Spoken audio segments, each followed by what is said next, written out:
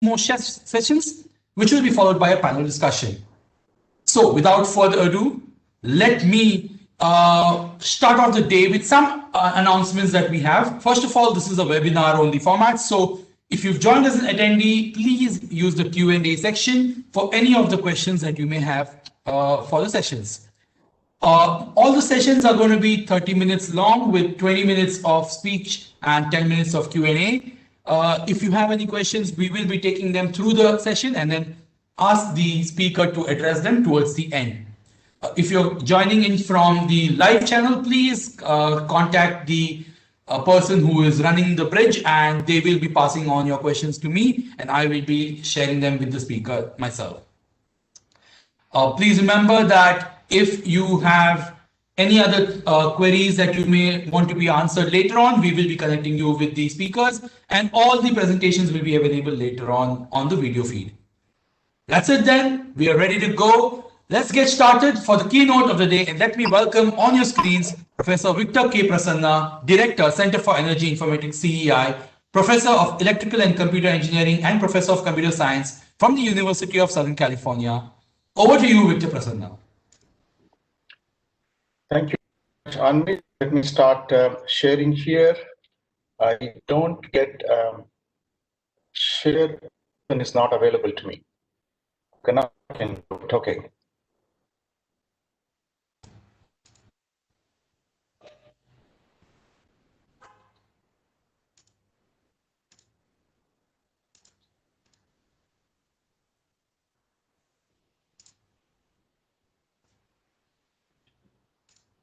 Are you able to see my PowerPoint slide one?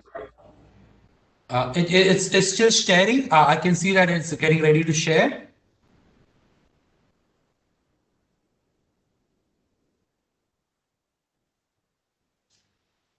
Yes, we can. I can see your. Okay, so you can hear me okay? Yes, sir. Yes, sir. Okay, I've just turned off my video. So good morning or good day, wherever you are. Thanks for inviting me here. I'm going to be talking about some technologies we are developing for accelerating applications on the edge using the FPGA technologies. There are two labs that I run at USC, the FPGA lab and the data science lab. I welcome you to visit this lab websites. All the details of what I'm talking about today, all the publications, all the projects we have, you can look at them at those websites. So moving along,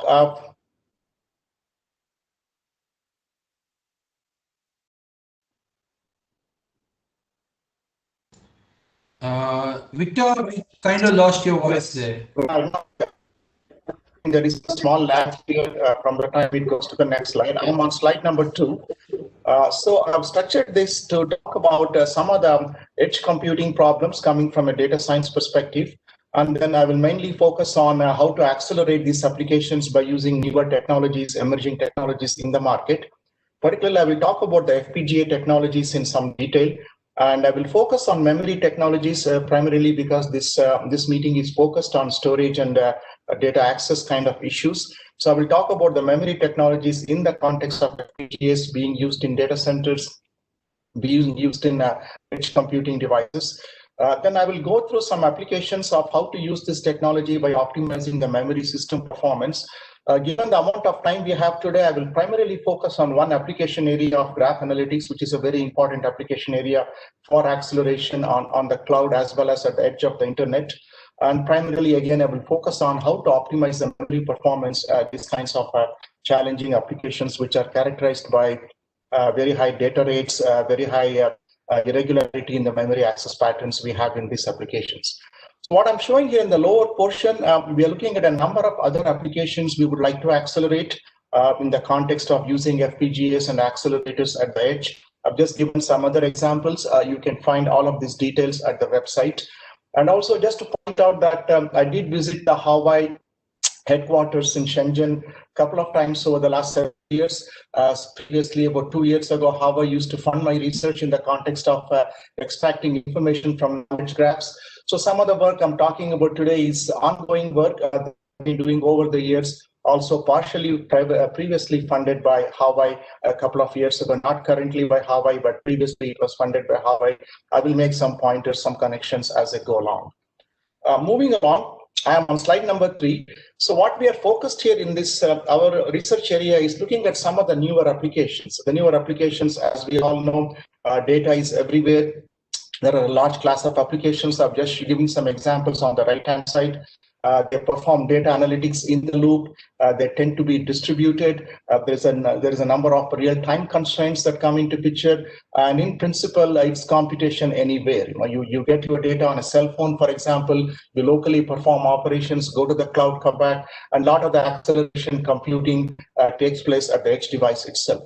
So the point here being that we are going from traditional workloads to which these processors were traditionally designed towards some newer workloads, which are characterized them as data science workloads, which is what we are going to be focused on in today's talk. I am on slide number 4.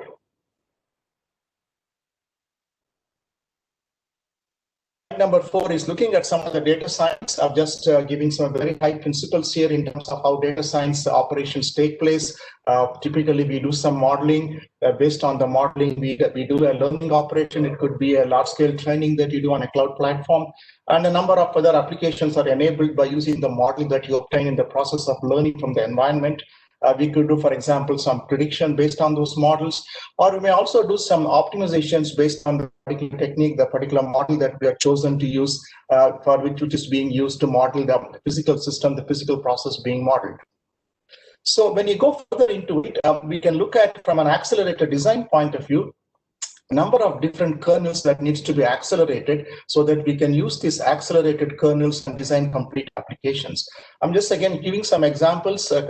These are all very interesting problems, challenging problems, computationally demanding problems, which are being accelerated by using FPGAs, GPUs, and other ASIC technologies coming in the market. Graph embedding is an example of this. If you're looking at some learning techniques, reinforcement learning is very widely used in these areas. Predictive modeling, recurrent neural networks are used.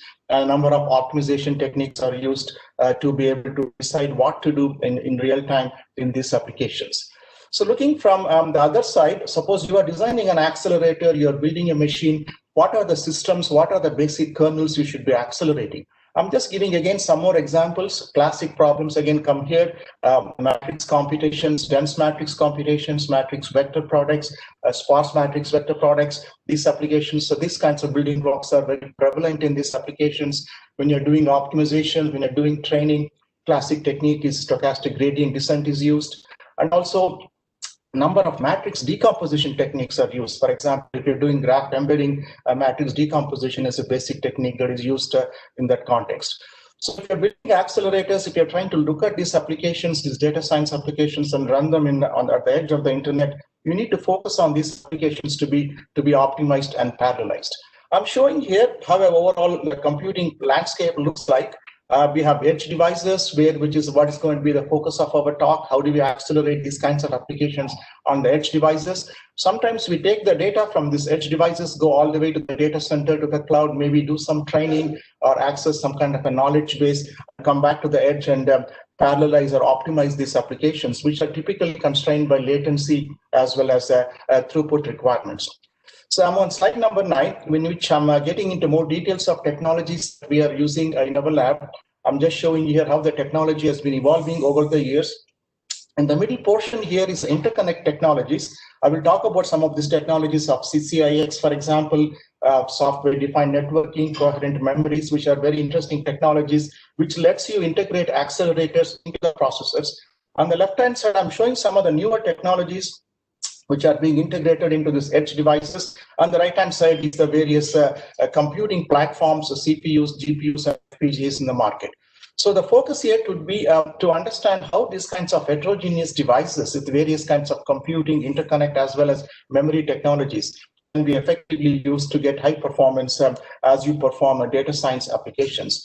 For the benefit of those who may not be aware of FPGA technologies, these are very widely used technologies today. As you might know, that recently Xilinx was acquired by AMD, which is one of the major vendors of FPGA technology. So for the benefit of those who may not be aware of the details of this, this is a very simple idea that has been around for the last 25 years, in the sense that devices came out in the market in the 1980s, early 90s. And then they were looking at them as, can you just program these devices? That's what is called the lookup tables. And then there is also programmable interconnect. You can connect these basic logic cells and define more complex functions. There's also programmable on-chip memory. That means you can take these devices, for example, the static RAMs you have on these devices, and connect them to get high performance. So there is also a memory hierarchy in these devices, which is what is going to be the focus here for us to see how do we optimize these kinds of memory technologies when you want to accelerate these applications on these devices. One important feature of these devices is that they provide you extremely high on-chip bandwidth in the range of terabits per second. This has been around for the last several years, and it's also increasing dramatically. And this is a bandwidth that can be effectively used for solving large class of problems, including the graph analytics problems I'm going to talk about today. I'm showing here what I call here as second or third generation of FPGA devices, starting from very basic lookup tables and programmable logic. These are kind of evolved over the years, very complex devices in which consist of the basic lookup tables and programmable interconnects, plus also static RAMs on these devices, processor IP cores you can get on these devices, and they have quite a bit of connectivity in terms of Ethernet connectivity or PCI Express connectivity to the external memories. Plus also a lot of the newer technologies, newer devices in the market also provide access to the high bandwidth memory. So these are complex devices, sometimes can be looked upon as a system on chip devices. I'm on slide number 12, just giving some examples of state-of-the-art devices. These are the two devices I'm showing here. On the top is a Xilinx device, which is one of the major vendors, which was recently acquired by AMD. This particular device I'm showing here, UltraScale Plus family of devices. We're looking at for devices having a very large amount of on-chip memory in the range of 100 megabits of static RAM available on them, and also about 10 million logic gates, which are individually programmable on this device.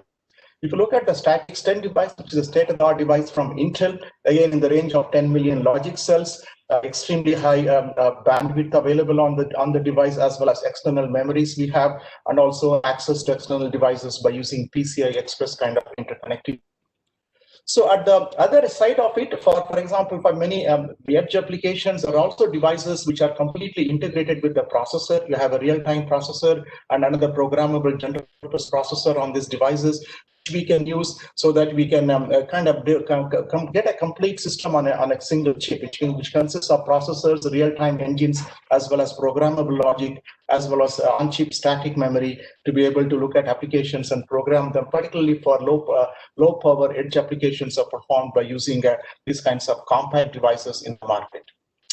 If you go to the other extreme of these devices, I'm just showing you one more example, what I call the fourth generation of FPGA devices, which is a decent device that was introduced by Xilinx in a couple of months ago. This is a complete system that is provided on a single chip, which consists of programmable logic, traditional FPGA logic.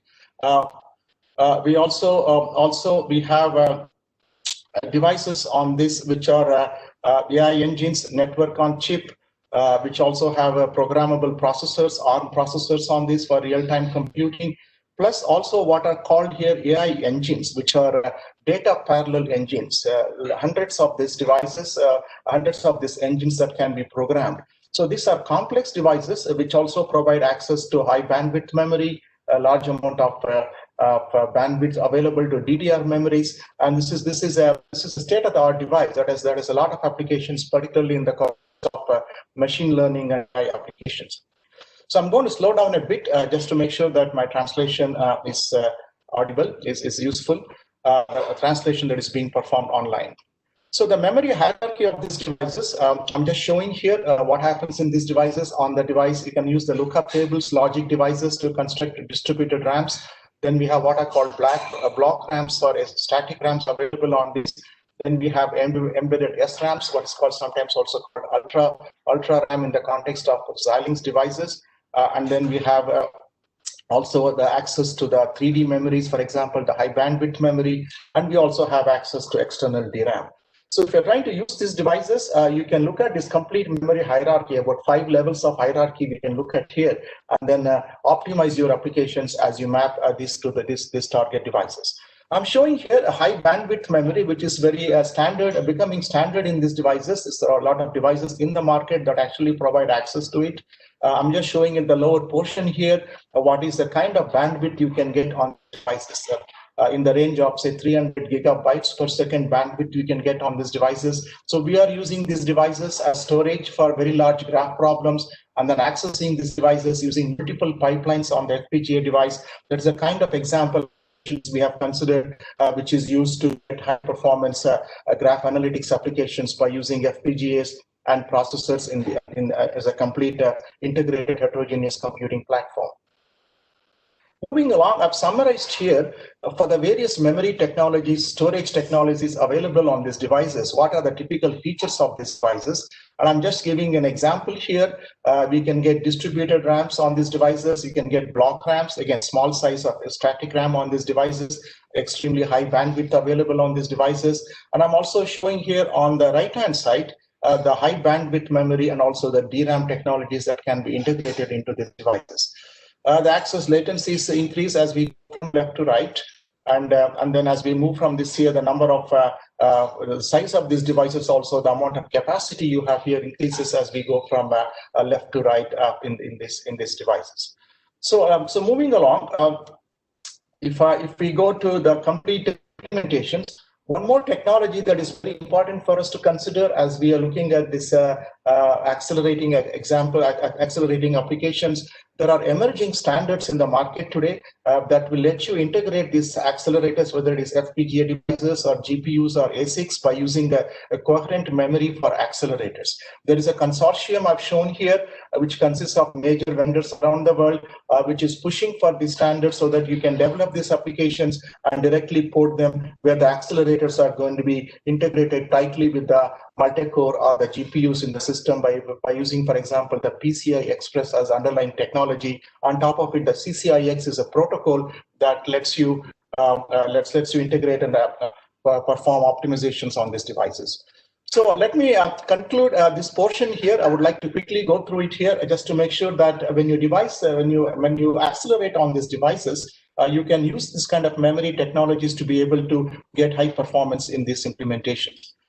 So moving along, there are platforms in the market today which use FPGAs. For example, the Microsoft Azure platform actually has FPGA devices in the network interface card, and you can get more complex distributed computing platforms by using these FPGAs in these devices. Just a quick note about the software frameworks. In the market today, there is quite a lot of activity in terms of being able to develop software frameworks to be effectively use these devices. I'm just giving an example here. So what is interesting here is that you can take applications, you can write your program in a C program, C-like program, and then add some extra compiler pragmas into it, in which can be used for you to specify inputs to the compiler. So you can take this and then actually compile them into the target device we have. So I'm just showing an example here. Some of this programming looks like the OpenMP programming we might be used to doing in the context of high performance computing. So we can extend those OpenMP kind of programming style and then automatically generate hardware by doing that. We use these devices in my lab, and we use the software frameworks in my lab. I'm just showing an example here, the kind of speed ups we got by using this technology, the software technology, by using these FPGA devices, as well as understanding how we get high performance in these implementations. So for the benefit of those who maybe not be aware of these devices, I'm just comparing here. I'm going to very quickly go through it. I'm comparing here a typical device in the market today that is in the state-of-the-art devices, a Xilinx Versal device with an NVIDIA A100, one of the latest devices in the market. If you see here these columns, these are all kind of very high performance devices, extremely complex devices, and the performance that are compatible very close to each other in terms of number of floating point operations or in terms of the bandwidth that is available on these devices. This Versal Premium consists of about 90 billion transistors as opposed to 50 billion transistors in the context of the NVIDIA A100 chip. I've also shown here a comparison between FPGAs, processors, and GPUs. And this comparison primarily for us to understand what are the clock rates, what are the bandwidths, what are the device densities, what are the number of floating point operations, for example, we can do in these devices. Extremely high performance devices, if you see on the left side column here for the FPGA column, we can get extremely high performance. Also, you have a power dissipation advantage in these devices that typically consume about 1/3 or 1/4 of the power compared to a processor or a GPU in the market. So quickly, I would like to take a few minutes to just summarize here some one of the key results in my group. I won't go into the details. I will have some time for you to interact with you. So we are developing many accelerators by using these technologies, FPGA technologies, processors plus FPGA plus interconnections. And the approach we are taking here is to be able to model these devices and then take the application and then map it into the devices by developing parallel techniques by using these models and use those models to be able to drive our design space exploration and then get high performance in those implementations. So what we are doing here in my research, in my lab, is to look at developing these kinds of parallel techniques, which are algorithmically rigorous techniques, so that you can prove performance improvements, scalability of these designs, and then show that, and then it would be useful for applications.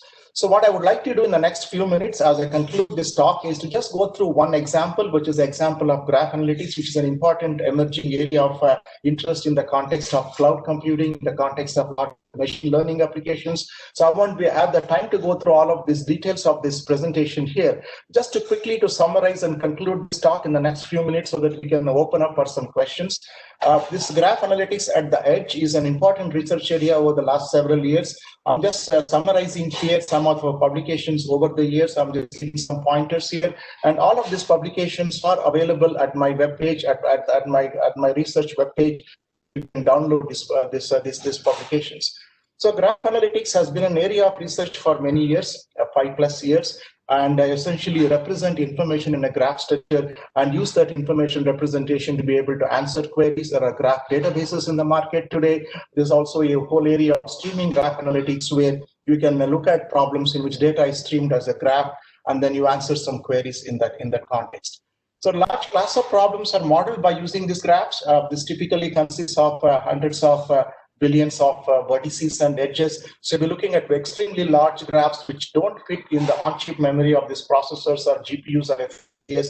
So it's very important to optimize the memory performance in these applications. So we have been proposing to use FPGAs for graph analytics. We have been working with the vendors such as Intel, Altera, as well as Xilinx over the years to be able to look at how FPGAs can be used to be able to accelerate these kinds of applications. I'm going to summarize here one example technique again in the next few minutes so that we have some time for questions. So we have a particular paradigm that is very widely used in this space, what is called the edge-centric paradigm. You propagate information by using the edges and then collect the information and optimize the performance. So what we did in our research as part of an activity with the US government as well as with the Intel Corporation was to develop automatic tools to be able to take these applications and synthesize them on FPGAs. You can specify your problem in this particular computing paradigm, and then automatically we get an output, which is a complete the FPGA framework to be able to map those applications into the target code and generate the representation by using a very long code. So the particular techniques that we develop here, we look into graph partitioning. We developed a particular technique called the partition-centric programming model. One of my PhD students worked on this problem. There are a number of optimizations we can do here so that we can reduce the amount of volume of communication you have. And then when we do that, we look at the hierarchical parallelization here in terms of number of FPGAs we want to use and what happens inside the FPGA to be able to get high performance in terms of number of parallel pipelines. One important technique that we developed here, which is very relevant in the context of this meeting today, is how do we optimize the memory performance? Large number of irregular memory accesses take place in these applications. We developed some nice techniques for which we can show that we can get an optimized data layout by which the performance can be dramatically improved. And that's what is the result I'm showing here, that if you have a very large graph with the hundreds of billions of edges, it is possible to reduce the amount of external memory accesses to be consistent, to be contiguous memory locations to be accessed. The number of jumps you make in the memory accesses can be dramatically reduced. That is what this particular theorem is stating us. And the results, the details are available in the papers that you can from my website. There are also a number of other optimizations we do in terms of how do we combine results between the partitions. That also gives you higher performance in those implementations. And what I'm showing here is the complete implementation that consists of the FPGA device and external memory, the DRAM. So we also use high bandwidth memory in this implementation so that the complete graph is stored externally to the FPGA device, and then we perform those optimizations. More details here. This is a fairly complex FPGA device, that the FPGA design that we performed. It uses almost all of the resources on a complete large device in this market, and we implemented this on a Xilinx Albio FPGA, which is one of the data center FPGA boards. And then we also used external memory in those implementations to be able to store the large graphs in this application. Large problems we have shown here, we have demonstrated over the years that we can get very high performance by using FPGAs for these applications. I'm just listing some examples here: sparse matrix computations, page rank computations, single source shortest path, completely connected component problems. All of them are all classic graph analytics problems we have implemented. So let me conclude by some results here. The results here I'm showing here, what are the various problems we took here, and what is the performance we got here by using a metric which is called the number of traversed edges per second. That's what I'm showing here is the throughput in terms of the graph and what kind of throughput you got in that. I'm showing here for the case of sparse matrix vector computations and page rank. I'm also showing here for the case of weakly connected components and the single source shortest path. So you can get very high performance in terms of number of traversed edges per second. So I'm also comparing here with state-of-the-art multi-core designs. You can get very high performance by using these FPGA devices, by building multiple pipelines.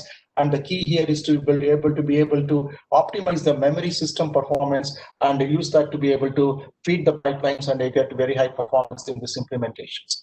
So in the interest of time, I'm going to kind of skip through this detail here. The results, what you can see here is that compared to state-of-the-art multi-core designs for the classic graph analytics problems, you can get significant performance improvements by using FPGA devices. I'm also that this particular technique we developed, I'm also comparing against other work in the FPGA context. There's quite a bit of work in the community over the years in terms of how to use FPGAs for accelerating graph analytics. I'm showing here the performance improvements we are able to absorb. We are able to obtain our techniques here. So let me conclude this portion here in terms of graph analytics. So we developed a number of optimizations. What I showed here just now is a kind of an example of an application that can be accelerated by using FPGAs. We've done this work for other applications, deep learning accelerators by using FPGAs. There's a lot of interest today in some graph embedding problems, graph neural networks, graph convolutional networks. So we have accelerators for them. Some of the results are going to appear in the conferences next year. And we also are comparing them with the multi-core and the GPU implementations, and we get consistently high performance in those implementations. So let me conclude here. So what I did here, I know I rushed through these slides. I'm going to have these slides available to the organizers. You can take a look at them. You can also visit my website to get all this details. We looked at the FPGA technology, in particular, how the memory technologies could be used to be able to get high performance accelerated designs. And we exploited heterogeneity in these applications by using the processor and the FPGA. And this is particularly suitable for low latency applications at the edge. This is my team. I'm fortunate to have a very strong set of students, PhD students, postdocs working with me. And we're also funded by various US-based agencies that support my research in this context. So let me stop here. If there are any questions I can take, I believe we have a few minutes for questions. Thank you.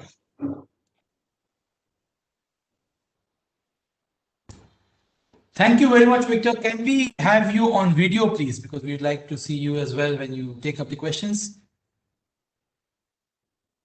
Okay, let me do that. Okay.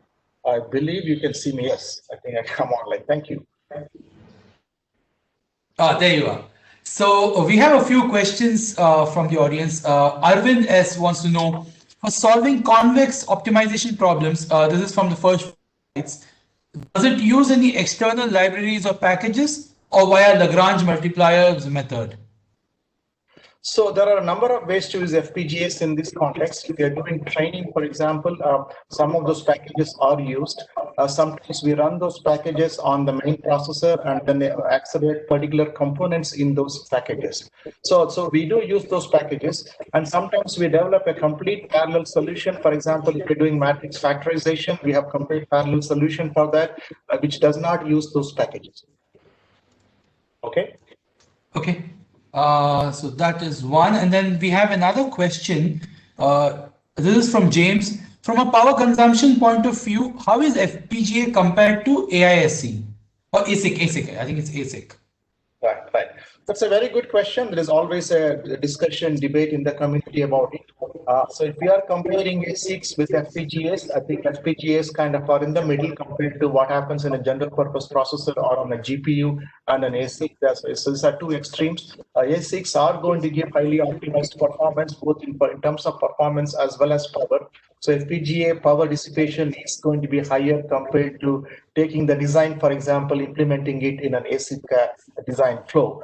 So typically here, just a kind of a rule of thumb is that you lose a couple of factors, a factor of 2, factor of 3 in terms of power dissipation compared to highly optimized ASIC designs you can get for those applications.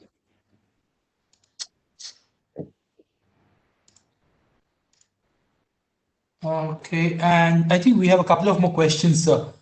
So the research work and development that you've conducted, is it available as open source under public repositories other than the research papers? Right.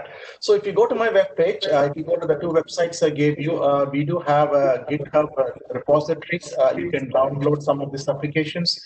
Some of the software I mentioned, the graph analytics package, for example, is available. And we were part of a large US-based National Science Foundation project, which was focused on developing IP cores for FPGAs. And whatever that was developed as part of that program is also available on GitHub. Is this something which you have a lot of people committing to this right now? It's being downloaded, people use it, and there's also some interest in terms of translating some of this into some commercial vendors who are looking at some ways to optimize some of the GCN acceleration, for example, we are developing. Okay, there is another question. What is the future of FPGA in the next 5 to 10 years versus GPU? Well, I try to make some comparisons. If you look at some of the slides, I talked about how the technologies are evolving. At least if you look at what has happened in the last, say, 5 years and where it is going, there's a lot of interest in this technology. I think these technologies are kind of going neck to neck in terms of the kind of packaging densities you are getting in them, the advanced features being integrated into it. So if you look at the latest Xilinx device, the Versal device I talked about, it has a large number of programmable data parallel engines, which are similar to the streaming multiprocessors on the GPUs. Plus you have the static RAMs, plus you have the logic, plus you have the general purpose processor, plus you have the real-time engine, everything on a single packaged device. So I think if you look at them, I think these technologies are evolving rapidly. A lot of applications are being mapped. In the context of FPGAs, these are all becoming more like system-on-chip devices. Not only they can do the computing, they also have quite a bit of, for example, quite a bit of interfaces with the signals in terms of RF processing, front-end processing. They're also being used for the earlier, before my presentation, there were some presentations or a display of 5G technologies are widely used in that space. So I think these technologies are evolving. I think there is definitely a space that is there for FPGAs, which continues to grow, and it will compete with processors and GPUs. Right. Okay. Another question that we have is, how about the cost of devices, accelerators, if they are not to be deployed in a large scale? Right. I think the issue really is the FPGA technology is attractive because we got a hardware package which you can program in software, and you can get performance which can be superior compared to general purpose computing. So in that context, that's where the cost of FPGA hardware cost comes into picture. So these devices are produced in large volumes so that the initial design cost is amortized, and that is a price point at which FPGAs become attractive compared to using GPUs or ASIC accelerators for those devices. So the cost is definitely a consideration that makes this FPGA device attractive compared to ASIC devices. But if you're looking at extremely low volume implementations, still it is good. FPGAs are still good alternative simply because the hardware cost has been amortized once, and then you're using software tools to get that performance. But the trade-off there being that your performance of the FPGA devices not going to be in the same level as you might get by using an ASIC device. So you are foregoing that particular performance, but in the process, you are getting cost advantage and also the time advantage in terms of the amount of time you are going to spend in designing your accelerator. All right, so we have questions in the Q&A section as well. Umesh Bellur wants to know, how do you see smart NICs fitting into high performance computing applications? Nice to see you, Umesh. How does FPGAs? There is quite a bit of interest in using FPGAs. In fact, the example I gave you, the Azure platform. I think somebody please mute if you're not speaking. So in those applications, FPGAs are being used in those network interface cards. In fact, it's the Azure platform is a very interesting distributed computing platform which integrates FPGAs into the network interface cards, and then you can build a kind of a completely distributed application. One of the applications being considered is being able to look at this AI applications, simulating, for example, artificial brain kind of applications.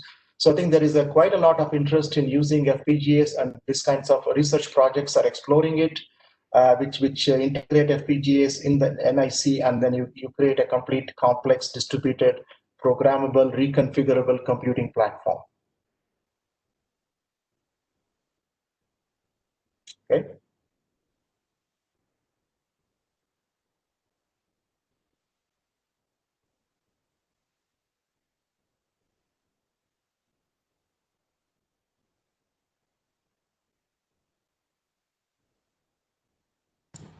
Sorry about that, I was on mute. Okay, there's one more question. With the advent of different NVM, which can play an important role in accelerating performance, these can be combined with DRAM as cache to accelerate the performance of HPC applications. Your thoughts on this? This is by Samir Varshne. Yeah, this is definitely an area of research that's already being explored. There is some results of this nature where NVM is used. So there is work at USC, including my group, that looks. I gave the example of high bandwidth memory, how it can be used. When we go to the context of NVMs, the access methodology, the protocols are different in terms of block sizes, latencies. There is also interest in terms of making this processing in memory or processing near memory technologies, which integrate FPGAs close to these kinds of memory technologies. And there is a lot of ongoing research that is looking at these applications where we have extremely large data sets. And then can we use high bandwidth memory? Of course, the cost of size of that is limited, as you know. Then we use the next level of the hierarchy where we can bring NVMs into picture. And there is quite a bit of ongoing work of this nature. Some of it I can speak offline if anybody is interested. We have one final question. And this question is from Santosh Paul. It says, do you see FPGA has the potential to replace GPU in autonomous cars? Well, I wish I could make some predictions, but I think, like as mentioned earlier, these are all kind of competing technologies. There is definitely trade-offs in this space. One example I would like to give is that there are a number of reinforcement learning applications where the batch size of the inferencing you do is you're looking at a batch size equal to 1. These are the applications in which FPGAs can have a significant advantage. So like if you have an application where latency is very important, and then you are doing learning online, there are applications where FPGAs can be extremely superior compared to GPUs, for example. And these kinds of applications come in the context of autonomous kind of vehicles, those kinds of computations. And if you want to look at some specific examples of this, we made a complete analysis at the IEEE HPEC conference. The publication came out last month, which looks at comparing GPUs and FPGAs for these kinds of real-time learning applications, where the advantages of FPGAs are going to be over GPUs in that context. So you can look at that conference paper that compares the GPUs and FPGAs for these kinds of low latency applications. I believe that's all the time we have for questions. This has been an excellent session. Thank you so much A lot of information, a lot of updates, and I believe a lot of people had questions that you were able to answer. Thank you so much, Victor, for sharing your time with us and giving us knowledge on this. This is a small memento since we are in the day and age of virtual meetups, which has become the new normal. This is a virtual memento for you. Thank you for spending your time with us, sir. All right. Thank you very much. Thanks, everyone. Nice session. I appreciate all the questions. Thank you. Thank you, Avneet. Yeah, I like this one. It looks very nice. I've never received a virtual one. Thank you very much. Please do use this. You can also share it online, and it'll be something which we can all share online as well. You know, That's what. Thank you, sir. Yeah. All right. So what we are going to do is we're going to just do a quick check on the next session. Hi, this is Rama. Can you hear me? Yeah. Yes, Rama, you're audible. I'm able to hear you clearly. Yes. Yeah. So it looks like we have some challenges with WebEx running on my computer, but hopefully Chengapa is coming, and I'm using the bridge to speak to you, and the Chengapa will be presenting on my behalf. Okay. Are you able to see your slides, or are you on the phone only? I'm on the phone only, but I have my own copy of the slides. So if I can, if he presents, I should be able to see it. Okay, that's great. So let me just begin this. All right, then this is the first session of the day, and this session is going to be emerging storage challenges in data center operations. We have with us here Mr. Rama Govindraju, Director of Engineering from Google. Please welcome on your screens Rama Govindraju. Thanks, everyone. Thanks for inviting me to this session. My apologies for the technology challenges we are having here, so you can't probably see me, but that's perfectly okay. That's probably my better side, is not being able to see me here. I have a ton of material which I don't want to rush through. So what I'll do is I'll get as far as I can get, and just give me a warning of when you want me to stop, and then we'll take the rest offline or through questions. Does that make sense? So next slide. So this is a summary slide of everything that I wanted to cover. So if you see something missing, you can come back to this as to connect to the storyline that I'm hoping for here. The key messages that I want everyone to take away is the need to plan for scale. And there's some interesting links that I have pointed to here. And I'm using here Google just as an example. This is not any marketing for Google. I mean, you can use any other service. But how you plan for storage at scale is a very, very important thing to consider. And I'll show you some examples as to why that's an important thing to factor in. The second is to sort of leverage the existing frameworks and tools for data warehousing. So once you have a ton of data, it's only as useful as the information you can mine from it. So you need scalable infrastructure and tools to able to mine interesting insights from the data that you have. And an example of that is sort of BigQuery, which has an underlying framework from MapReduce to process massive amounts of data without the user ever having to worry about the parallelism or the scalability or what have you there. The next thing to sort of also plan for is planet scale databases. Now, what I mean by this is that you need databases that have operational planet-wide. So just a simple example I'll give you is, let's say Amazon has a presence throughout the world, and it has advertisers throughout the world, and Google has advertisers throughout the world. Let's say JCPenney has a budget of $100 that it wants to use for advertising. And when an ad is clicked, let's say in Sydney, Australia, then a certain amount is deducted from JCPenney's ad budget. And at the same time, if an ad is clicked in San Jose, the same money of $100 that is there for advertising needs to be deducted from. And these operations need to be atomic. And hence, there is a need for a strong consistency for a planet scale database, right? So that's an example of that is Cloud Spanner. And there's a notion that you have to figure out is, in sequentially consistent databases, an important aspect is to be able to determine the order of operations. So when a click happens, let's say in Sydney, versus a click happens in San Jose, how do you order those two events, and which kind of computing system is needed to provide a holistic and a true time sort of scale to be able to order the transactions in a manner that makes sense here. The next thing that is important is in this day and age, whichever organization has the most data is the one that has the most advantage. Because with large data, very simple models are very, very effective. And there's also a need for the community to come together to share data sets so that the data sets can grow. And there's a vetting process by which you can ground truth the data, label the data so that it's usable by many, and to build models and to gain insights from the various data sets.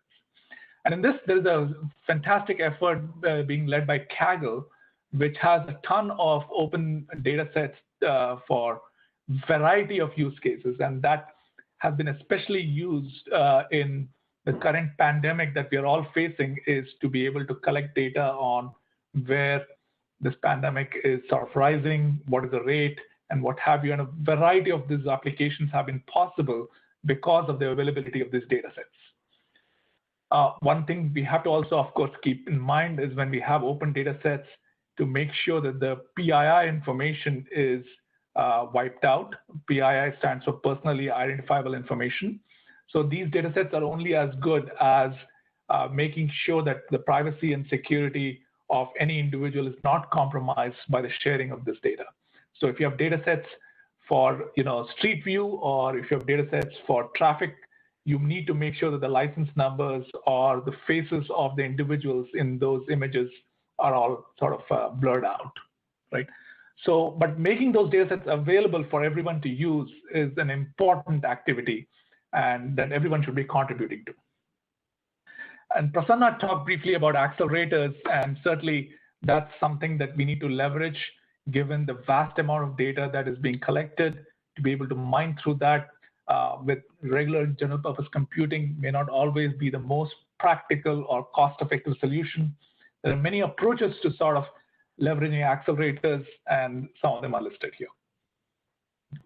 One of the other things that I want to sort of also reinforce is, as we have these heterogeneity of computing capability available, we have edge devices that Prasanna talked about, FPGAs, we have GPUs, we have TPUs, we have general purpose computers, and what have you. For users to be able to reason about this wide variety of heterogeneity is a tremendous challenge. And so the need for cleaner abstractions which hide all this detail and hide all this heterogeneity from the end user is a very important criteria to be kept in mind when we're building solutions here. And the last thing that I want to sort of help reinforce is that developing sustainable functional flows is very, very important. What I mean by sustainable functional flows is, you, let's say, have a system for collecting data, you have a system for modeling, sort of gaining insights or doing some deep learning on that data. Then you also need to have a feedback mechanism by which, when you're sort of inferring from the data, you have a feedback loop that goes back into the training system, right? So building that sustainable flows so that the insights that are gained are constantly improved upon is an important element of realizing full value from the data sets that you have. So these are the messages that I'm hoping to sort of capture during the presentation. And if there's anything, if you keep this slide in mind, you'll have captured most of it. Next slide. Can you move ahead? Yeah. So one key element to sort of realize is, as the computing infrastructure is changing, this is an example of the networking capability that has changed from 2004 to 2014. Now, this is a little dated, but it's proving an important point, and the y-axis is in log scale here. And what you see is the bisection bandwidth of the data center network have increased by a factor of 300 over the last 10 years, from 2004 to 2013, right, 2014. That's far greater than what Moore's law allows for the computing capability to grow. So what you see is the networking capacity for you to be able to distribute and work in parallel is dramatically improving.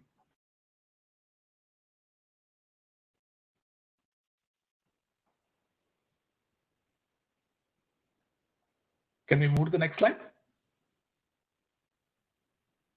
Hello? Yeah. Yeah. So this slide is another important part, which is showing how fast data is growing as compared to compute. Now, the blue dots and the sort of best fit line for with the blue line is the compute capability over time over the last decade. And that sort of is tracking what you would call Moore's law, which is doubling every 18 months or so. So the y-axis again is log speed. On the red dots and the red crosses and the red line fitting is the growth in YouTube data. Now, this is only one application, and that is showing that just one application's data set is outpacing the computing industry, right? So the demand for new kinds of models is also growing. So this sort of is indicating that roughly 11 hours of YouTube video is uploaded every minute, right? Just to show you the networking and the storage demands are growing much, much faster than the compute demand in these cases. Next step, next slide. So another example is of Google Photos, and Google Photos reached 1 billion active users in just 3 years since its launch. So that is the pace at which this has been growing. And over 1 billion photos are uploaded each day on Google Photos. The quality of the photos is also increasing because the cameras are getting much better. There's much better resolution and much better memory storage in the devices that take these pictures. So what you're having is a tremendous explosion of data that has very special characteristics to think about here. So I'll give you a quick example on Google Photos. Is the hotness of this data is very, very predictable. So what I mean by hotness is the very first day a photo is uploaded, it's accessed many times. The next 1 week, it's accessed a few times. And after that, it's almost never accessed, almost never. So these have a very predictable sort of pattern of usage, which can be leveraged and understood to make sure that we have these stored on the most cost-effective storage solution. So when things are hot, you want them in DRAM or you want them in flash. And once you know that they are no longer hot, you can transition them to much cheaper media. But having a system that understands this automatically and be able to sort of transition it to the right level of storage automatically is a very important operation, right? And sort of building this functional flow so that it works seamlessly is again very, very important, right? So the other thing that is sort of also important is being able to learn and classify these images. So as these photos are uploaded, you want to be able to classify them. You want to be able to identify who all are there. You want to build a database that can sort of enable faster searching. So these kind of metadata operations on these new types of data, which is not just alphanumeric text, but mostly rich media, and being able to operate on them effectively is a very important new emerging solution here, right? Next slide. So another way to think about why there's an explosion of this kind of data is if you look at the archival papers on machine learning, they're roughly doubling every 18 months, right? And if I look at the number of project directories focused on machine learning and deep learning in particular, just at Google, it doubles every 18 months, right? The other very stunning data point is the third graph, which is the compute to train a model is doubling every 3.5 months. What it means is the data sets are growing so fast that the amount of compute it takes to train a model is doubling every 3.5 months. So that is the rate of growth of data that we have to sustain here. So these are all stunning numbers, which sort of point to an important area that we touched on earlier also, is the need for accelerators to be able to munch on this data and gain useful insights from it and to be able to operate on it. Because as we saw, compute is just not keeping up with the rate at which the data rates are growing here, So this is a big challenge, but also an exciting time to be working in this area because much can be done. Right. Next slide. So another example of this explosion is what we see with the pandemic. Yeah, question? Is there a question? No. Please carry on. Yeah. So the other example is with the growth with this pandemic is we have seen the rapid increase of video conferencing. And just to give you a sort of a data point, just in the month of May, there was 1 billion minutes of video conferencing that was used just on Google Meet, right? That's astonishing numbers. So now these meetings are not only being sort of conducted online, they're being recorded, they're being cross-processed, they are now being accessed multiple times by multiple people throughout the world. So a completely new kind of an application work model is emerging that needs to be addressed in a cost-effective manner. Next slide. So these are some of the industry trends. To save time, I won't be going through this and read through this. I'll just skip through this. But you can see the key points are that there's a new kind of data that's emerging, which is not as alphanumeric in the past and not as structured in the past, but it's now more of rich media content of video, audio, and what have you. And the ability to sort of manage, manipulate, and operate on such data is the next set of challenges that we face. And the compute capability that is currently existing is just not capable of handling this kind of load, hence the need for accelerators. Next slide. So coming to accelerators, this has also grown tremendously. And this is just an example. TPUs, there are 4 racks of TPUs that you see. And that's 11.5 petaflops in just 4 racks. In my previous job about more than 15 years back, I used to work on the supercomputing space, and a 2 petaflop system used to occupy like 4 basketball floors, right? So the condensed ability to drive this kind of compute capability is needed to be able to munch on the massive amount of data that is being generated. Next slide. So Prasanna also touched on this, is the need for other forms of computing, and FPGA is a good example here.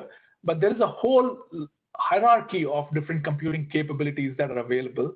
And one of the things that we need to keep in mind is we need to develop in a manner such that we develop once, but it should be able to run anywhere.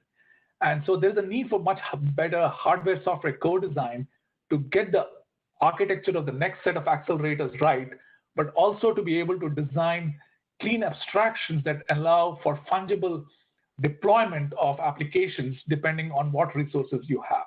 So what it means is if I program for FPGA, it doesn't mean that I should have to reprogram for the TPU or what have you. Next slide.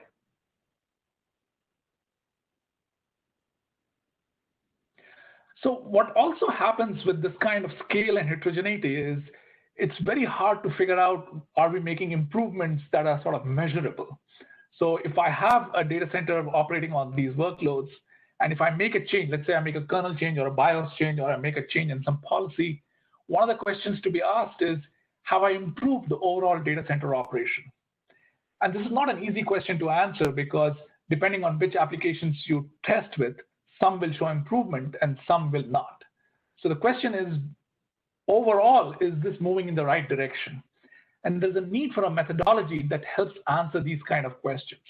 And so coming up with a metric, which is data center holistic, what I call WS meter, which is an ASCLOS paper, which has more details on how we do this, is a very important methodology. And next slide, if you switch to, has more details on how we go about it, is by weighting jobs by their footprint into the data center, and then figuring out an overall metric for the entire data center, and then sort of evaluating this in a statistical way so that we have more confidence in making small improvements that help the overall efficiency of the data center.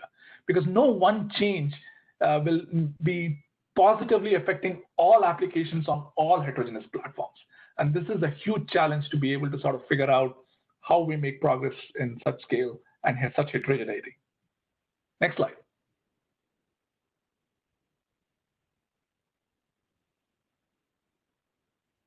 So this is some more data on how much scale is needed to be able to validate the performance changes that you're hoping for. So if the change that you're measuring is, let's say, of the order of a few percent, then you may need the order of thousands of machines. But if you are sort of making a change that affects, that is visible up to about double-digit %, then you need a few hundred machines. So the smaller the difference, the more number of machines you need for the statistical guarantee that you're looking for. That's the key message in this slide. Next slide. I also talked about the need for cleaner abstractions. We don't want to have to port our applications over and over again. And we also need the abstraction layers to be able to map the applications to the available platforms more efficiently. There may be some applications like graph applications which are more suited for FPGAs, for example. The abstraction layer should understand that and with affinity schedule on FPGAs. But there may be some other applications which need GPUs, some other applications which are better suited for CPUs. That kind of abstraction that maps this automatically is another critical capability that is needed. Next slide.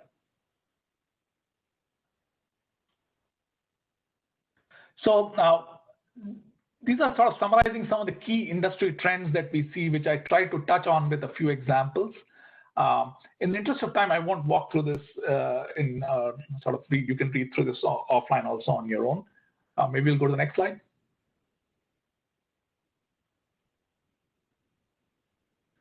Yeah, I have a bunch of other slides. I don't know if I'll have time to go through this.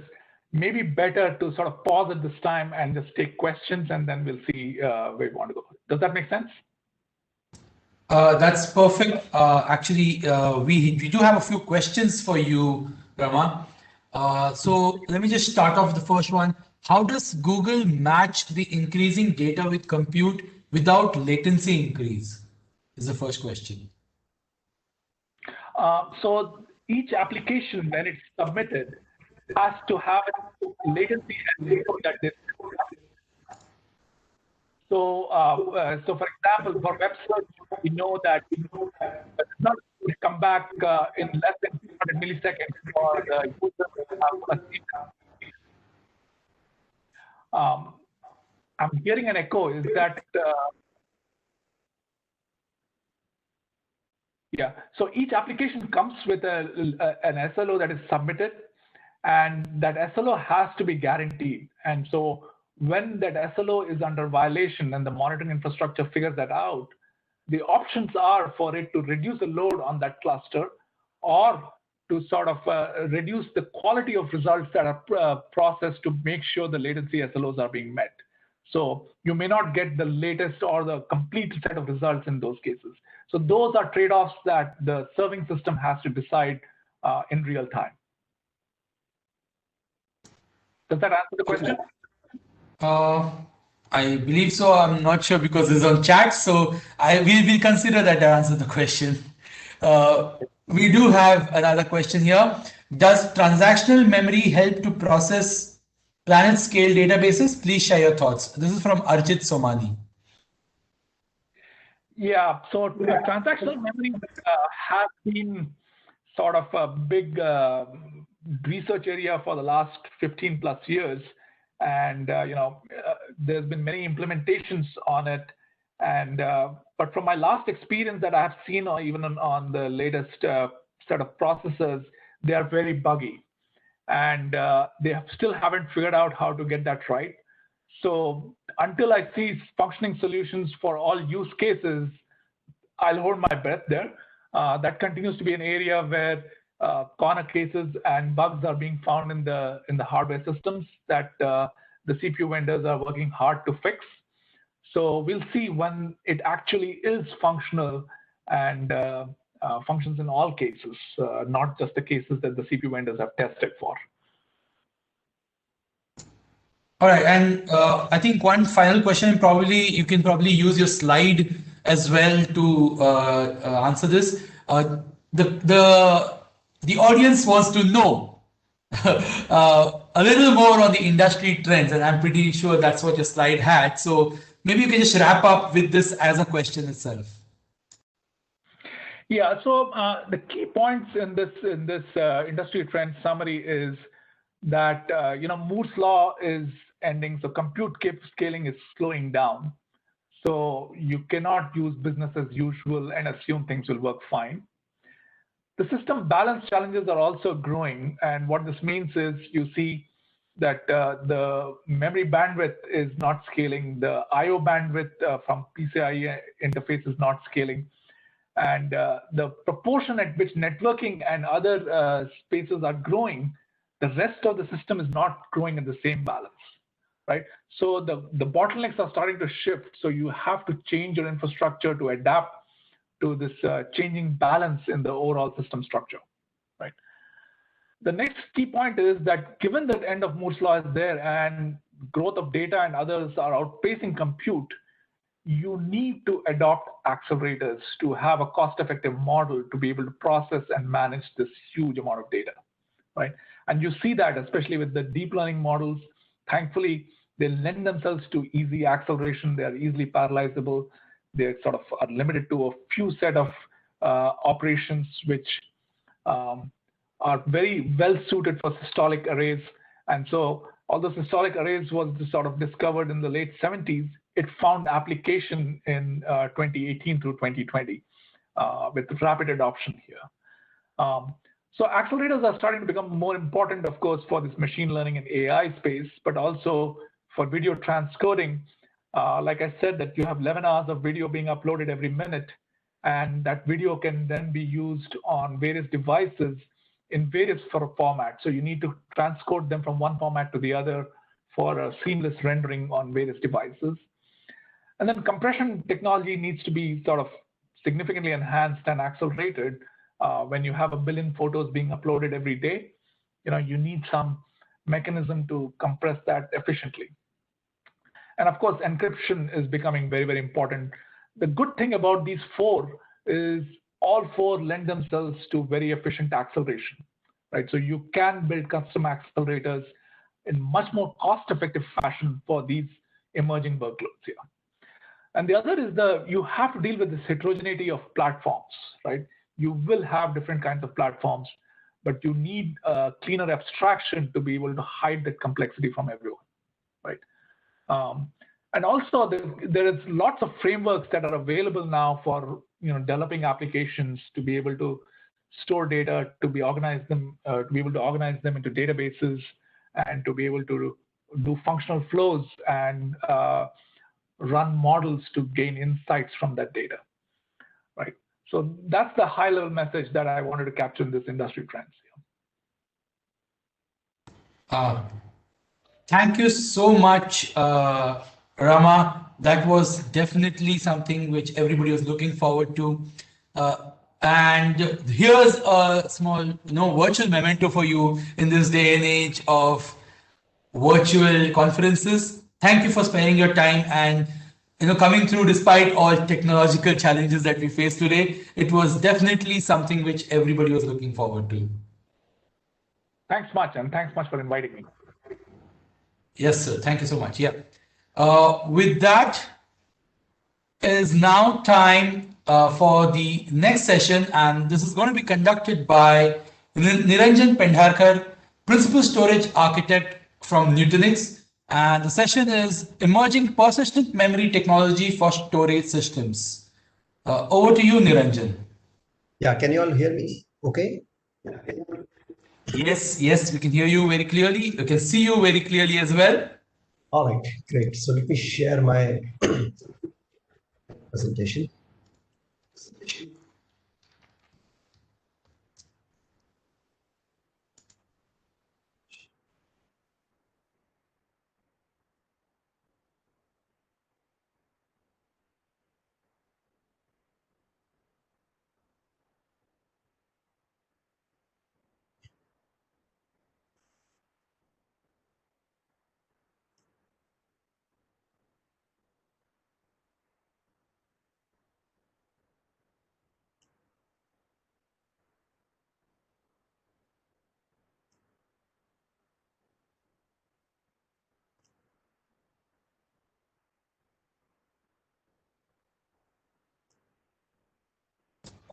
Are you able to share your presentation? Yeah, I'm just trying to find out. Actually, it is asking me to give permission, so give me a second. Sure, sure, sure. Hopefully, I should be able to do that.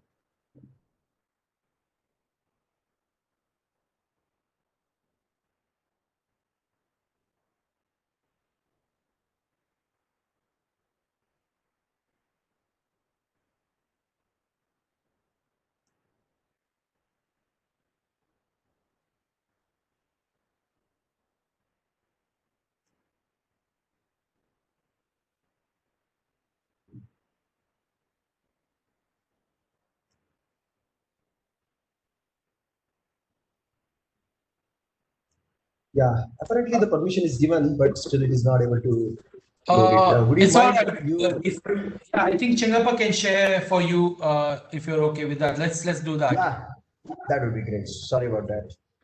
That's all right. That's all right. Perfect. Chingappa, please, could you share Niranjan's slides?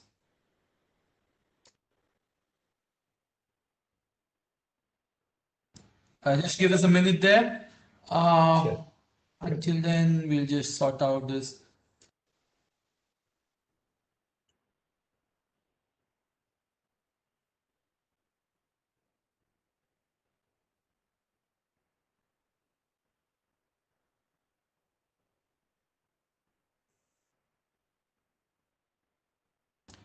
Looks like we are going live now and we have your presentation. On your screens, Niranjan Pendarkar, Senior Staff Engineer from Xilinx. Over to you, Niranjan. Thank you. Really appreciate. So first of all, good morning and thanks for having me here. I'm Niranjan Pendarkar working at Nutanix. I'm here to talk about persistent memory. So I'm specifically involved in integrating persistent memory into our products. So I'll be glad to share some of my learnings into it towards the end of the presentation. So let's go to the agenda. So we'll talk about persistent memory today. What is persistent memory? Some performance characteristics of persistent memory. Some of the use cases that we can use it for, the programming model, and then finally, what are the challenges in consuming persistent memory? So, thank you. So what is persistent memory? So from the name itself, it has two characteristics. First of all, it is persistent, which means that it is non-volatile. Then it's a memory, which means that it's byte addressable, like the way memories can be accessed using load and store instruction. So in the same way, this non-volatile storage memory can be accessed using load and store instructions. It should have low latency, typically. It's a low latency memory, and it has densities greater than or equal to at least dynamic random access memory, DRAM. And hopefully it should come at a cheaper cost so that we can use more amount of that in our servers. So that's in short what a persistent memory is. It's beneficial, obviously, for obvious reasons. It has got potential to dramatically increase system performance. Then it can actually even enable fundamental change in computing architecture for that matter, because the memory is persistent now. And even the applications, middleware, operating systems are now no longer bound by the file system overhead in order to run persistent transactions. So we have to look at even file system in an entirely different way in this case. So on the left side of the screen, you can see that there are a variety of, let's say, persistent memory technologies like MRAM, which is, or say RERAM, FRAM. We are going to specifically, some of them meet the JEDEC standards, whereas some of them are proprietary technologies. Some are emerging technologies, but all have potential to be used as persistent memory.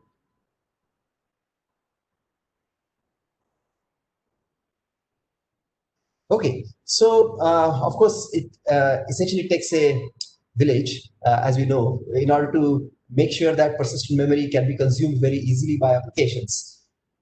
We need to have changes or variety of ecosystems need to adapt. For example, first is the ecosystem of operating system, hypervisors, and applications. It needs to adapt in a big way to leverage the persistent memory, to exploit the persistent memory in the best possible way. So today we have Linux and Windows already supporting persistent memory. The latest versions of their releases already support the persistent memory. They also have persistent memory aware file system, because we want to change the file system, the way file system behaves with storage, right? For example, generally file systems use page cache in between, or buffer cache in between. Here we do not want page cache or buffer cache to come in between, because as we will see in the characteristics of persistent memory, it has a pretty decent latency, very, very low latency, I would say. Then we also have major hypervisors supporting them, which means that persistent memory now can directly be exposed into virtual machines, and apps running inside the virtual machines can consume it. So that's the best way, in fact, apps can leverage the persistent memory. Apps sometimes have to be modified, essentially, to use persistent memory as well. So let's talk about standards. Sorry, you can go back to the previous slide. So standards, standards are required so that persistent memory can be consumed by apps seamlessly, because there are different types of persistent memory technologies, different hardware platforms expose it in a different way. So unless we have standardized all these things, it will not be possible to seamlessly consume it. So that's the benefit of standards. Then the persistent memory hardware technology itself, there are various vendors now supporting persistent memory. And hardware platforms, essentially the OEM platform vendors, majority of them ship persistent memory today. So essentially, we are at a point where persistent memory can be consumed relatively easily. It's available everywhere, so to say. Right? And I'll be focusing mostly on the operating system hypervisor app, that kind of spectrum today in today's presentation. And I have mostly worked with Intel Optane DC persistent memory. So I'll be using that as an example in the subsequent slides. Okay, let's go to the next slide. Thank you. Okay, so let's talk with the basic access characteristic, because everybody wants to know how fast is persistent memory. So this is a paper, I have given the link at the bottom, that essentially describes the characteristics of persistent memory in detail, performance characteristics. So I have picked a few graphs from there. So the first observation you can see, now there are 3 colored bars you can see. The orange one is the persistent memory, which is emulated by local DRAM. The local NUMA node in a processor is emulating this persistent memory. So you can see, you can imagine that it's just a local DRAM performance. Green bar indicates the persistent memory being emulated by a remote DRAM, which means that a DRAM that is running on a remote NUMA node. And essentially the blue bar is the Optane DC that we are going to talk about today, which is being exactly the same benchmarks are run on all these 3 different types of memories to understand the performance characteristics. So let's look at some of the observations. So we can see that the read latency of the Optane DC for random access is actually about 305 nanoseconds, as compared to about 100 nanoseconds for local DRAM. And you can also see that the latency is significantly better if it is accessed in a sequential pattern as compared to random pattern, which that is because Optane DC generally merges adjacent requests into a single 256 byte request access. So sequential IO patterns are much better for it. Let's go to the next slide, please. So in the next slide indicates the bandwidth. So first slide talked about the latency aspects. This slide talks about the bandwidth aspects. So again, the nomenclature, the color coding remains the same. The blue one is what we are interested in, which is the Optane DC persistent memory. We can see that there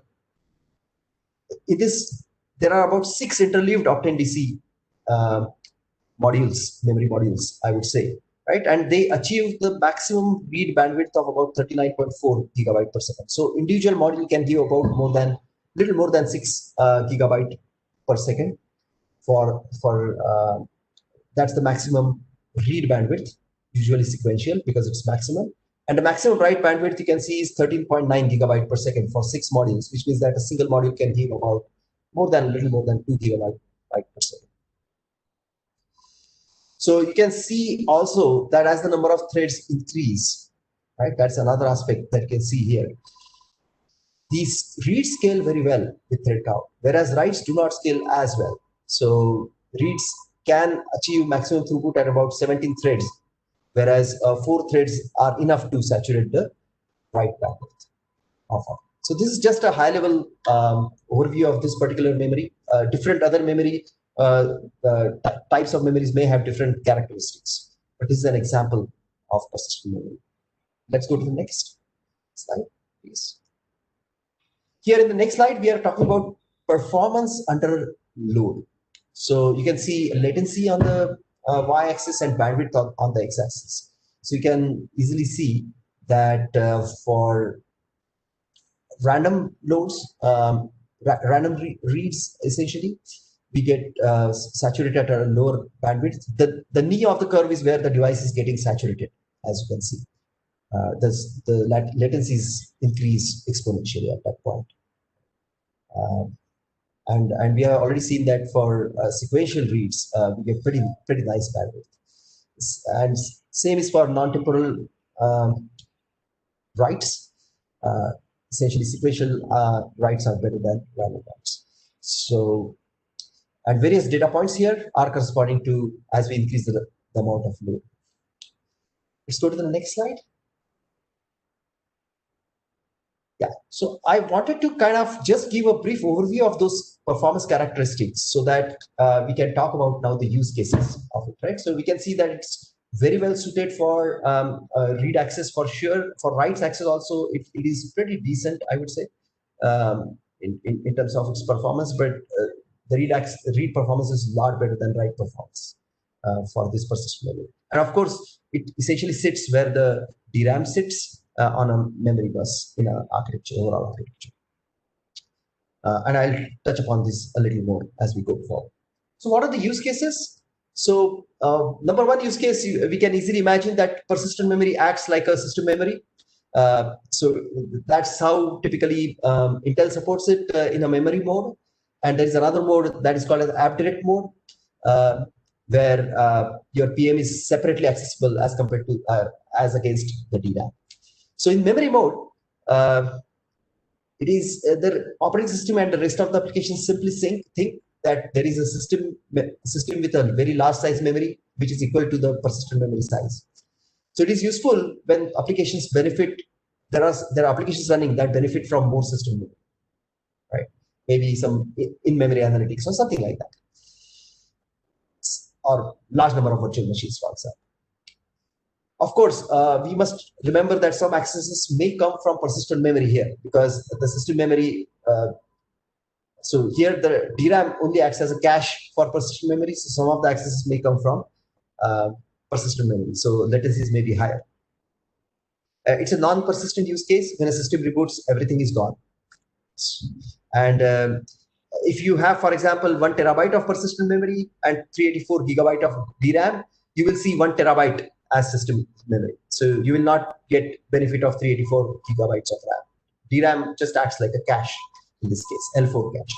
So then there are other use cases which are app direct mode. One is a volatile use, using persistent memory as volatile memory, which is basically using it just as a cache, and on a power cycle you may lose the data. And other is basically saving the DRAM on the system, because DRAM is much faster than persistent memory, by allocating some of the last size in-memory data structures onto persistent memory. So that way we can free up DRAM for more frequently accessed and performant data structures. So that's the volatile use case. And of course, the last one is the persistent storage use case, which is essentially using it as logs or essentially final destination of data, volumes, tiers, and things like that. With that, we'll go to the next slide, please. Thank you. So let's look at this memory mode a little bit, which is basically persistent memory being used as system memory, essentially. Right? So here you can see that at the bottom, each memory controller handles, it's an integrated controller that handles DRAM as well as a persistent memory. In this particular use case, DRAM just acts like a cache. And it is the persistent memory capacity that is exposed as a system memory. Right? You notice that all the moves, the loads and stores, they go through the CPU caches. There are L1, L2, and L3 CPU caches. So so DRAM kind of acts like a L4 cache here. So this has implications when it comes to persistence, that the accesses to this persistent memory go through these CPU caches. So let's look at what those implications are. Next slide, please. So in the next slide, we are really talking about how the persistence works, because as we have seen that the accesses to persistent memory, for example, store into a persistent memory, actually goes through these CPU caches. So the data may reside in, for example, L1, L2, L3 cache, in which case if the system crashes, the stores are not persistent. So we need special instructions to be introduced so that we can flush the CPU caches to ensure that the data reaches persistent media. So for example, in Intel architecture, there is an optimized flush instruction that is introduced. So when we issue a store instruction to persistent memory, we may have to execute this optimized flush, and also the sFence instruction. The fence essentially acts like a storage barrier to ensure that data is globally visible. That data is now globally visible on all the cores of the system. Now, of course, there is a detail here. The optimized flush may just flush data into the controller caches, and we assume that the controller caches have enough capacitor, enough energy in the case of power reboot or power shutdown to flush those queues into the persistent media. If it is not there, then we also need another instruction called deep flush, which essentially flushes it all the way to the persistent media. So with that, we go to the next slide, please. So these are some of the things that we just need to remember about persistent memory. Now let's come to the programming model, which is a very useful thing to look at when we are talking about programming persistent memory.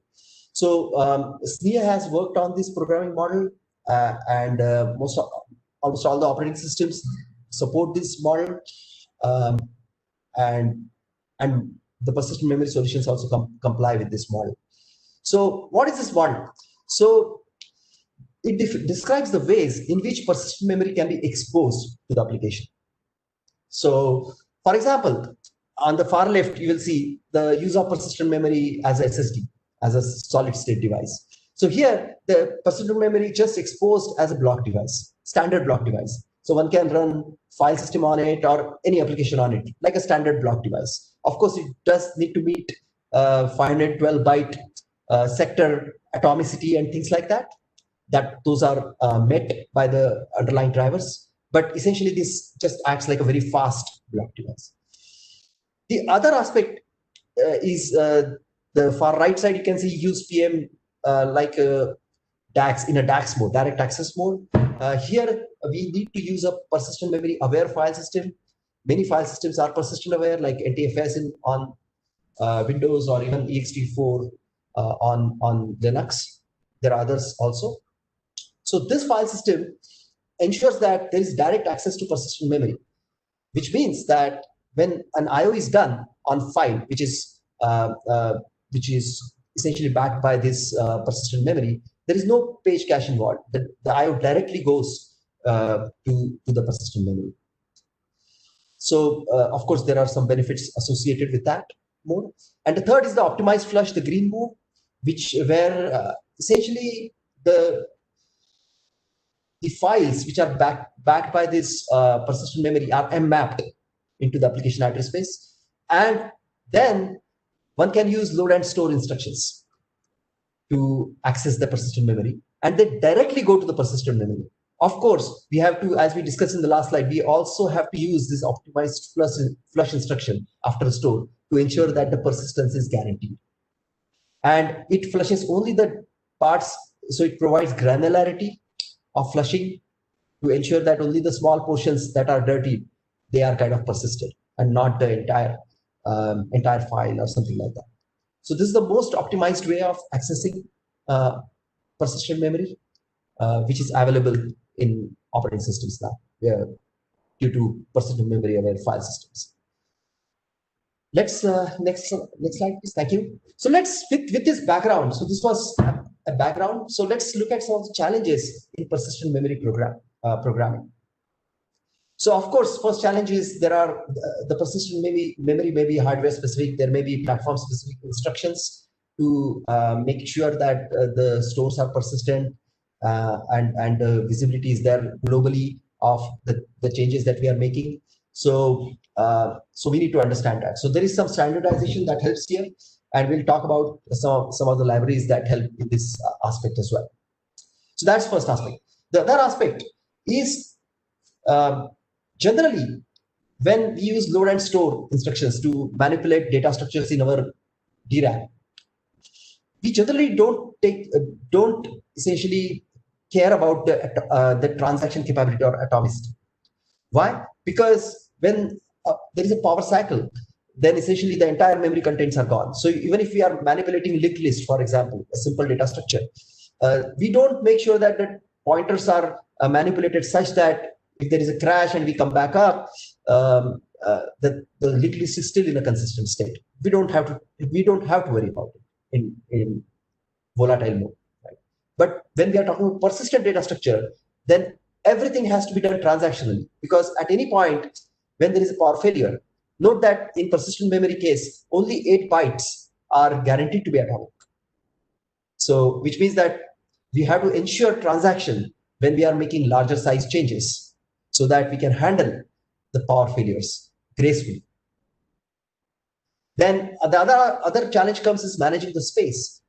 So for example, here the allocations that happen with persistent memory, they are persistent, which means that we need to be able to connect with the heap, right? For example, if a malloc is done, the data structures are allocated in memory, in heap.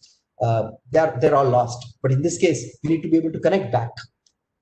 And this is where another aspect comes in, which is location independence. Because the persistent memory may get mapped into the application address space, maybe at different locations after power cycle. And we need to be able to handle this situation. So when there are these persistent pointers, which point from one location of persistent memory into another location, now they need to work even when they are mapped to different address, different location in the address space. So we need to use, for example, either object IDs or relocatable pointers, and things like that. So, and the last aspect we need to take into account is essentially the access control. So if there are some files which are, for example, the SNIA model that we just talked about, it proposes using persistent memory namespace to be mapped as files within persistent memory aware file system, so that the access control can be taken care of using the file permissions in file system. So let's go to the next slide, please. Thank you. Yeah, in order to handle these situations, so we talked about the hardware dependence, because different virtual persistent memory modules may have different instructions and things like that to make it persistent, stuff like that. And we also talked about other challenges in programming persistent memory. So there are libraries that are written, persistent memory development kit, PMDK, that ensure that this programming can be done in a very safe way. So for example, there is a library called libpmem, which essentially provides the basic persistence support. So it basically takes care of which flush instruction to use, or is optimized flush safe, or we need to do deep flush to even flush the memory controller queues. What is the best instruction of choice in terms of performance for the platform? All these things are taken care of by libpmem if we use that. So this is of great help. Another aspect is libpmem obj, for example. This library, here the allocation of objects is made power fail safe, which means that even if there is a power failure, right, we can reconnect to the persistent memory easily and expect to find all those data structures there. Location independence is handled. object IDs are persistent object IDs are used there instead of pointers. And all the changes are made transactionally. So there is a way to specify that please make these changes transactionally so that power failures are handled in an atomic way. Another memory, for example, is libmemkind. And I'm not listing all the memories, but some of the memories that we have used and which we found useful. There are other memories as well. So libmemkind allows volatile use of persistent memory. So it gives flexibility in terms of allocating the data structures either on persistent memory or on DRAM. So we can specify the allocator. And that way you can choose. We can choose which data structures should exist on persistent memory and which data structures should exist on DRAM. So that's a great use case as well for volatile use of persistent memory. Let's go to the next slide, please.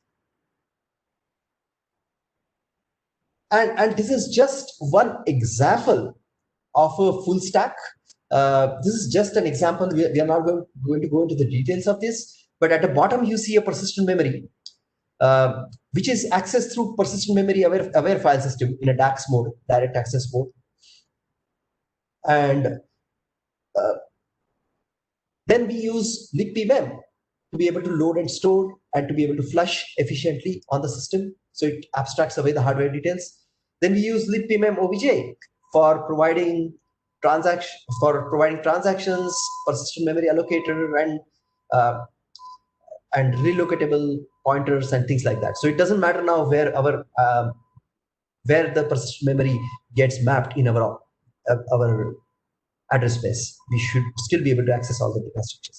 And then there are other libraries that need to be modified to make use of these memory libraries in order to exploit persistent memory. So this was just an example. This was a Cassandra example, but we'll not go into the details of this one. Thank you. Let's go to the next slide, please. Okay, so this is pretty much my last slide, and I want to kind of highlight some of the learnings that I have been through. Right, I have been trying to kind of use persistent memory in the product. So, so what are the learnings here? So first of all, first and foremost thing is the software stack overhead itself. So the other storage media, they are kind of quite slow compared to persistent memory. So the software stack overhead pretty much gets what I should say hidden behind the latencies of those hardware media. We saw that the latencies of persistent DRAM is of the order of 100 nanosecond. Then the persistent memory is 300-400 nanoseconds. We saw that. Then SSDs, the performance SSDs have latencies of the order of 10 microseconds. Then capacity SSDs, they have latencies of the order of 100 microseconds, and HDDs have latencies of the order of milliseconds. So even if our software stack has an overhead of, let's say, a few tenths of microsecond, if we are using SSD or HDD, it does not show up that much. Of course, with even performance SSDs, it starts showing up. So we have to be very careful of context switches involved, for example, or thread handoffs while doing I/O. Very, very important, because these all things start mattering when we are trying to use persistent memory as our storage, persistent storage, especially.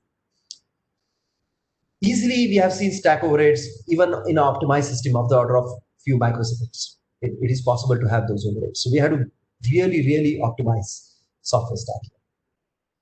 The next part is that because most of the I/O architectures are designed to support high latency storage media, they are optimized for asynchronous I/O. So typically, a single thread is capable of keeping all the devices busy.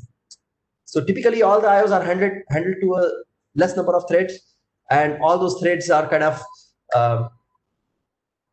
they essentially fire I/O to the devices, and a few number of thread, even one, is actually mostly good enough to keep all devices busy. But that's not true for persistent memory. First of all, for persistent memory, it is beneficial to do synchronous I/O because there is a lot of overhead in doing asynchronous I/O. And second aspect is we cannot saturate persistent memory just with one thread. or a few number of threads. We saw that for reads, it takes about 11 to 17 threads to saturate persistent memory modules, whereas for writes, 4 threads are good enough. So how do we optimize our architecture so that persistent memory can be leveraged in the best possible way? That's an interesting, challenging question. It's very, very architecture specific. Different products have different architectures, but it's an interesting problem to solve. The third one is the remote access. Now, for high availability reasons, it may not be good enough just to store data in the local persistent memory, because if a node is down, if a server goes down, then the persistent memory is not accessible. So essentially, we have to also replicate that data to another server. And that's where the problems start coming, because the network latencies, even the RDMA latencies are of the order of tens of microseconds. And those are very high compared to actually the latency of storing data in a persistent memory. So essentially, all the latency benefits may get completely masked while doing a remote I/O. So that's one challenge. Of course, the reads may benefit because reads can come from local server many times, right? But the writes may not benefit as much. So there are efforts in progress to reduce the overall cost associated with doing a remote I/O to the persistent memory. But this is definitely a challenge we need to keep in mind while designing the overall system for better I/O performance. The next point is the CPU bottleneck. Now, with faster devices, with NVMe devices, the CPUs are already getting bottlenecked when essentially high performance systems are there. So with persistent memory, the CPU comes under even more pressure now. This is because when CPU is doing load or store, it is pretty much stalling that thread. So of course, the other hyperthreads can keep running, but there are some issues with CPU utilization as well. We need to take care. Niranjan, Yes. we have a few questions and we are almost on time. Okay. I think it would be best if you can take some questions and then quickly do a wrap up. Sure. So this is my last slide anyways. So I'm good to wrap up at this point. And last point I wanted to mention about the persistent memory data structures.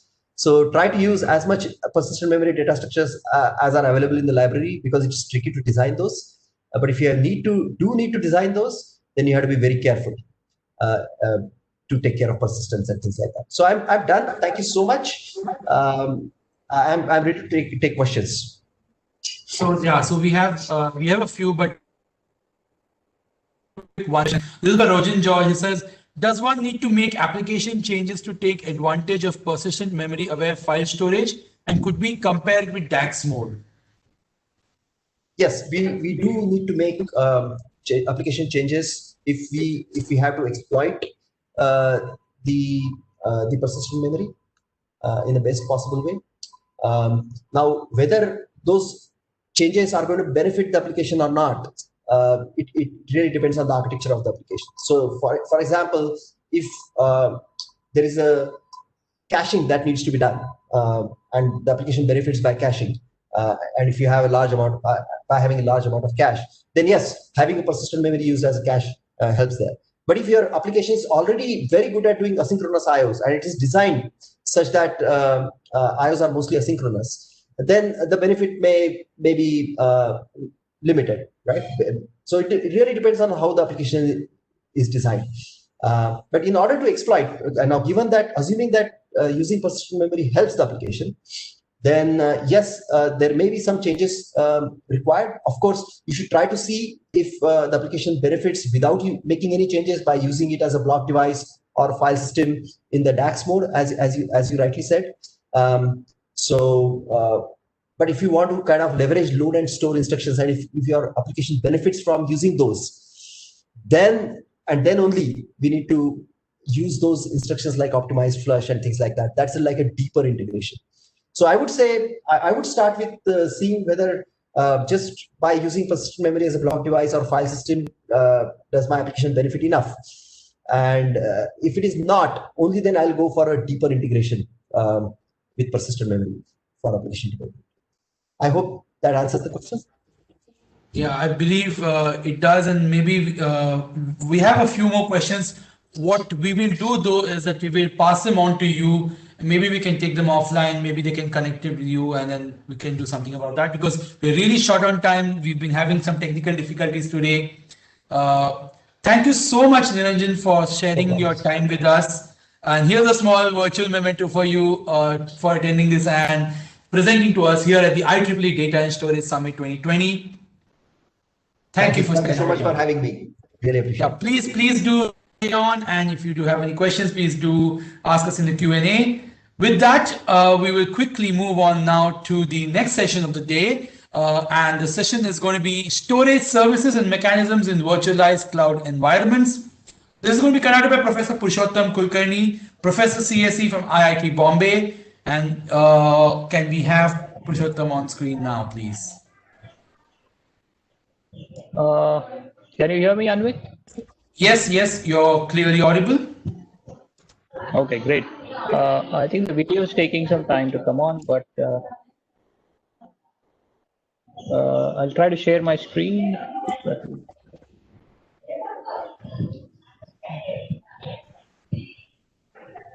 Yes, your screen is visible. Okay. Okay.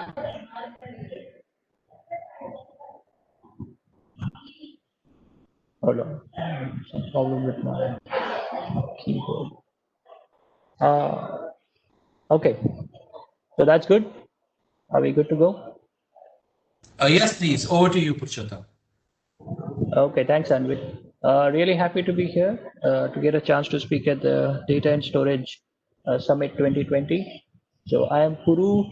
I'm a faculty at IIT Bombay, part of a small group there which works on systems and networks related problems.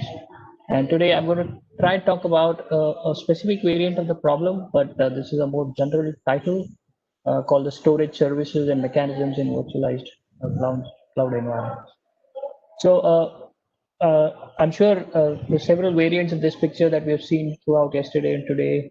The picture on the left is trying to give a generic idea of what a typical data center node may look like in terms of hardware, different types of modern elements in it, like smart NICs, RDMA, NVRAM to traditional RAM, high-speed NICs, SSDs, things like that, running a whole bunch of middleware, mostly on hypervisors and operating systems, and having different layers of storage subsystems and libraries eventually for applications to use. And obviously the storage stack itself is involved with a whole bunch of actions to support correct and efficient storage, providing different interfaces, doing caching, prefetching, partitioning, provisioning of storage, handling evictions, doing fault tolerance, and all that, right? So that's basically the playground for storage. The point that I want to highlight is that virtualization in general and infrastructure virtualization has had changed this game quite a bit now, with several opportunities for new mechanisms and optimizations just because of the software defined nature of the problem, right? And obviously there are a whole bunch of things like, you know, the generalized migration and record and replay and things like that virtualization has enabled. And more specifically for storage, it has also affected things like, you know, how to do emulation, snapshots, introspect at various software defined virtualized storage endpoints, deduplicate data, compress it, provide software defined hyperconverged solutions, and a whole bunch of optimizations that were seemingly very hard or stuck because of a very tight coupling with hardware, but that got freed up, freed up because of the software version of the problem. And obviously, we've seen many such changes that have happened because of virtualization. So what I'm going to talk today is a very specific small problem which affects or can be used, posed as a problem of how the storage stack gets used. And because of the virtualization layer, we could build a mechanism which can try to address that problem. So more specifically, I'm going to talk about this this work which we call Simplex, for standing for a symbiotic management of elastic SSD caches in virtualized environment. So this is a very specific use case where the idea is to use SSDs for IO caching. And as this picture shows, there are different possible variants of where the SSD cache itself can reside. Right. So, for example, you could do caching at the host, or in this case, what I meant is the host of the hosting machine. So the SSD is managed and sorry for that. Yeah.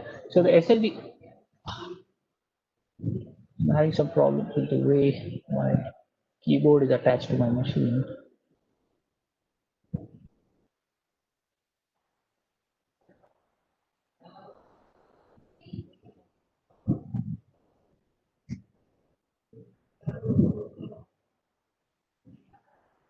Hold on, just a minute. Sorry. Yeah, so the point I'm trying to make is the SSD cache itself can be layered at different logical locations. So one is you could let the SSD completely sit on top of the network mounted file system or the HH for the hard disk, and be managed by the hypervisor, right? So the VMs do not see the SSD cache at all. All that comes out of the VM is a virtualized device-based access, and that access goes to the SSD cache. Right? Or you could expose the SSD in the client or in the VM, and the VM then explicitly manages the SSD according to however it wants to manage it. Right? So the point here being that the logic for managing the SSD either can be at the hypervisor, or could be at the VM. Extremely sorry about this. I think I'm having some issues with my keyboard, which keeps bumping me off to random sites. Sorry. And a third variant of the SSD is to try and cache important stuff at different locations.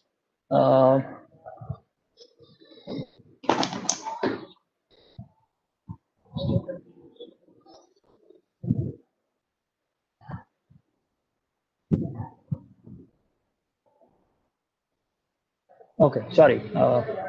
Yeah, so I'm going to try and see if this works better.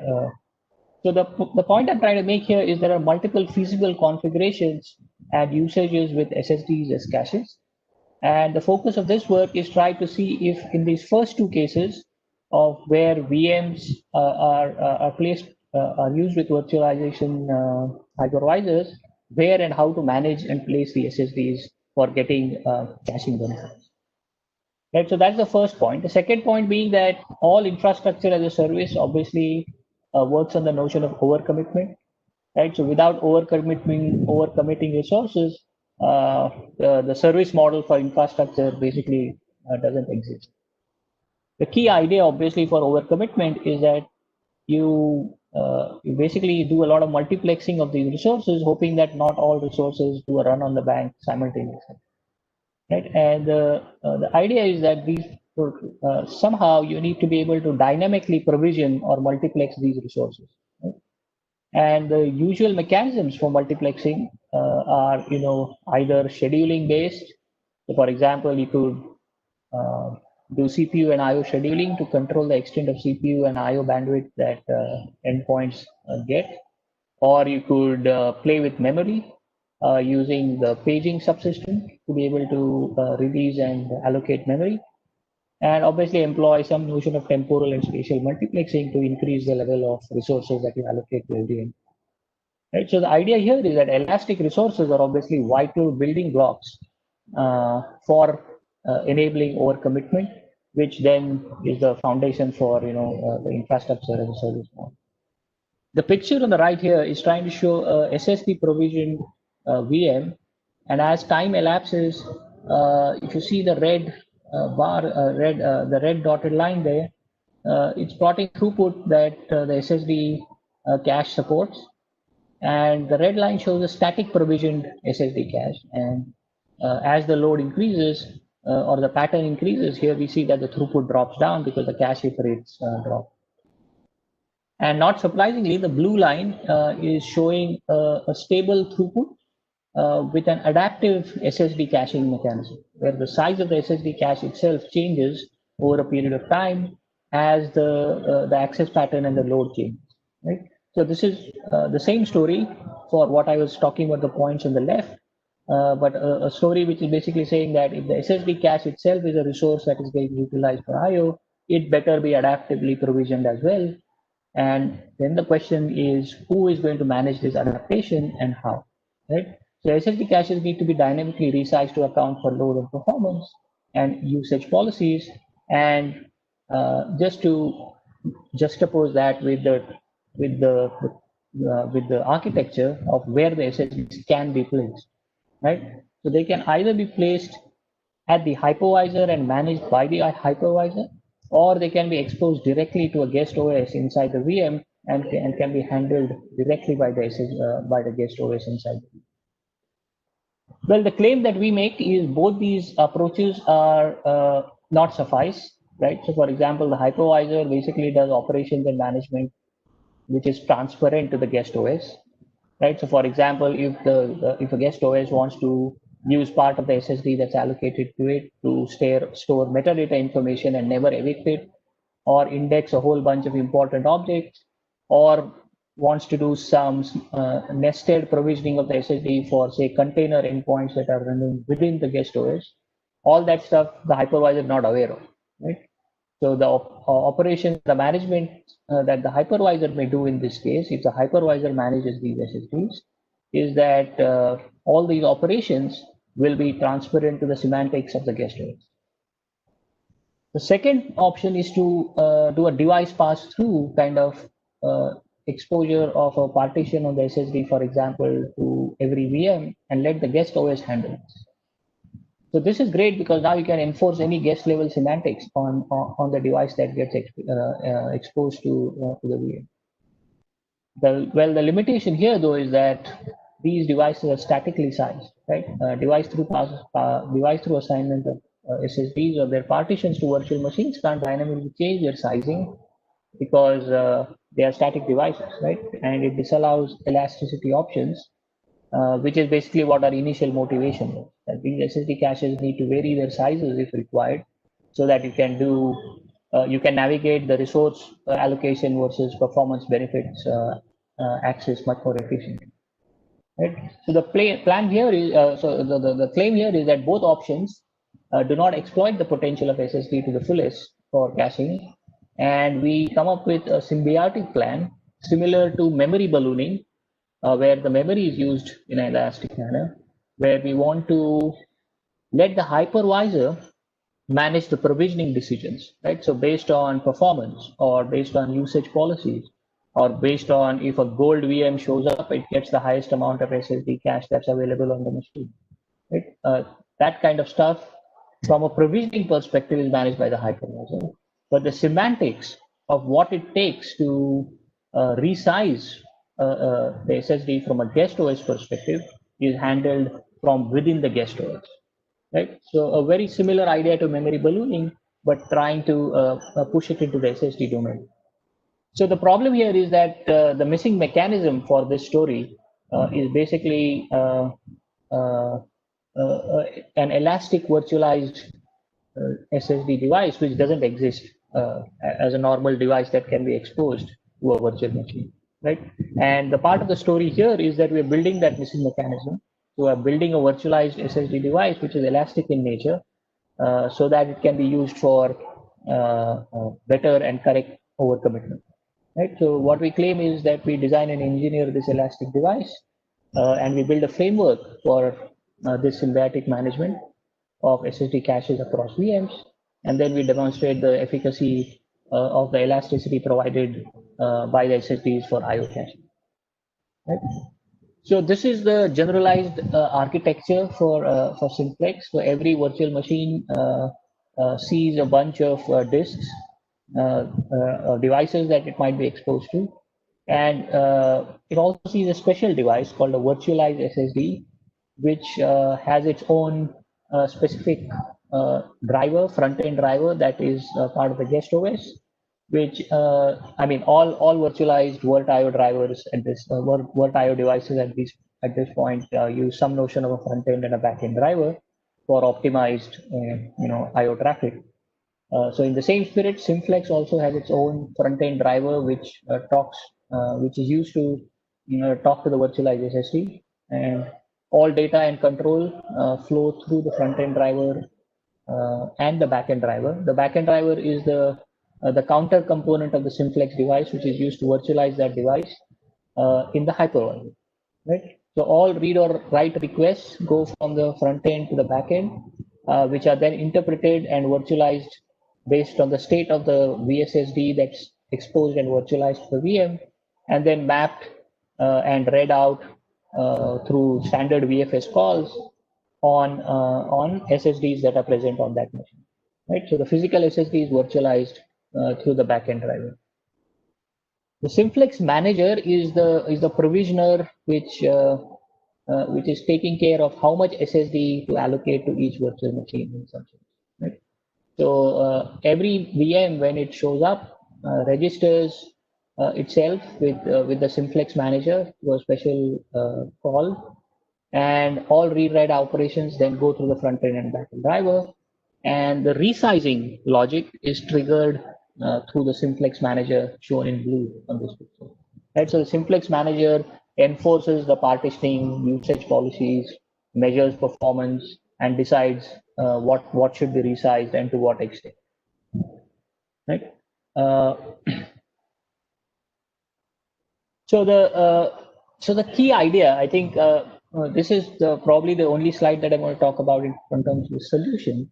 So the key idea that we actually use as part of a solution is this notion of a bitmap. So the idea is that if a bunch of blocks of an SSD are assigned to a VM, so the guest OS maintains a set of blocks. So in the VM, you are here in the VM, and the VM maintains a bunch of bits to indicate the validity of every block, right? So if a VSSD block is accessed, this bitmap is read to first understand if that block is valid or not, and if it's a valid block, then the block is attempted to be read or written. And obviously these are all logical blocks in the VM because the device is virtualized. The actual logical to physical block mapping is maintained at the Simplex backend, right? And if a read or write comes through, that's the mapping that is actually used to read or write blocks from the actual physical device. So here, this picture is actually showing a resize event. So the Simplex manager, for some reason, has decided to, remove, say, 2 blocks from a VM's SSD. So it sends a message to the backend saying, "I want 2 blocks from the VM that you interface with." So the Simplex backend obviously stores a logical to physical mapping of all the blocks, and it in turn sends a trigger to the front end saying, "Look, you need to free 2 blocks." Now, which of these two blocks need to be freed up are to be decided by the guest OS, right? And from inside the VM. So that free blocks message is further relayed to what we call a VSSD manager. And the VSSD manager, as I will show, can operate at different levels, either as part of the file system or the block layer or the application layer, which according to its custom logic will decide which of these 2 blocks should it release, right? So for example, it may use an LRU policy, or may have some other importance mechanism that it applies, and it, in its own logic or semantics, decides to release, say, blocks 2 and 3 in this case. So that information is related to the front end. The front end updates its bitmap because the bitmap is the bitmap of all valid logical blocks that exist on the virtualized SSD. Once the bitmap is updated, the free list of logical blocks is then sent to the backend, the backend looks up its own mapping, and then in this case, for example, we are releasing blocks 2 and 3, which map to physical blocks 10 and 14, and that list of released blocks 10 and 14 is then sent back to the Simplex manager, and then the Simplex manager may use those blocks to supplement or complement some other VM's SSD cache, right? Or it may be just collecting cache blocks so that it can assign those blocks to a new VM that may have started. Right? So that's how this goes about, and so we have resize options to decrease and increase size, and every such action is part of the VSSD architecture. The other question for us is where do we put the VSSD management procedure? So where do we capture the guest OS semantic? Right. So there are some 2 or 3 options that we have tried. One is basically the option where a generic block layer maintains these VSSD management procedures. So for example, in this first option, the DM cache layer, which is a generic block IO layer, is updated to handle block IO caching, and the VSSD management procedure sits there. So every simplex message that comes in gets intercepted there, and we have updated DM cache to, for example, incorporate LRU or a different partitioning policies. Right? So for example, we support partitioning of the VSSD inside the virtual machine across containers. Right. So in this example, for example, you may give container 1 60% or 75% of the SSD for caching, whereas only 25% for container 2. Right. And that logic is embedded in the block IO layer in the first example. Right. So you could either put the management procedure in the block IO layer and use a usage policy that can be configured and adapted at the VM layer to change how much of that gets allocated across applications or containers. The other example is to expose the SSD directly to an application, like a key value store, like a cache for a key value store, and the application then directly manages the logic or the semantics of how this VSSD or blocks should be used, or which of them should be reallocated, right, or released as part of the resize operation. So we've implemented all of these 3 combinations, and basically we evaluate Simplex according to 2 or 3 important questions. One is, does it affect the implementation of VSSD itself, affect IO virtualization or not? What is the payoff? And we basically demonstrates the flexibility to implement different policies.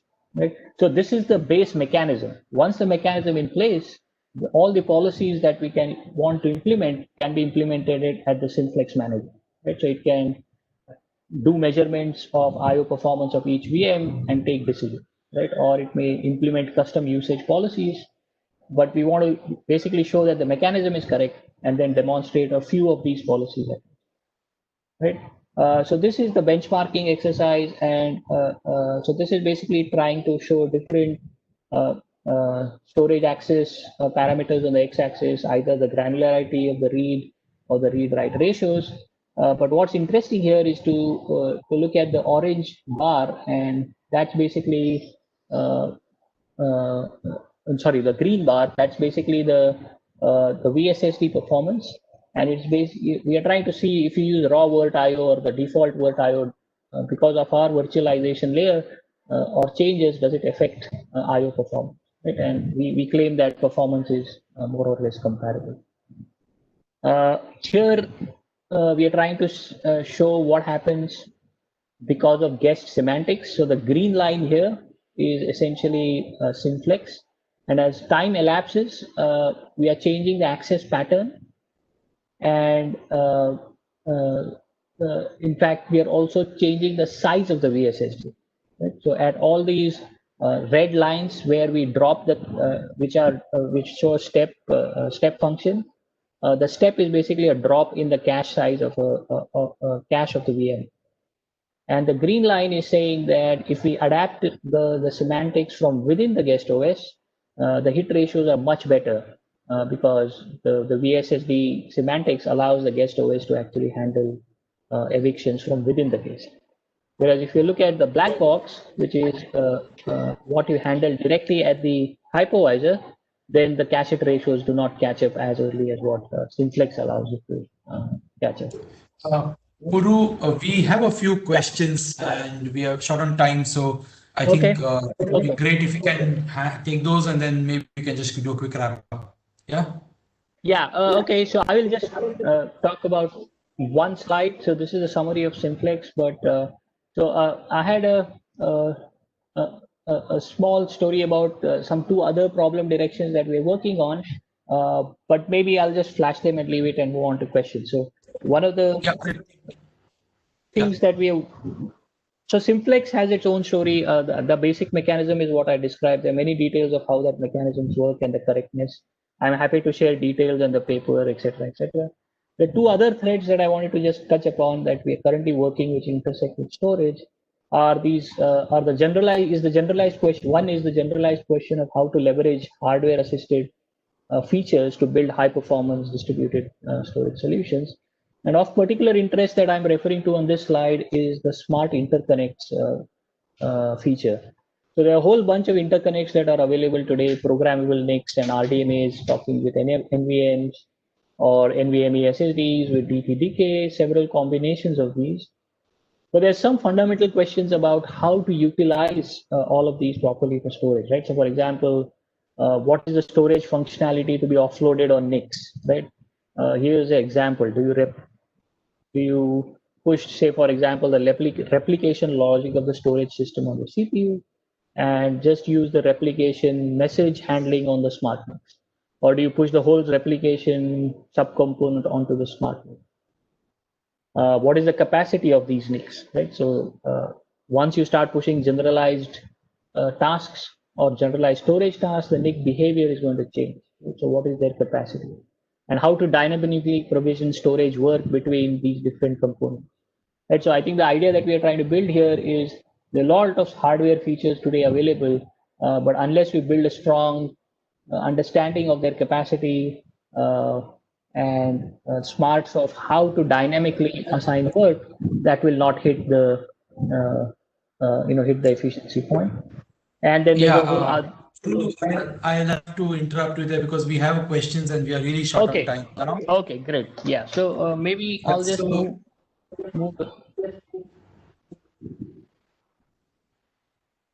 Yeah, so are you going to? I have a couple of questions from the chat, from the Q&A section. So I'll ask here. First question is from Abhijit, and he says, what actions does hypervisor take care VMs do not step onto each other to prevent any rogue loaded VM takes away a larger share? There is effective sharing as well as we don't overprovision waste for underutilized VM. Right. So the question of rogue VMs is really the question of virtualization, right? So if there are 10 VMs and you assigned if you split the SSD and assigned it to each one of them, the Simplex front end, along with the Simplex manager, has virtualized the device. So if the virtualization is correct and none of the blocks are assigned simultaneously to two different VMs, you're still okay in terms of allocations. In terms of interference because of IO handling, so if one VM is bombarding the SSD cache in terms of just accesses, then that can be controlled by the IO scheduling aspect of how these backends get scheduled for doing IO on each of these SSDs. Other than that, the rogue aspect doesn't exist because each of these are virtualized devices. So as long as you can control the virtualization correctly, they should be safe, right? It should be safe. The question of underutilization is where the Simplex manager will basically monitor VMs and say, okay, is this VM utilizing its SSD at all or not?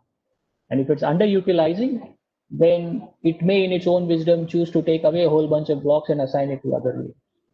Right? And that is the policy that one needs to implement at the Simplex manager, given the base mechanism and its existence. One final question. How do containers consume SSD, and is it any different than a VM guest OS model? This is by Amar Prushti from the Q&A section. Okay. Yeah, thanks, Amar. No, so at this point in our model, at least, containers see a device within its own namespace, and they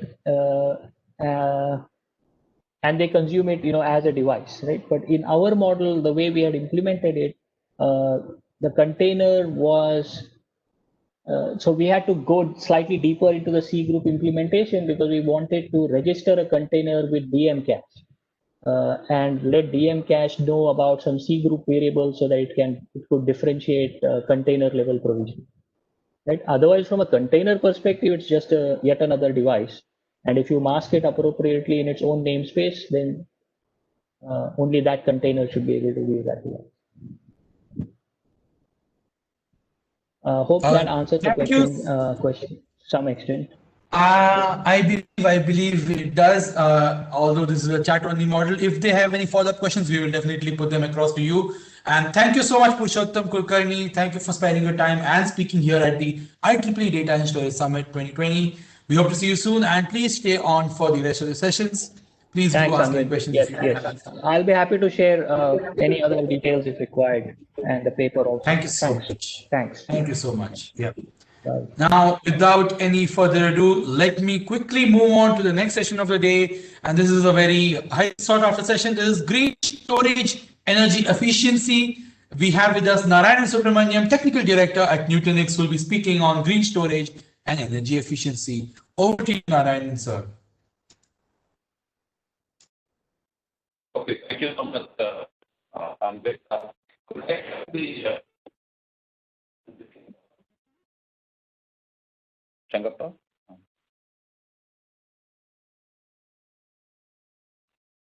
1 second, sir. Changappa, could you make me present, sir? Yeah, thank you.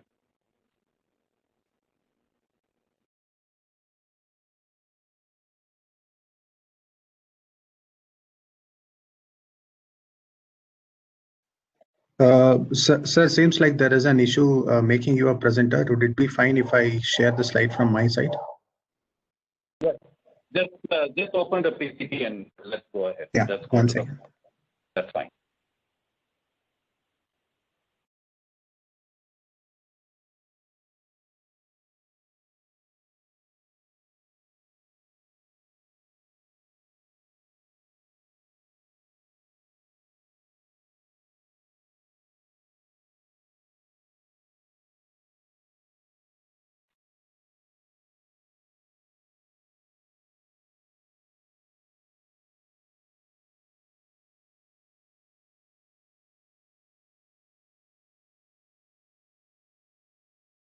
Changappa, you have the slides? Yeah, okay. All right, yeah, just stick to this one. No, go back to the first slide. Yeah. Okay, thank you so much, to the organizers for having me here today. And it's a privilege being here. And I think we have all enjoyed the last 2 days of fairly technical sessions. So it's been a learning experience as well as to go and go into storage on various facets. So this session today, I'm going to disappoint you. I'm not going to have any of the lovely storage technical details which were very eloquently presented by the previous speakers, both today and yesterday. So maybe it's going to give you a respite for 30 minutes. Maybe not. Let's see. All right. So the topic today is something fairly close at heart. It's green technologies in the broader sense, energy efficiency when it comes to tech. And just in case you are wondering, I'm a techie myself. Over the past 27 years, I have worked in various domains in telecom, networking, data centers, SaaS applications. I was in the WebEx team, by the way, and on electric mobility and green technologies. So what I present here is basically a subconscious sets of thoughts of technology over the last 25 years or so, and where I see the intersection and the desperate need for green technologies and energy efficiency. Right. So let me get into that. Shankappa, next slide, please. Yeah, so let's have a recap, right? So over the past 2 days, we have been talking a lot about storage in its various forms, memory technologies, and so on, right? So what are really the common use cases? Let's take a step back and look at that. If you look at the consumption of digital technology worldwide, right? Our population is close to about 8 billion. We have about 60–70% of them online, approximately, right? And a bulk of this is, a lot of the emphasis on internet-related traffic, content, storage, processing is, while it is focused on social media, there are also various other things, right? So, Shankappa, can you just click one more? There's some text which will come. Yeah. So the real use cases today, if you look at it in the broad sense, related to storage and consumption, is around social media, around electronic commerce, and entertainment, right? Entertainment, be it your Netflix or your personal videos, any of that stuff, photos, all that is par for the course. So this, I just wanted to present this as a snapshot. So next slide.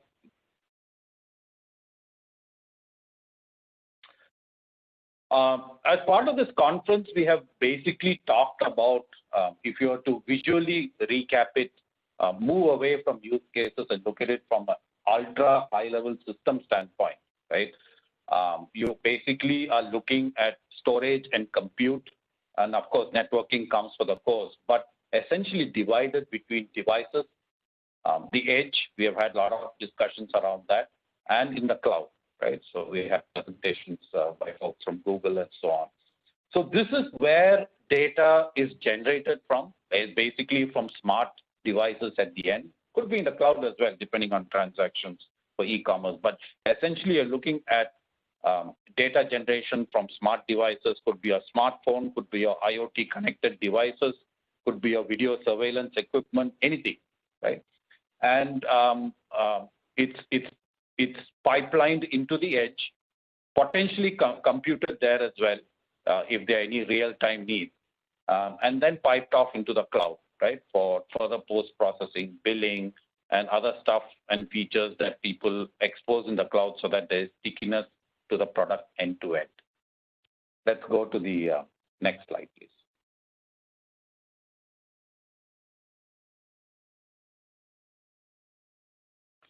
All right.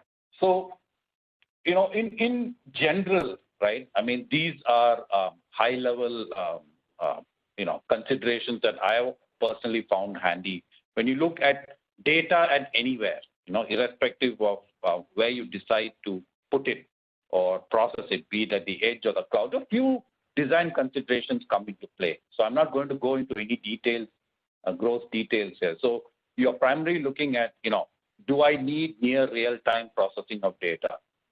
Where are the data pipelines coming in, right? And this is specifically relevant in energy grids, in medical devices, in autonomous vehicles, where you can't wait, to pipe the data off to the cloud, process it, and come back, right? There could be an untoward incident as a consequence of that. Then you have, when you keep data close to compute, right? I think there was a presentation yesterday by, I think, Zhihong and Huawei on this specific topic. If you look at use cases around that, do I need to do data aggregation at the edge, summarization at the edge, right? Do I need to do near real-time anomaly detection and isolation? So these are some of the factors that play into, how we design the end-to-end system. Then comes the cost of computing, right? So any cloud vendor would love you to have stuff coming into the cloud, right? There is a cost benefit apart from the other benefits that also accrue there, a scalable compute, scalable storage, archival and so on. But one really has to look at it from a cost perspective and return on investment Are you really interested in temporary storage or archive storage, right? What are the costs involved in data transit and ingestion APIs, for example, right? Some vendors charge you, micro pennies per byte of data, right? But all this stuff adds up. And then there's serverless compute. And then do you want to build all these skills in-house, or would you rather just leverage everything as a service? That's the primary tenet, right? And then the two aspects which actually came to my mind when I was in the electric mobility and charging and vehicle space was how critical is system autonomy, right? Do you need to exist independent of the cloud, right? Which many systems do, right? And do you really need access to all raw data all the time, right? Or is it summarized data which is valuable? And the last one, I think there have been enough talks, about data privacy, regulations, compliance, what's the legal needs for data retention, anonymization, sovereignty of data at rest, encryption and things like that. So these are few things, irrespective of where you keep the data, right, where your storage subsystem is, you need to account for this. So what's missing? So as a technologist, day to day, I work on the system manageability front. So I definitely see all those challenges. But if I step away from that, what comes to light is something which is close to my heart is, let's take a step back from all the nitty-gritty and the technicalities related to how data is being stored, different storage technologies, right?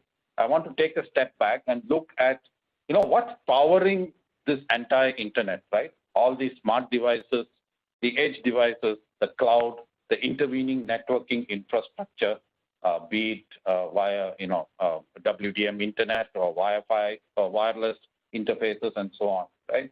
It's this, right? So this is the summarization of the electricity generation mix. It's about 2 years old, right? So we're looking at about 28 terawatt hours of electricity production. And if you look at it, if you count coal, oil, and gas as fossil fuels, this accounts for about 65% of all electricity production worldwide, right? Then we have components for nuclear, and then the renewable elements of solar, photovoltaic, and wind, and we have hydro, right? So it's important to note that, while this whole infrastructure related to the internet, be it devices, be it the edge, the cloud, the networking, is driven by electric power. And you must understand as technologists that this is the mix. And over the last 2 years, I don't think anything has changed in, fairly significantly on this front, right? So next slide, please.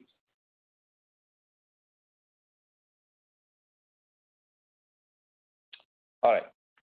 So you can do the math, right, for those 26 or 27 terawatt hours. I just wanted to put this, because there is, one may ask, why is so much coal used? Why is so much oil used? Why can't it be, why can't gas be used, natural gas be used to power everything? What's the story behind renewables? So that's a talk for a different day. I have different webinars. I'll be glad to share that offline. But if you look at the electricity generation, right, on per unit basis, whether it's coal, whether it's oil, or whether it's natural gas, this is the final physics of it, right? All the storage technologies are wonderful, but everything is powered by basic physics and chemistry of how power is generated. 1 metric ton of coal generates about 2 kilowatt hours approximately, and fuel, oil, and gas, and so on. You can see the numbers, right? So you can always back calculate as to how much oil, gas, and coal one really needs from a fossil fuel perspective to generate electricity worldwide, right? And this has a direct implication on us as technologists, because we are working in an area related to the internet, and the internet is fully powered by electricity. There's no other way it works. So next slide, please.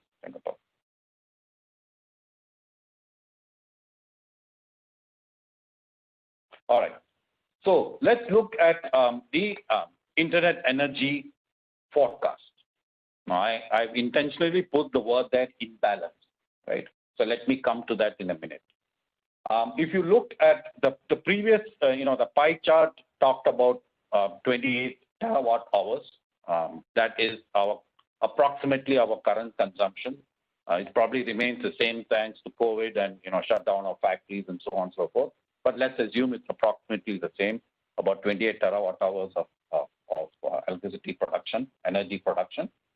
The global energy demand, if you look at the bottom of this figure, right, is expected to grow to about 40 terawatt hours in the next 10 years or so, give or take a few years here and there, right? But we are looking at an increase now from 28 to 40 terawatt hours. What's important to note is that the percentage of consumption of energy due to internet-related technologies, right? That includes all those devices, the edge, the cloud, storage, network, compute, and so on. You can see that fraction growing. It is currently at about 13%. It is projected to go to 21% of global energy production. Okay. If you map that to greenhouse gas emissions, I think there are some calculations which show that we'll even overtake the aviation industry, okay, in terms of greenhouse gas generation. Now, this is something which is very important to understand. And the reason why I say imbalance is while global energy production, electricity requirements are going up from 28 to 40, the proportion consumed by the internet is growing much faster than anything else. And that's what I want you to take away from this specific figure, right? And there are contributions which are coming in, expected projections which are coming in from data centers. We had the earlier presentation where, compute requirements for AI and ML is doubling every 3.5 to 4 months, if I recollect that slide. Well, that's where the electricity production and generation is going, right? Where the requirements are. If you look at networks, well, we are just at the cusp of 5G, right, at this point of time. And we are also at the cusp of explosive growth of IoT, right? So this is what I call as imbalance. And why I say imbalance, I'll come to in a minute. Shankapal, will you just click one more, please? Yeah. So let's understand, right? So this growth in electricity demand, right, and the exponential growth in certain factors, areas of electricity requirements, right, is primarily, and I may be biased here. This may be my personal bias, but being a conference, I think we are free to expose, elaborate on our own personal viewpoints. And it's always nice to have a little bit of controversy at any conference. So in my view, our insatiable appetite for data, right, whether it be for personal or corporate consumption, voice, video, images, we have seen all of those high-level use cases. And an explosive amount of data being transmitted. We always speak of pride with respect to how much data is transmitted on the internet, more than X volumes of the Britannica and so on per second. But all this comes at cost, at a cost in terms of energy, right? And we are transmitting a lot of this data, processing it, and it's questionable how useful the data is. So that's why I put wasteful in question marks, right? Is it all useful data? Is a lot of it waste? I think there's a lot of studies being done on the amount of useful content, quote unquote, which is kept in public or private cloud data centers, right? Lots of images, personal videos, etc., right? And this is increasingly processed by perhaps some or all of this, I don't know, by increasingly hungry AI and ML algorithms. And you see the demands which are growing in data centers. Now, I just want you to imagine the future where with 5G, IoT, and always connected devices everywhere, what this energy footprint is going to look like, right? You can cascade and expected projections, and quite likely, like Moore's law, we have always exceeded expected projections, right? And this is something that we need to address, this growing energy imbalance in the internet. Why is this important, right? Next slide, please.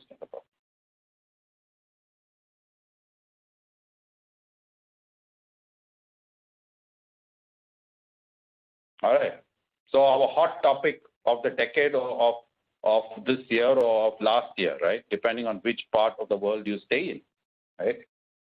This is close to my heart because I also am a co-chair of IEEE Humanitarian Technologies, and we just recently had a conference, and one of the themes was on climate change, right? And technologies related to addressing that. This energy imbalance, you know, whether we like it or not, I'm also a techie just like anybody else on this call, right? This is an increasing contributor to climate change because of the energy imbalance that we have created. Now, climate change itself as a phenomenon, the climate has always changed, right? So I don't want to split hairs on that, but the real essence here is this energy imbalance which we have created, not just because of the internet, because of the industrial revolution, et cetera, over the last 50 to 100 years, has led to an energy imbalance on the planet, which has led to global warming, which is what is leading to climate change, right? There's a link here to a webinar. You can, I've spent 2.5 hours talking about it, and I do this across universities and colleges in India, right? So what's important to understand is what's our contribution? What do I mean by our? Internet-related technologies, be it compute, storage, or networking, to this specific problem or challenge at hand, right? And this is something that we need to start addressing, right? As technologists, as consumers, as humanity, right? Where we share a fraction of this planet along with the rest of our natural environment, right? The implications of climate change are very evident. If you're on the west coast of the United States, I don't need to say anything about wildfires. If you're in Australia, well, the dry season is approaching, right? If you are in South America, the wetlands are currently on fire in Brazil, right? And you can see the increasing hurricane cycles, unpredictable hurricane cycles where stuff is moving to the Gulf of Mexico, right? So there's all this that you might have heard of, but where I want to connect the dots to tie in that we too are part of the problem and we too need to be part of the solution. Next slide, please. Check it out.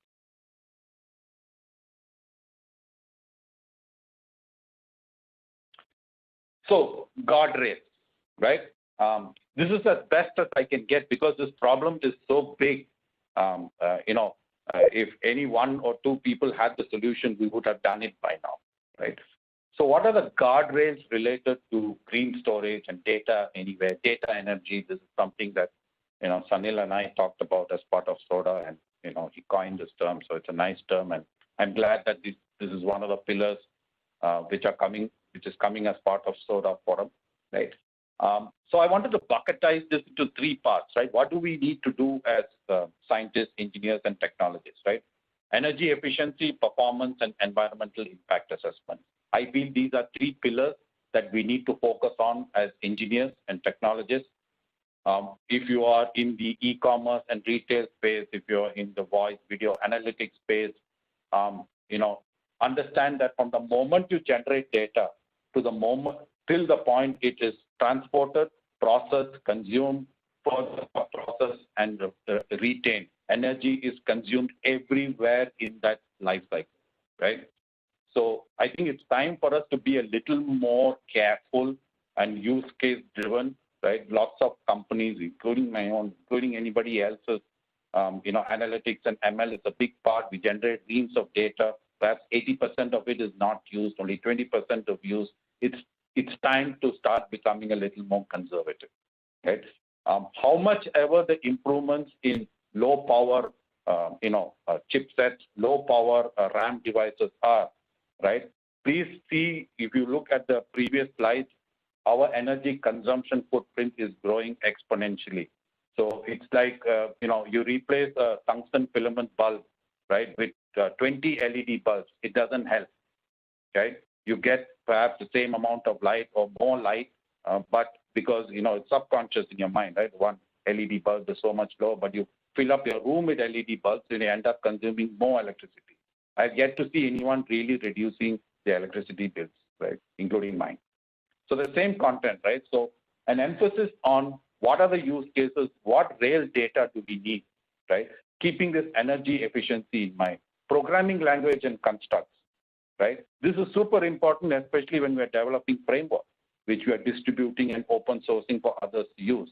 If it's inefficient there, it's going to be inefficient everywhere else, right? Platform services, right? Including what storage and transport protocols we use.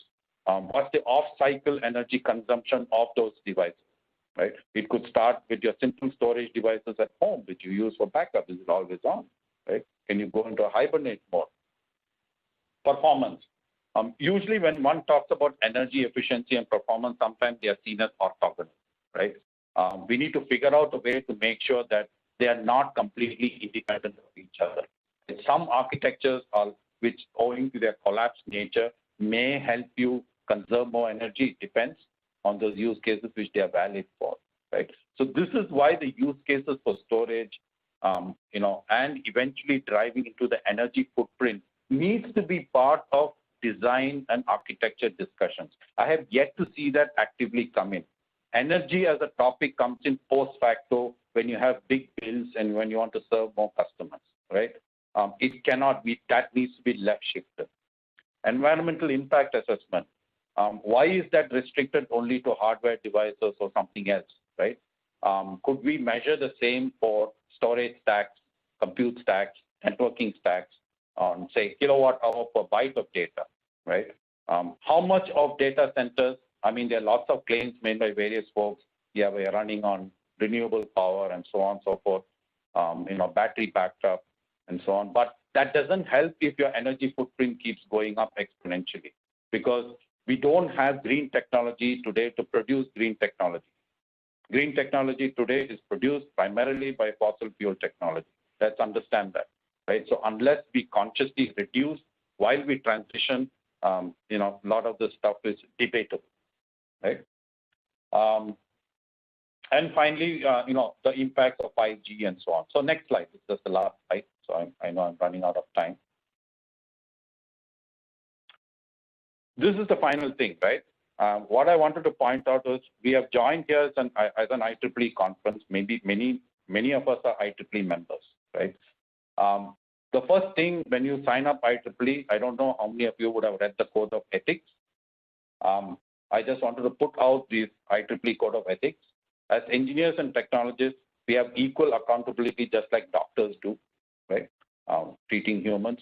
When we develop technologies, the whole paramount is safety, health, and welfare of the public, and strive to comply with ethical design and sustainable development practices.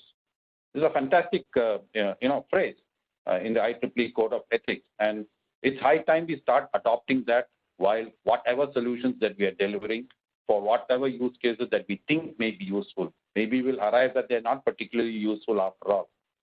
And to protect the privacy of others and to disclose factors that might endanger the public or the environment. It's time for us as internet technologists to take this very, very seriously, right?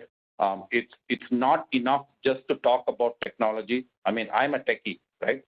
But each one of us is to be held accountable to look at the bigger picture, take a step back and look at the impact we are having on the environment, its implications on climate change, and what we can do better in leveraging the new technologies that we are planning to deploy.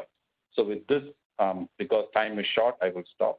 Happy to take any questions here or offline. You can connect to me via LinkedIn and chime in with any questions that you have. Thank you for this opportunity. Yes, sir. Thank you so much. So we have a few questions for you. First one here is, to use less energy, HDDs used to spin down and spin up during I/O, but that used to affect the life of a disk. That has been the thought in the past. Has there been any improvement lately? No, I'm not aware of any specific improvements. I have seen those, those discussions and techniques being used many years ago. When I was at Dell. I have not seen any specific further discussions on that. And I've come back into the storage thing from a system management standpoint now. I'm not directly connected with core storage technologies, but I have seen these discussions in the past. I don't know where we are at, frankly, on that. Okay. Next question we have is, do we have any Energy Star standards for CPU, memory, storage, network equipment? As I've never seen any energy consumption discussions in requirements, just like we treat water and air. Yeah, and that's the point, right? I have seen it. I know certain types of equipment have, energy footprint advertising and requirements. There's a lot in servers, for example, right? I mean, you do certify servers based off different stars and so on, based on type of processors and other interconnects that you use. But there is no discussion around that. I mean, we should be obsessive about discussing about this, just as we are discussing about the footprint of our air conditioners or washing machines. That hasn't come into the public mindset yet. I mean, nobody talks about the energy efficiency of your smartphone, right? We love our smartphones, all have, 8 core, 16 core, how many other cores that you want.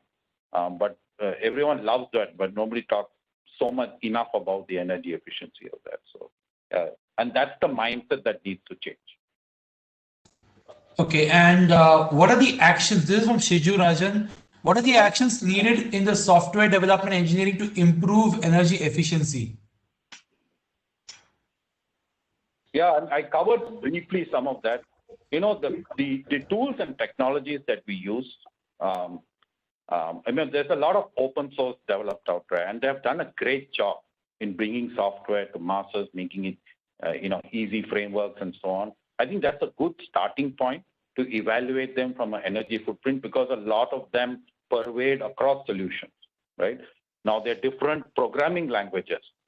Native programming languages are inherently more efficient, irrespective of what the Java and Python guys may say. You still find C++ and Go from a footprint perspective, provided, of course, you write it correctly, right? Still more efficient from that aspect, right? So these are all the things that need to come in, right? And as part of your QA, so that's why I talked about the environmental impact assessment.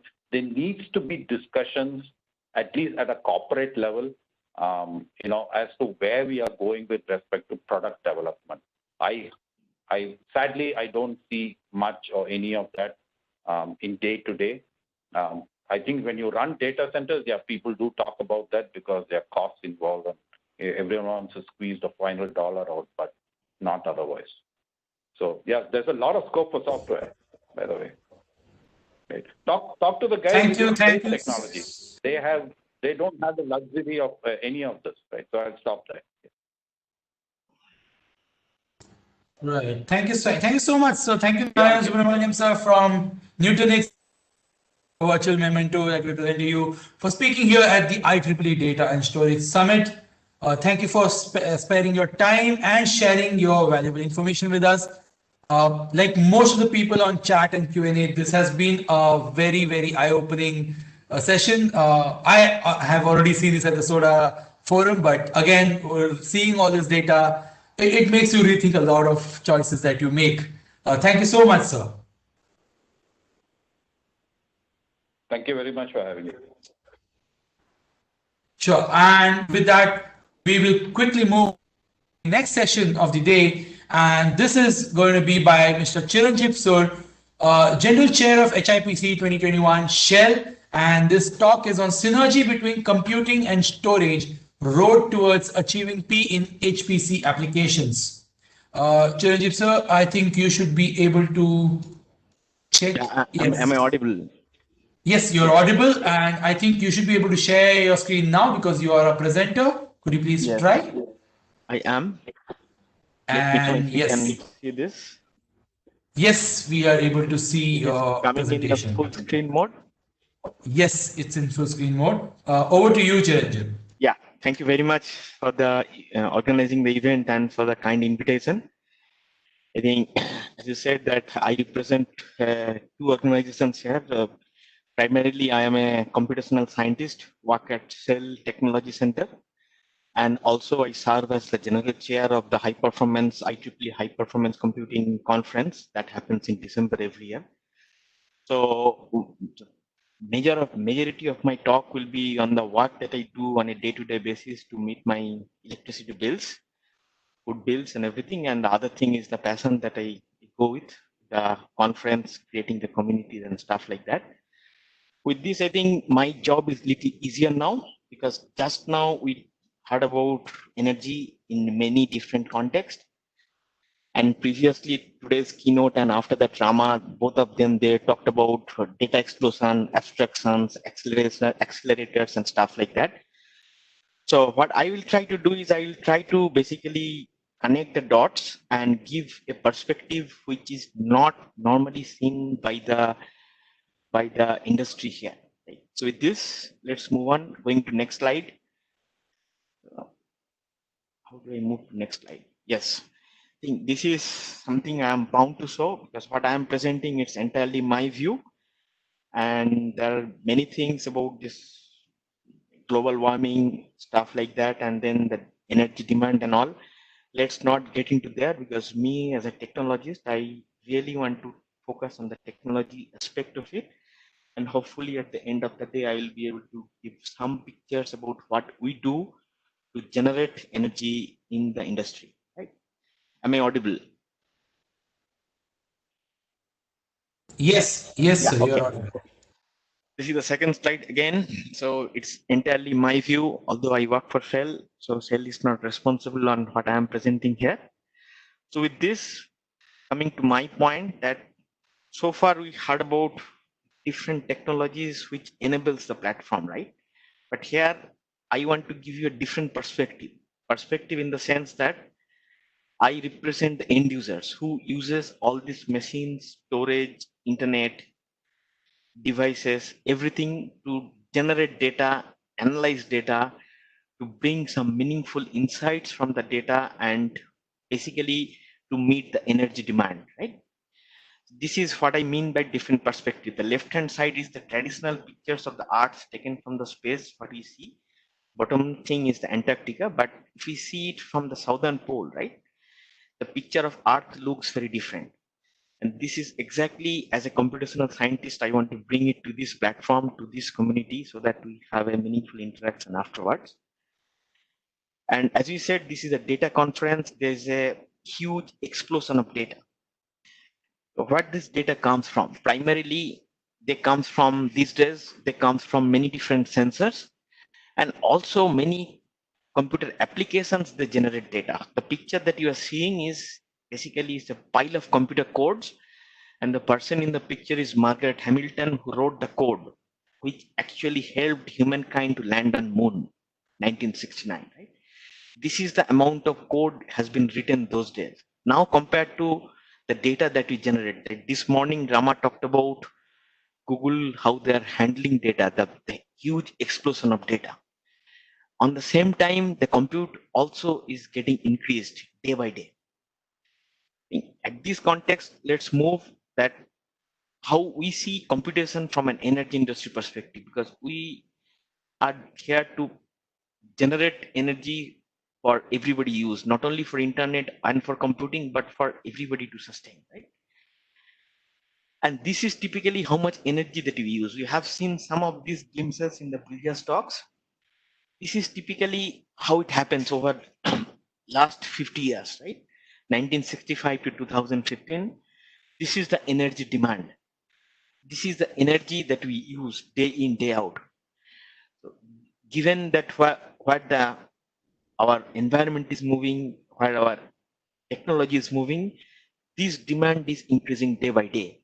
And with this demand, I think everything is changing, right? So coming from the technology, like now we are talking about 5G, right? When I started using cell phone, just like many of you, it was not even internet was available on the cell phone, right? Things are changing, and then that's why the energy demand is also changing. And the second picture is how much energy that is actually being produced by nature. And there is a purpose of showing this, because primarily I am an astrophysicist. I worked on solar physics, and we basically try to image how the solar corona looks like and how the energy is produced by the solar flares, right? And this is typically the estimation of energy that the sun produces. And at the bottom part, you will see that how much energy we actually need, right? compared to the production that is available in the nature. If we can capture the entire production, our energy need will be mitigated. But that's not the case. That's where the technology limitation comes. And we, from our industry, we try to bridge the gap in many different aspects. It's not only from the fossil fuel, but many different channels that we are exploring these days, new energies and stuff like that. We try to mitigate these challenges. This is the demand. And from just my previous speaker, they talked about the IEEE ethics and all. It's basically about humankind, right? The progress of the humankind. This is we all are working towards. Moving to my next slide. This is where cell comes into picture, and then this is the demand of compute in cell, starting from 1961 to 2014. So the oil price has been fluctuating, and this is our primary bread and butter. We basically generate energies in the form of fossil fuel mostly. We have other channels as well, but in the process, we actually do compute. And if we try to estimate that how much flop we actually use to produce 1 barrel of crude oil, right? It has changed. In 89, it was million flop to produce 1 barrel, and that million flop not only includes only compute, but it also includes the basic IT operation, internet, all our connectivity, storing the data and everything. So this is an order of magnitude estimate that we used to use million flops to produce 1 barrel of oil in 1989, but in 2014, it's actually trillion flop. It has changed many-fold. That's the truth. But compared to the price, it has not changed. And actually, we are seeing a very deep now with the pandemic and global situations. But this is the situation, right? Our demand has increased, but we have to make it very economical so that we can actually generate and then serve to the humankind, right? With this, what are the skills that we use compute in our industry? Now I'm talking purely about when you use compute to take some business decisions. It's forget about our daily IT operations, our communications, and all this stuff. This is about pure compute. We talked about simulations and data, right? And in our industry, we actually work on many different scales. We work on atomistic scales, which is sub-meter, nanometer scales. We work on some physical scales, which you can see in our naked eyes. We call this digital rock. We basically try to model rock in a digital way. Then you talk about how fluids are moving through the pipelines and all this stuff. We call this fluid flow. And there is also a very macro scale when you basically scan and then try to all our geophysicists and geologist colleagues, they try to figure out where the fossil fuels are. That's in a very different scale. And each and every component has a has an element of compute associated to it. I will come to that. I will try to give you a flavor of the entire thing. And this, so far, we have been talking about how we are using compute to generate data. The second part is when we have the data, how do we do analytics on this data to get some meaningful information? That is, we call this the fourth industrial revolution with the digitalization, with the sensors and everything, right? Now, data science as a whole, it's taking a major role in our energy industry, starting from in many different aspects. I will try to give a flavor. Now, the other aspect is we wanted to do everything very fast. So HPC stands for high performance computing. And there is really a need of performance at this stage of time because everybody wants to do everything faster, right? Think about you using cell phone, right? If the cell phone is very slow, we often get very impatient that it's very slow. We need more performance. The same thing happens for compute. With the Moore's law and everything, technology has changed, which a computer could do in 2000, that my cell phone can do it now.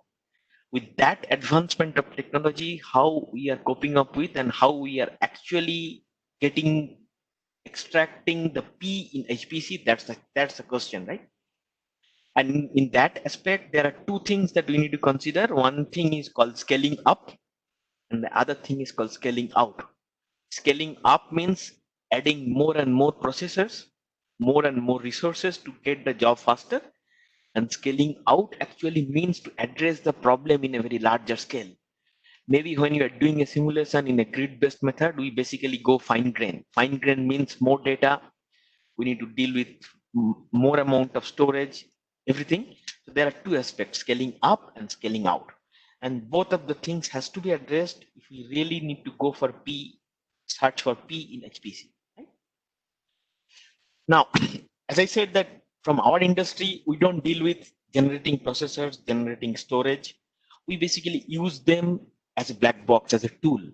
And for us, what matters is developing in computational software, computational applications, which run faster, which extract information in lesser time with more accuracy, and help the business to take some decisions accordingly, right?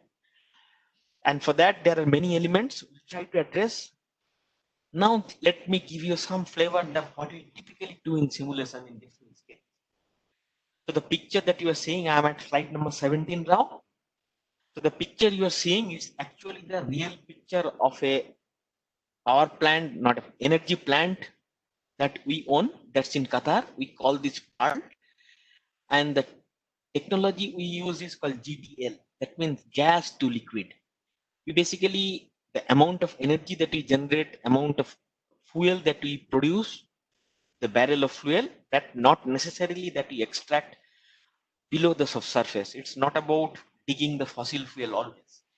Majority of our business actually deals with converting gas like methane and other stuff to long chain hydrocarbons to produce liquid. So there is a conversion from gas to liquid that happens. And this is a technology that has been deployed and it's been working for us for many years. And the core of the technology relies on something which is in the chemistry world known as catalysis. Right? When you convert gas to a liquid, that is happened due to some chemical elements called catalyst. And this is typically a structure of the catalyst. I am on slide number 18 now. So this is a nano structured catalyst that we designed in the lab using computer simulations. And it is based on first principle physics and chemistry. Right? We did molecular dynamics, we did density functional computations and stuff like that. And eventually we do computer modeling. And the advantage of doing computer modeling is we can actually repeat that experiment. So that's the power of high performance computing, that will enable you to do digital experiments, which is very costly and sometimes impossible in the real world. You cannot do this kind of thing in the real laboratory to produce catalyst or produce chemicals and then mix each other, because you don't know what's going to happen afterwards, right? It may lead to an explosion. That's the beauty of doing it in a digital way, in a computational computer simulation way. That's what we do.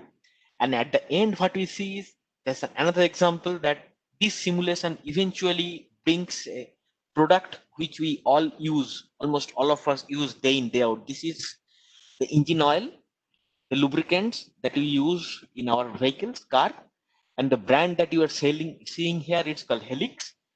This is a synthetic oil. This is purely developed in laboratory. There is not a single element of something which is fossil fuel. It's not from the nature, right? It's created in the laboratory. And the starting point of creating this kind of lubricant started with simulations. That is the power of simulations, and this is the perspective that I wanted to bring, right?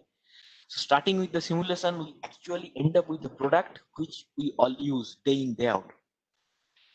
With this, moving to my next slide, this is another scenario, right? So many a times, this is the picture of when we extract oil from deep sea, subsurface, not onshore, it's offshore, right? In the middle of the sea. Think about that. This is the nature, right? We cannot predict what's going to happen in the nature. Think a scenario when you are extracting oil from the mid of the sea, and there is a tanker which actually transports the fuel from mid of the sea to the shore to the refineries, and in between some natural calamities happen. So I need to ensure that all my colleagues on the ship are safe. I need to ensure that the ship that we are building, it has enough strength to sustain to this kind of natural calamities. And for that, I cannot do a real experiment, right? I don't want to make a ship and then put it under a tsunami and see that what happens. I need to do these experiments digitally on my computer. And the backbone of that is high performance computing physics, chemistry, and even then we need to understand that how a computer behaves, how a CPU behaves, how a storage behaves, right? And all these things. And little bit mathematics behind it. So there is a theory called smooth particle hydrodynamics. So this is a purely numerical and physics-based theory. We basically convert this theory to a computer code and eventually we do compute. And why this is so complex? Because if you see this blue dots here, so here what we assume that we basically try to compute the nearest neighbor. In the morning, our keynote, Professor Prasanna, he talked about graphs, right? Graphs is basically trying to find the nearest neighbors. So this also works in a very similar principle. We try to find the nearest neighbor.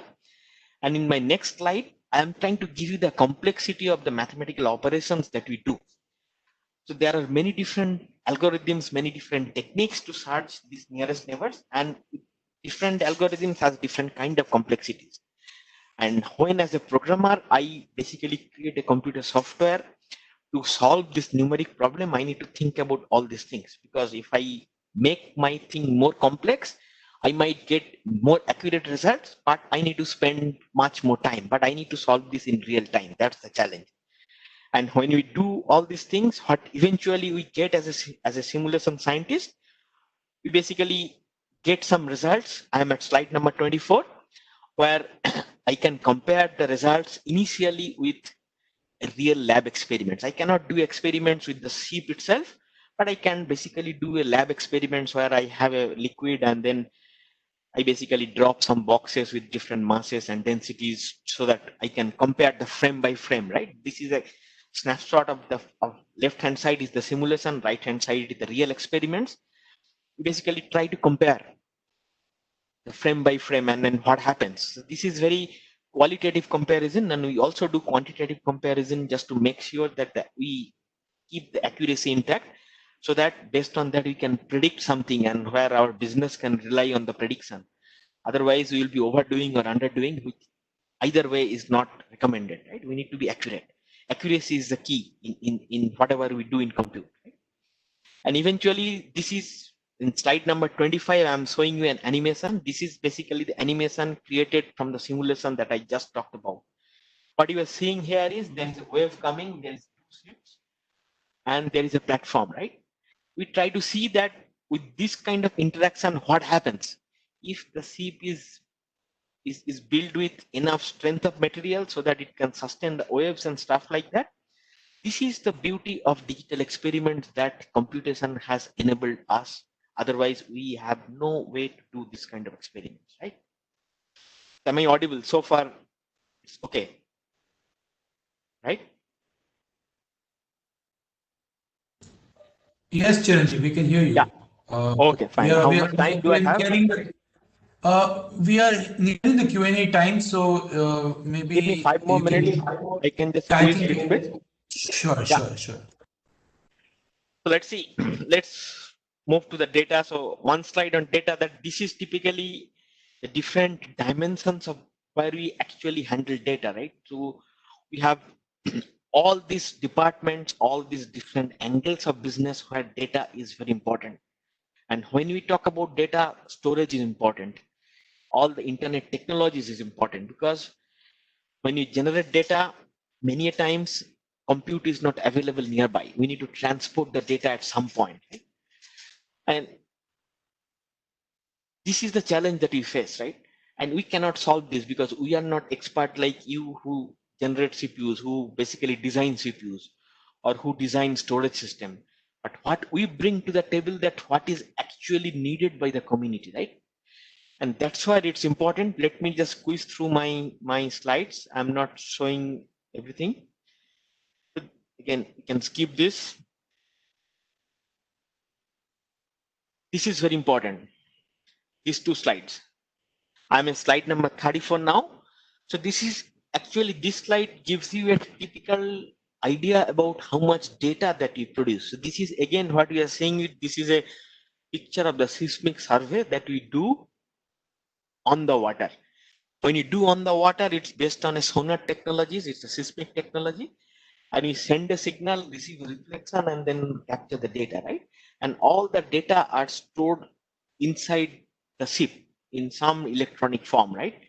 Now the challenge is, can we process the data on the real time? To process the data on the real time, we need that amount of compute, which is practically not possible to host it within the chip.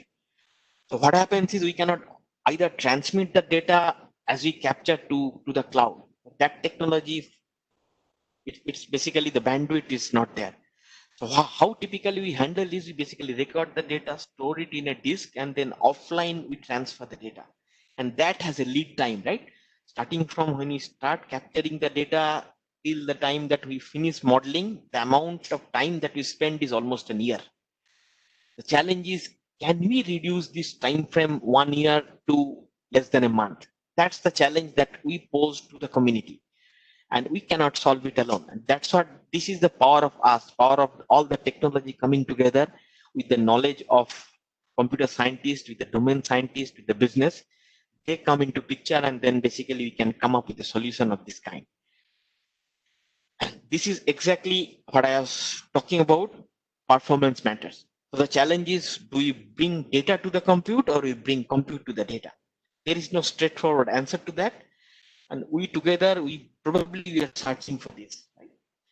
And with this is how we at the energy industry see compute. What you see is at the top, we talk about applications and data that resides on something as a black box. Right? We understand this black box, but we don't develop these technologies. And we have to rely on these technologies so that our applications and data can run on a high performance mode, right? That's what this is, the complete ecosystem, right? That's why we consider this is a big deal. Talking about what is our challenge, what we do day in, day out in the platform that you are hosting today. Right? With this, the next thing is exascale. As my previous speaker, he talked about the energy demand and all. So give me 2 more minutes. I'll be just going through it. I'm finishing it shortly. And these slides I have shared, you can go through it offline. This is typically a picture from top 500, and what it shows that as we are standing today, 2020, this is dominated by the accelerators. That's a paradigm shift that happened from 2012. If you see top500.org, you will be able to see much more information that I am displaying here in my slides. But feel free to reach out. We can take it offline through LinkedIn, through email, and stuff like that. And this is probably the last slide that I talk before I talk about one more slide on my conference. So this is where we see and project exascale. If you see this chart, first teraflop was teraflop computing that happened in 2000, and then petaflop, 1,000 times more compute that happens in 8 years time, 2008. But after petaflop to exaflop, we have passed 12 years, and we have not crossed the boundary of moving from petaflop to exaflop. The major reason is the energy needed to run an exascale system. And that has to be addressed from all these aspects. There was one question previously that how you can write energy efficient algorithms, the programming languages, maybe one of the answers. The other answer is algorithm also has to change. If I am running a pure CPU bound application, unless I change it to a cache bound or a memory bound, I still going to use many compute cycle, many CPU cycle, many peaks, many talks, and eventually I'll be using energy, right? Unless there is a fundamental change in the mathematics in the algorithms, and if the applications are not changing, if you are trying to run a 2012 application developed in 2012 today and try to hope to get the same performance, that's not going to happen. That also has to address, right? Like the compute technology has moved, has leaped forward, the application has to move. This is probably the biggest gap always the compute industry has, and we are facing the heat right now. Right? Although there are things, but our softwares, not only energy industry software, but in general, application softwares are not ready there. It's not there yet. So some team has to think it over. We need to spend some effort, some time, some money to make sure that when the technology is there, we are there to use it to the fullest. With this, probably let me just squeeze it over. This is the slide that I talked about, and eventually the goal is do it everything faster, cheaper, keeping the accuracy intact, to basically deliver a better energy solutions together. That's the goal. That's not only for you, for me, you, it's probably as a community, and we are very much part of the community that we believe that we will be able to better deliver better energy solutions if we work together. With this, I'm at the end of my talk. Before I finish, this is one slide that I talk about the conference. We basically ran a high performance computing data and analytics conference in December. Due to pandemic this year, we are hosting it virtually. The registration is open and free. Please feel free. This is the 27th event, 27th year that we are running it, and our morning keynote, Victor Prasanna, is the steering chair for this conference. He is the key brain, and I have the opportunity to serve the community as a general chair for the last 4 years. And with this context, I have known many of you. Thank you very much for joining the community. Hope that we can build something together. That's the hope, and that's where the focus is. Thank you very much for inviting me to the event. Any questions? Thank you so much. Yeah. Right, sir. Thank you so much, Chiranjeev Sur, for this presentation. We have one question, and in the interest of time, we'll just take the one that we have now. Yes, please. And we will be sharing to you on email. Maybe you can get them answered later. Sure. Is there work on distributed HPC as ship or exploration devices are like edge devices, so that we don't have to bring whole data center to the ship? Possibly multiple exploration devices could coordinate. Yes, this is exactly the thing that we are exploring. But given the amount of data that is there and the amount of compute that we need to do, I think edge is not there yet to handle it, right? I think this is there in our radar, and then we are in the process. That's what we talk to different communities and all. Yes, I appreciate the question. This is the need of the hour. We don't have a solution yet, but together, hopefully, we will be able to use edge, and with the advancement of technology, this is a couple of challenges that we will be able to address. And one final question, Yes. How do we ensure reliability in HPC without compromising performance? Yeah, that's what. So one of the slides that I showed, that when we first benchmark the initial solutions, right? We benchmark initially and see that if this is accurate enough, right? We validate that those results that the simulation produces with the experiments and many other means, and that's where we get the confidence. And that's where in the language of machine learning, we call this learning, right? So when we do this assisted learning, once we learn, we validate the model, then we basically go for full prediction. Yes. Thank you so much, Chiranjeev Sur, for this enlightening talk. Something different, which probably we would not have seen otherwise. It was a great pleasure. It was a great pleasure to have you. And here is your virtual memento. Thank you for presenting at the IEEE Data and Storage Summit 2020. We look forward to having you on again at the next one. Thank you so much. Thank you very much. Yeah. But we are on now for the next session of the day, which is the penultimate session of the day. And this is going to be by Dr. Zia Saqib, Senior Vice President, Technology, Innovation and Development at Reliance Jio. And the session is going to be on data-centric approach to video analytics. Dr. Zia, over to you, please.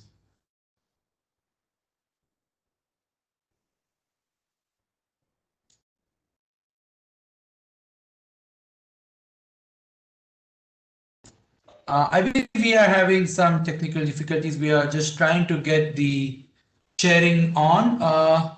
But it has been a very informative session. We had a jam-packed session yesterday and today. It has been something where we get a lot of new takes on technology. Energy use and energy efficiency is one which I believe is something we've not considered before, but today we had two different sessions on the same. I think Dr. Zia is on.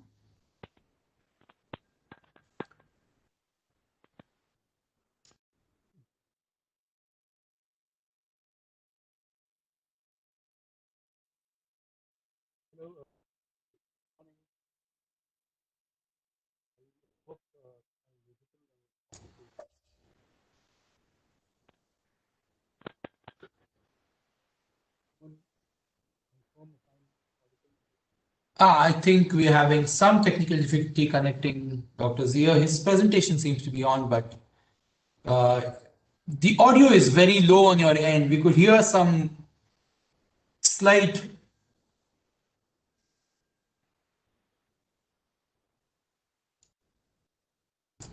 Could you say something? Don't see a mic symbol next to you.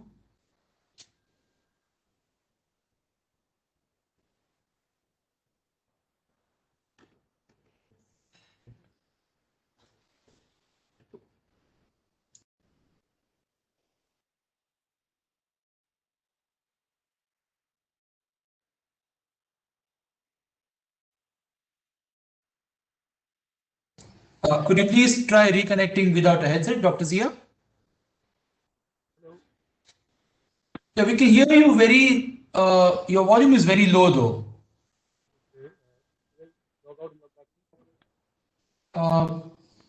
Barely, we can hear you barely.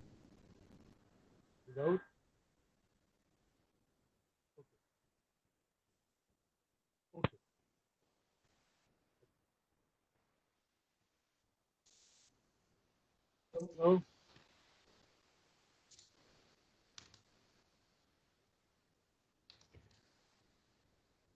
Okay. All right. Now, the volume is low.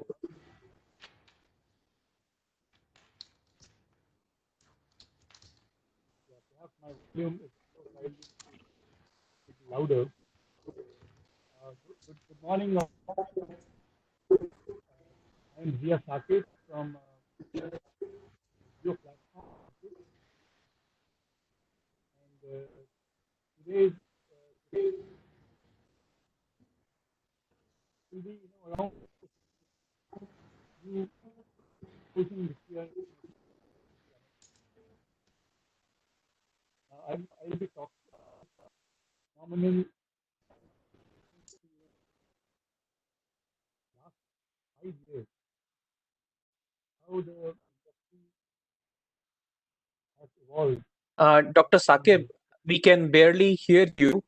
Can you try routing the audio through dial-in? Maybe that might be better. This is valid.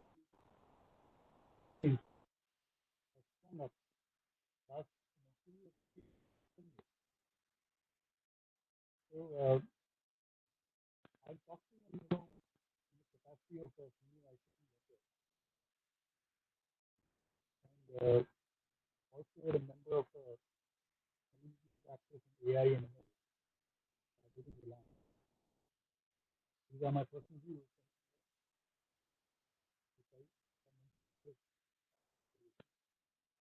So next slide, please.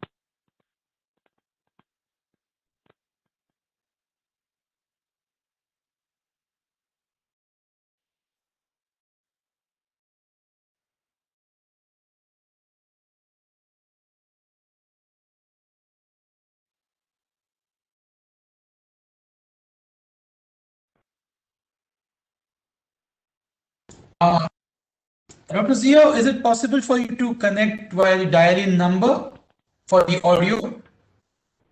You could use your phone to dial in.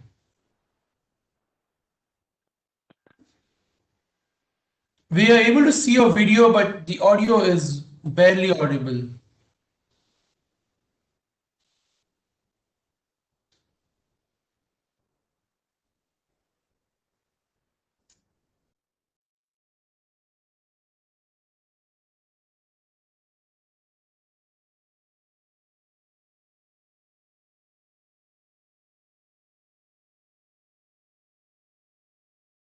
Trying to get this sorted out.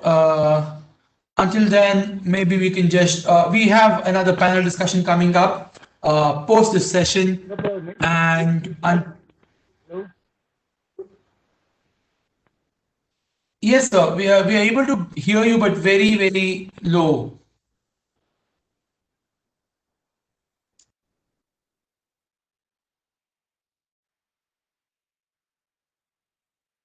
Hear me?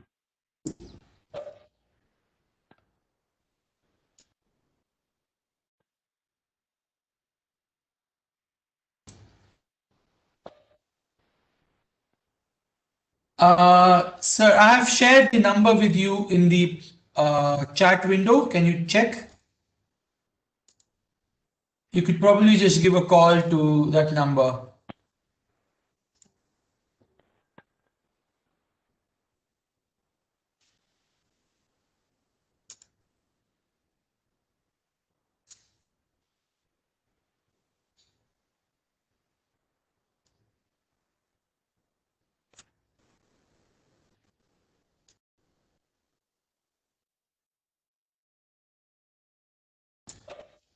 If there's any headset connected, could you just disconnect?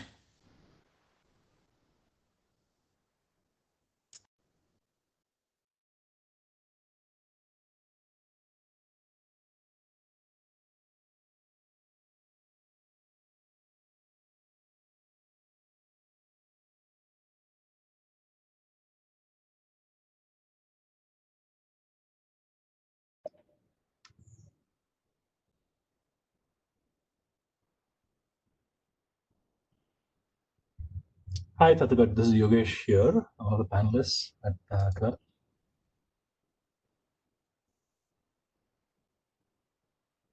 Hi, Professor Yogesh Simon. Welcome. So we will be having the panel discussions right next to this talk, and it will be hosted by Tathagat Verma. We are at the talk from Dr. Zia Saqib. We're just facing some technical difficulties in getting the audio from his end, so please bear with us. No worries. Thanks a lot.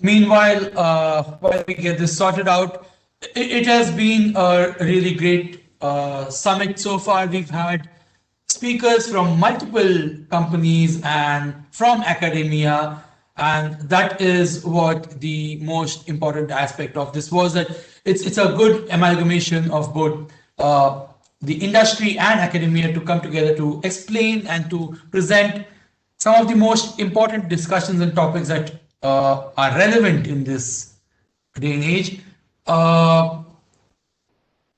Do we have any questions so far that people would want to ask? We could probably just cycle back to some of them during this period, and while we get this sorted out.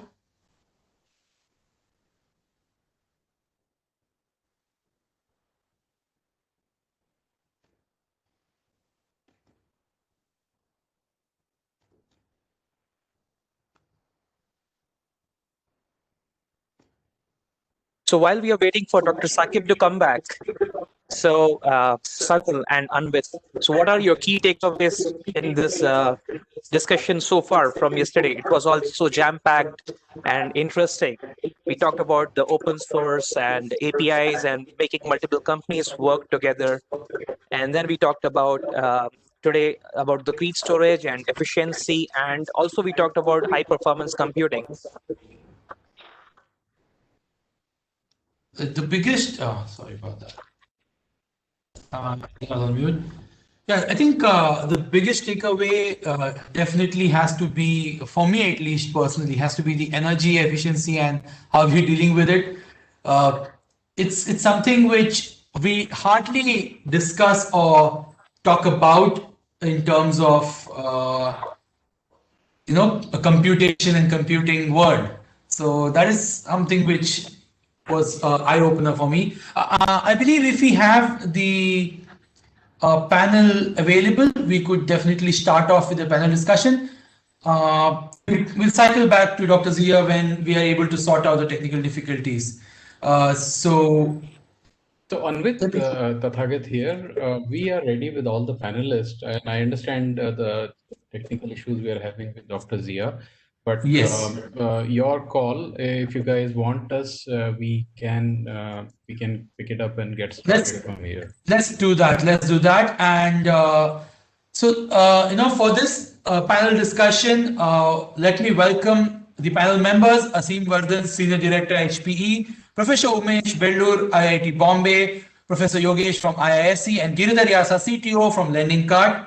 The panel will be moderated by Tathagat Verma, Head Technology Strategy and Business Operations and Chief of Staff at Walmart Global Tech India. Over to you, Tathagat Verma, for the panel discussion. Thank you, Anvit, and good morning. And we just shifted into good afternoon mode. So good afternoon, everyone.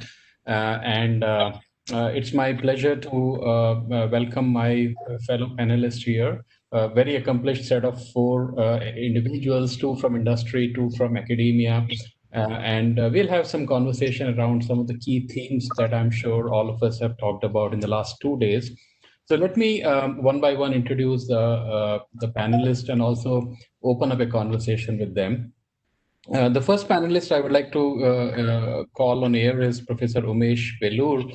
Umesh heads the Computer Science and Engineering Department at IIT Bombay, and his interests are, he says, anything distributed. So I think that's really a wonderful thing because it's like sort of encompassing everything else.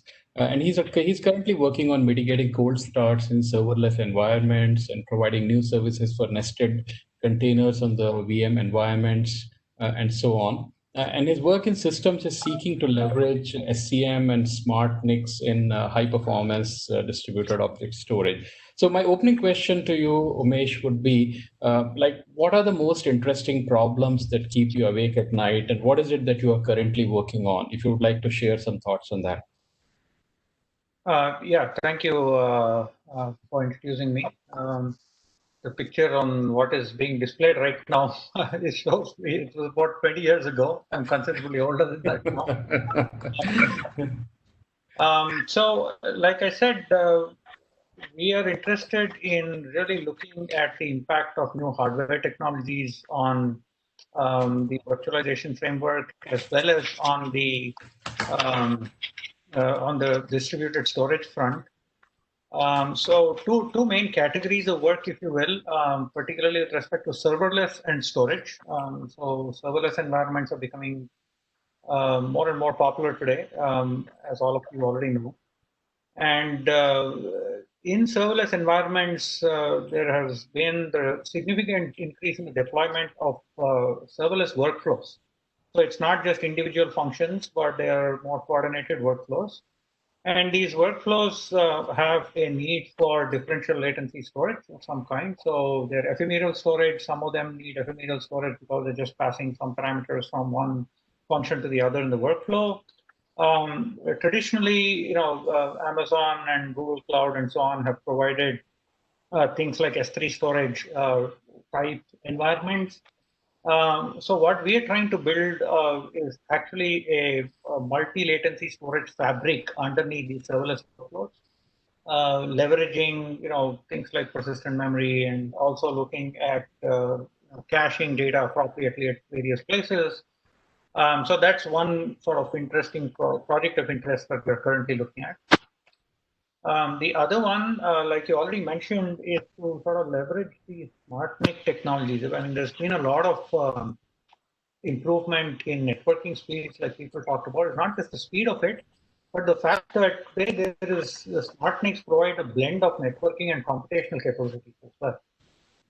And the question is, in trying to build distributed object stores or distributed file stores, how can we leverage this along with RDMA and these kinds of capabilities to try to speed up access, particularly for high performance applications in terms of storage. So that's in brief what I'm looking at currently. There are a few other projects as well, but I won't go into that for now. No, thanks, Umesh. I think this is great, and we'll come back to you once I've introduced the other fellow panelists also. So with that, I would like to invite our next panelist, Aseem. And Aseem heads he's the Senior Director of Engineering at HP Enterprise Storage Division. He leads a global engineering team of R&D engineers that build intelligent storage. So that seems like a very interesting point here, which is like a self-healing and self-managing using AI and ML. Prior to that, he has spent a decade in operating systems and other things. So, Aseem, if you would like to join us on air, and if you can kind of share some thoughts on what is really some of the most challenging problems that you are working on currently. Yeah. So, thank you. Can you hear me? Okay. Yes, you're good. Okay. Thank you. So yeah. So as I, so when I lead the work stream within HP, which is making storage intelligent, right? And it's an interesting term and interesting concept that has evolved, which essentially means that how storage can self-heal itself, self-manage itself, and self-remediate and things like that, right? So we use various machine learning techniques. We process the data and deploy those models, whereby the storage becomes it's becoming intelligent day by day, right? So that's one of the work streams.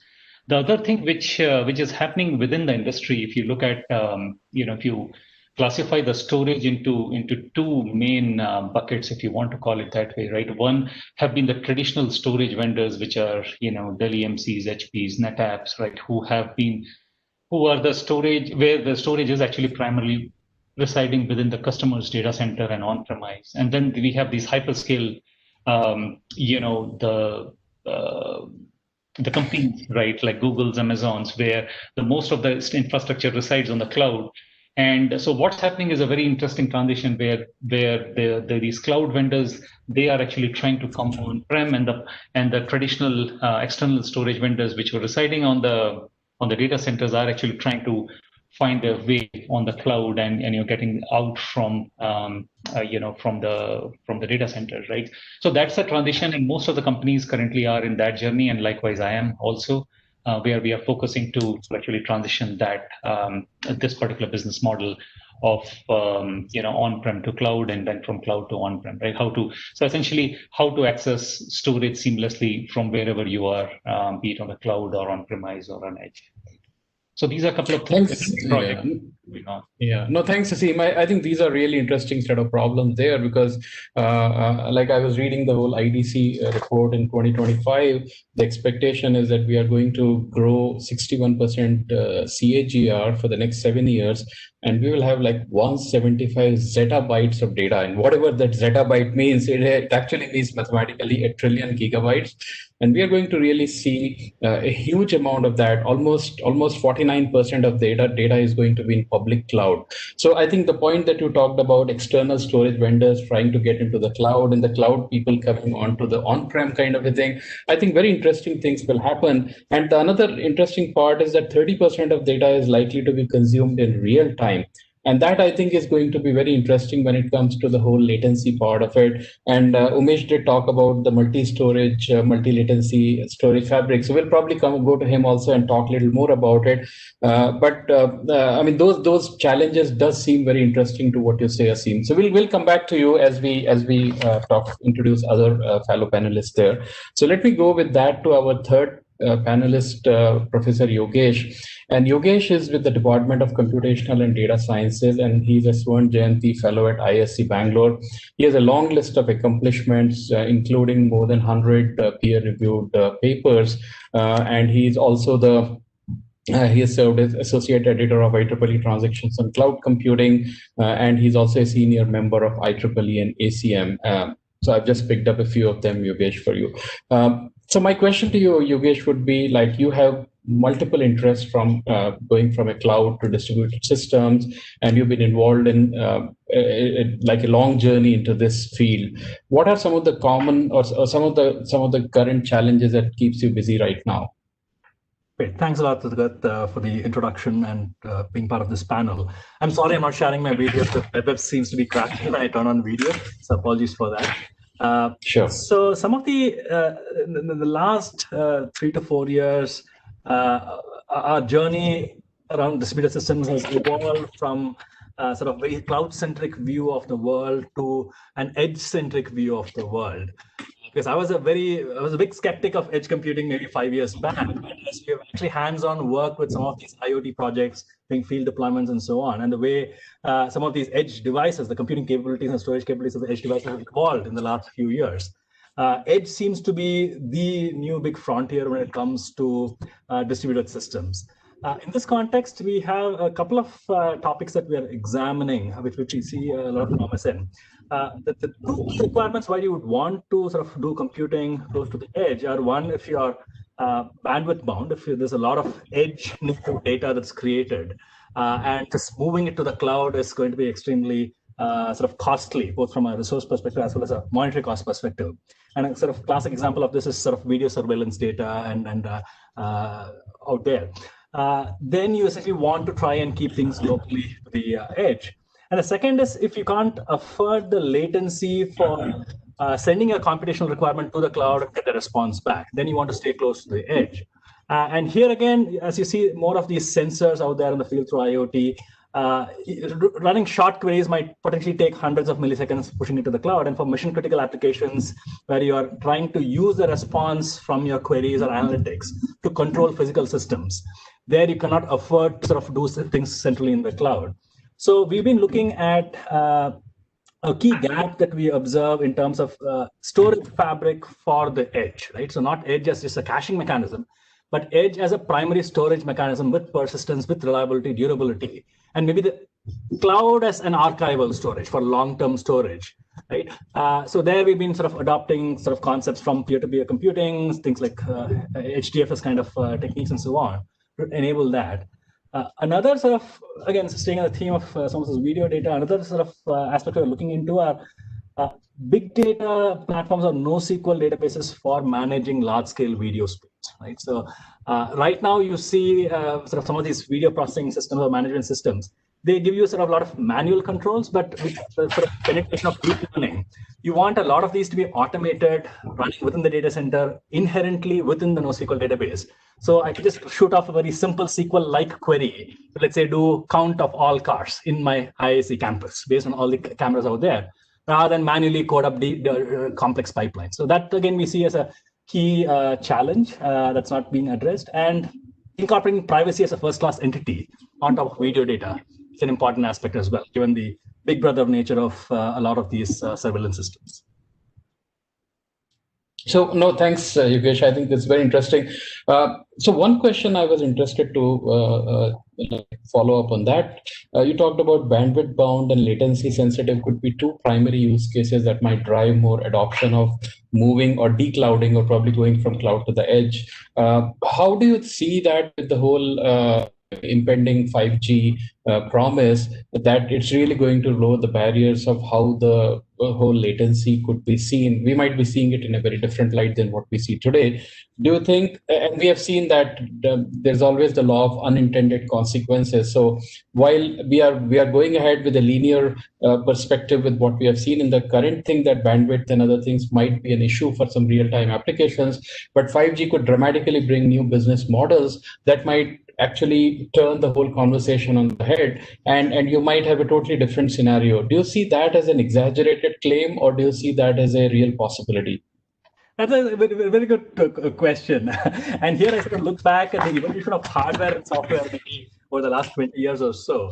You look at even sort of desktop PCs, right? So you always thought that, well, there's Moore's law, your computing is going to sort of double in capacity every year, a couple of years or so. But you always found that the software complexity was probably keeping pace, if not getting more complex over time. And I see something similar happening to bandwidth as well. So you could have 5G come in, but you're going to have even more heavier bandwidth data, like AR, VR is a great example.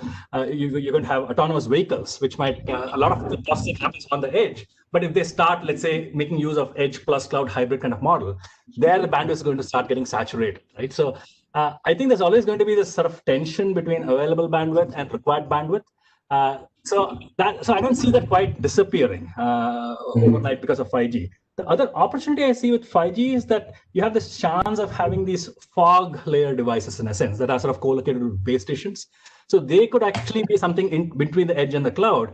And they would sort of start translating from this theory, academic work right now, into real practice, because the systems, because you have a way of monetizing your cell phone towers, right? Because you're just bandwidth provider, there's not much margin. But if you're able to provide compute fabric, provide analytics platforms closer to the edge, there you have a nice business model as well.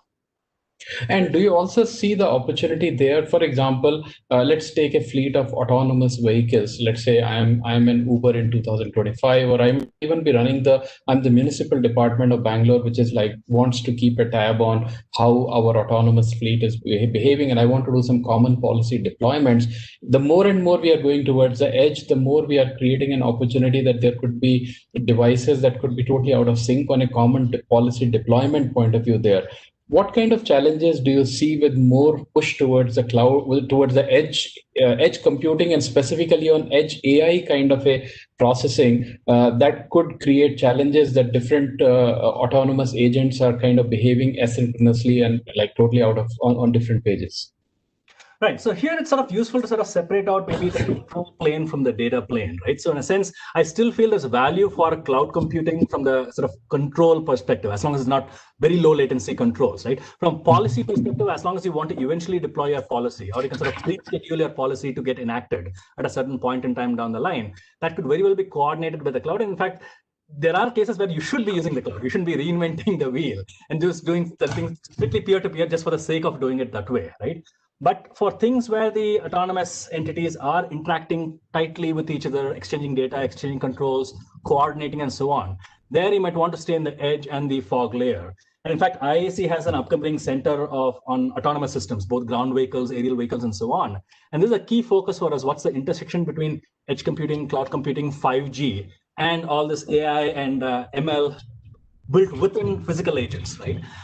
And they're even doing things like fleet scheduling, right? So can you actually schedule a fleet of drones to go out and sort of perform certain set of tasks, be it observation or delivery and so on, and do it in a sort of completely autonomous manner. Maybe there's a little bit of coordination during the initial schedule where you sort of say that, hey, maybe each one of you takes a different route, but maybe on the fly, if they sort of encounter some hindrance, right, they could sort of coordinate amongst themselves to sort of rectify that and go about and complete their task, right? So all of this requires a lot of AI and ML to be pushed close to the edge, and sometimes on board the drones or on board the vehicles themselves.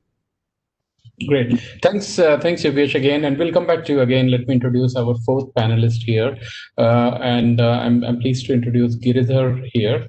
And Giridhar is the CTO of Lending Card. Well, actually joined Lending Card this month as the CTO, so I'm sure he's pretty new over there. But in the past, he has worked with the companies like NetApp and Flipkart for a long period of time, and he has also he has published papers in the past. He has a BTech in computer science from IIT Guwahati. Giridhar, you are in a space where, like as a startup, and you have a very, very clear point of view in terms of how the technology can really be put to use in a sector where you're talking about the lending business there.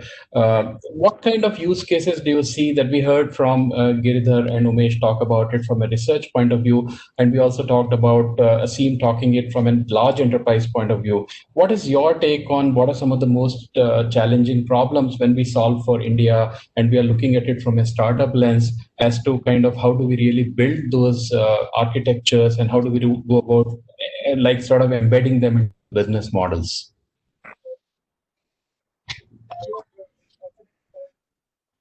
Giridhar, you are okay. Yeah, I think we cannot hear you. Your volume might be low.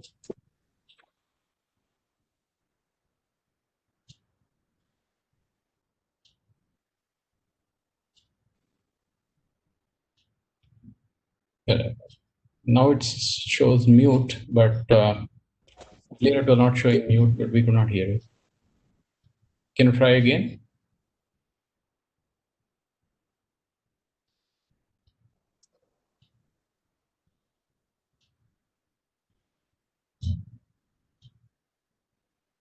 No, sorry, Giridhar, we are not able to hear you.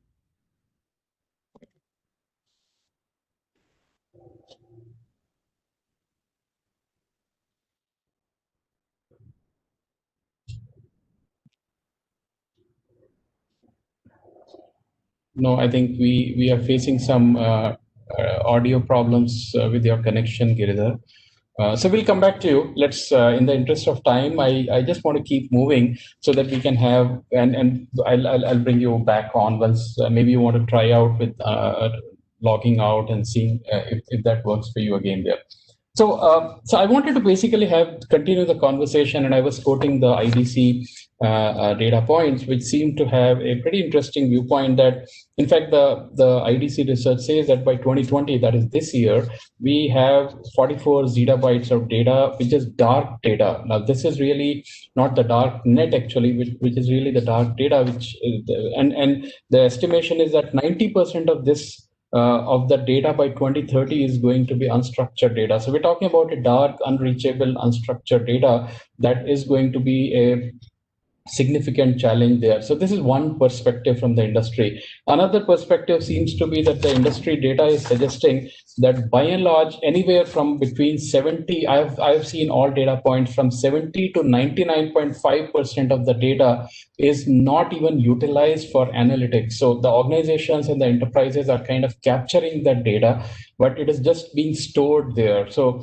I think Yogesh did talk about using the cloud as an archival sort of a thing there. But so this seems to be some of these broad swaths of how the actual deployment in the industry is kind of happening. And then the perspective is that we will see probably 30% of the data being consumed in a real-time basis. So I think new emerging use cases will probably be there, where we will see a lot of edge computing happening there, which will require a local processing in a real-time basis there. And probably that will decongest the core or decongest the cloud, so to say there. So I want to go back to Umesh and start a deeper conversation on from his viewpoint that he talked about from a multi-latency environment and talked about the distributed storage there. So Umesh, from your point of view, when you look at some of these projections in the future, how do you see today's research shaping up and being prepared for it? Or what are some of the biggest stumbling blocks that we see as the gap between the lab to the field kind of a thing?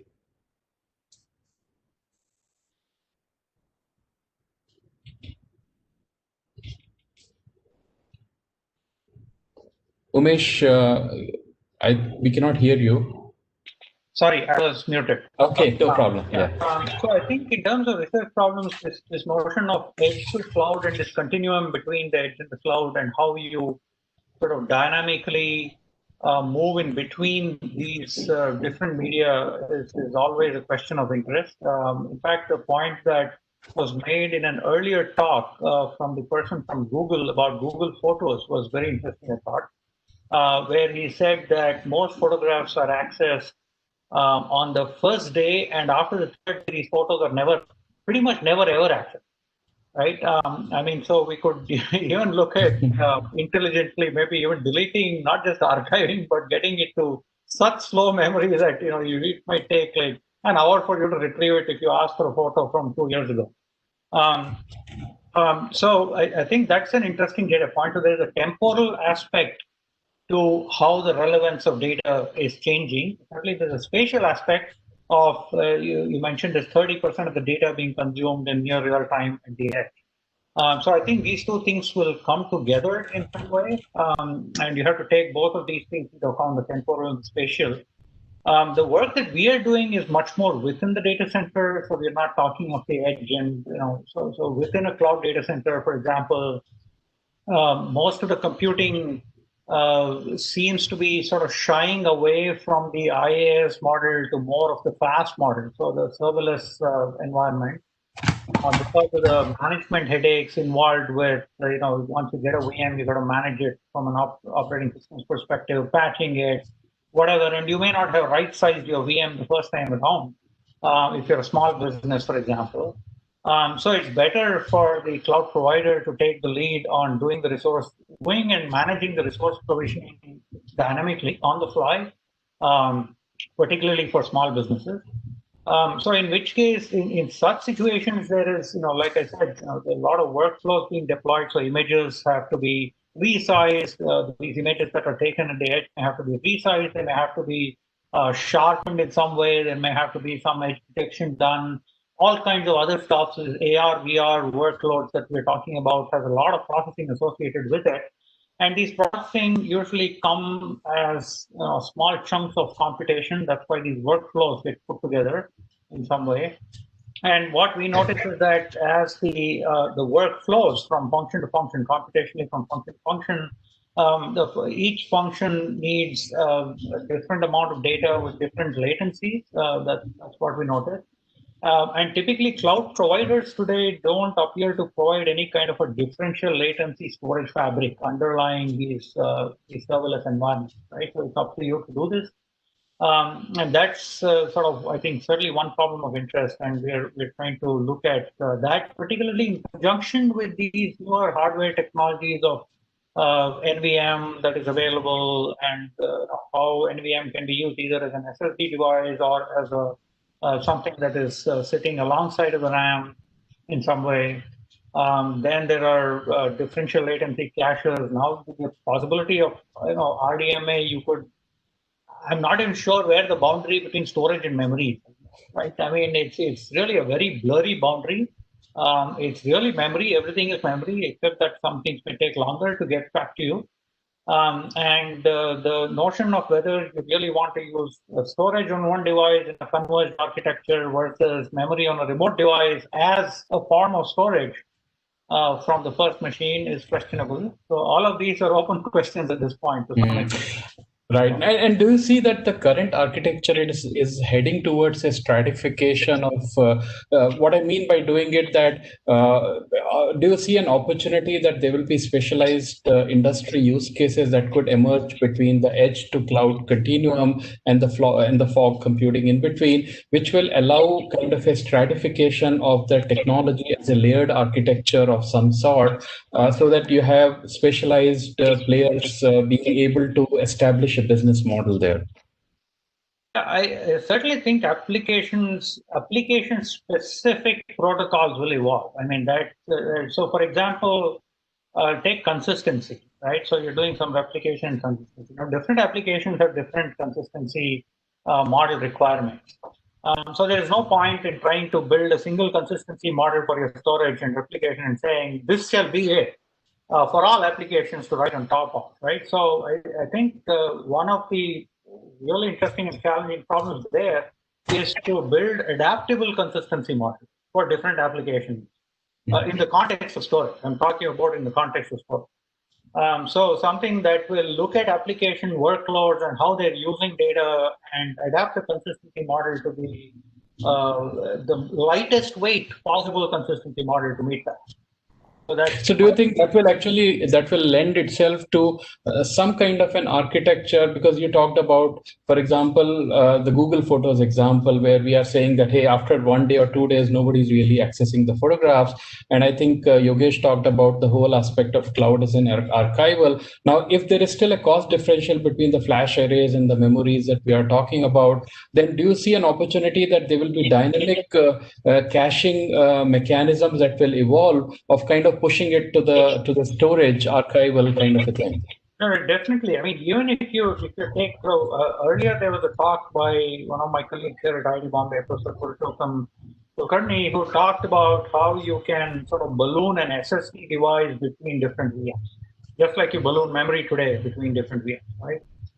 So I think that's an example of what you were talking about there. The workload that needs an appropriate amount of certain latency kinds of memory will get it at the right time. That's the question. It's not that you'll always have it, because these workloads change and the requirements of these workloads change as things go along. And I think being able to react very fast, and as the workload changes, being able to react, to be able to reprovision some of these things, like ballooning does for memory in virtual environments, I think is very important. So okay. more of that. Sure. No, thanks a lot, Umesh. Let me go back to Giridhar and see. I think he's in there. So let me also introduce him as our fourth panelist there.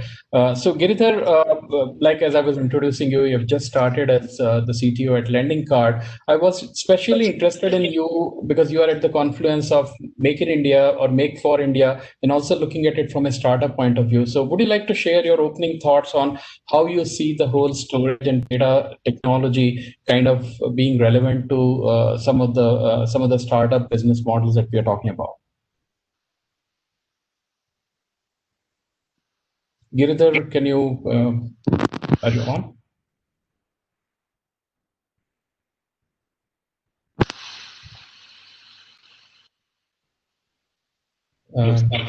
You're still having audio issues. Hello. Yeah, is that Giridhar? Can you go? Are you on the air? Yes, are you able to hear me? Yes, we can hear you. Please go ahead now. Excellent. Really sorry about this glitch.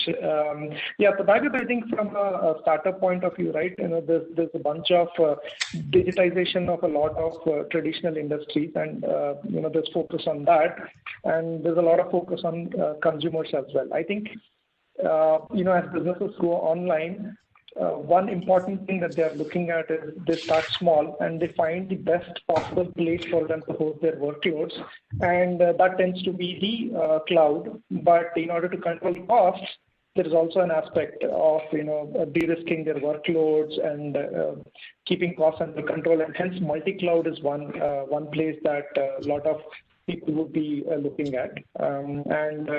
In that sense, because it's different clouds and hence geographically disparate locations, however, we deal with transactions and hence low latency on transactions, high consistency, right? So these tend to be important. Now, if you as these startups grow bigger, they become slightly larger enterprises, there's also a substantial amount of focus on how do we cut costs from the cloud, right? Because the whole OpEx model of a cloud itself may not be tenable, and hence part of the workloads running on-prem in a hybrid cloud model, and hence how do we sort of marry this hybrid cloud ecosystem so that we continue to offer similar SLAs, we continue to offer similar consistency in data, and in this context, all the things that we've already spoken of, which is how do we talk about low latency, can we have different service level objectives and service levels for various kinds of workloads, all of it comes into play, right? And while the number of transactions themselves and data wherein very high consistency that is required is low, a lot of analytics, right? And a lot of data coming in, and eventual consistency models come into play, and how do we sort of move all that from low latency to probably bulk storage and be able to still do streaming analytics and use it in real time. These are the problems that would be on the top of the mind. So, Giridhar, one question on that. While, from a tech, I see two views of that. One is from a technology point of view, how we are really looking at it. Second is being able to look at the right ROI and kind of like timing it with the adoption readiness kind of a thing within the Indian consumers. Do you see that there is any discrepancy between them, or do you think that these are quite well aligned, and whatever we are talking about with some of the latest technologies and the research ideas, the Indian consumer and the Indian startup ecosystem has come of age, and we have the right timing in terms of the business models and the ROI possibility thereof? See, the ROI is really tied to, like you say, right? Being able to control costs and seeing that on a per transaction basis or on a per user basis, I'm spending so much money. And infrastructure is naturally a big part of it.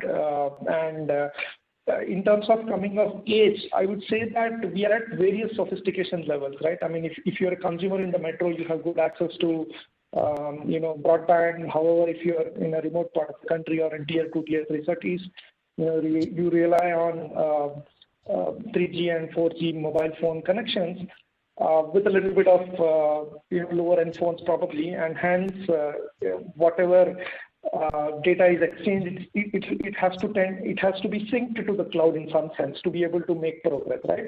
And you probably cannot upload a full picture. You'll have to, probably chop off that picture, and hence the operating model and the nature of applications that you design for the country, will be very different.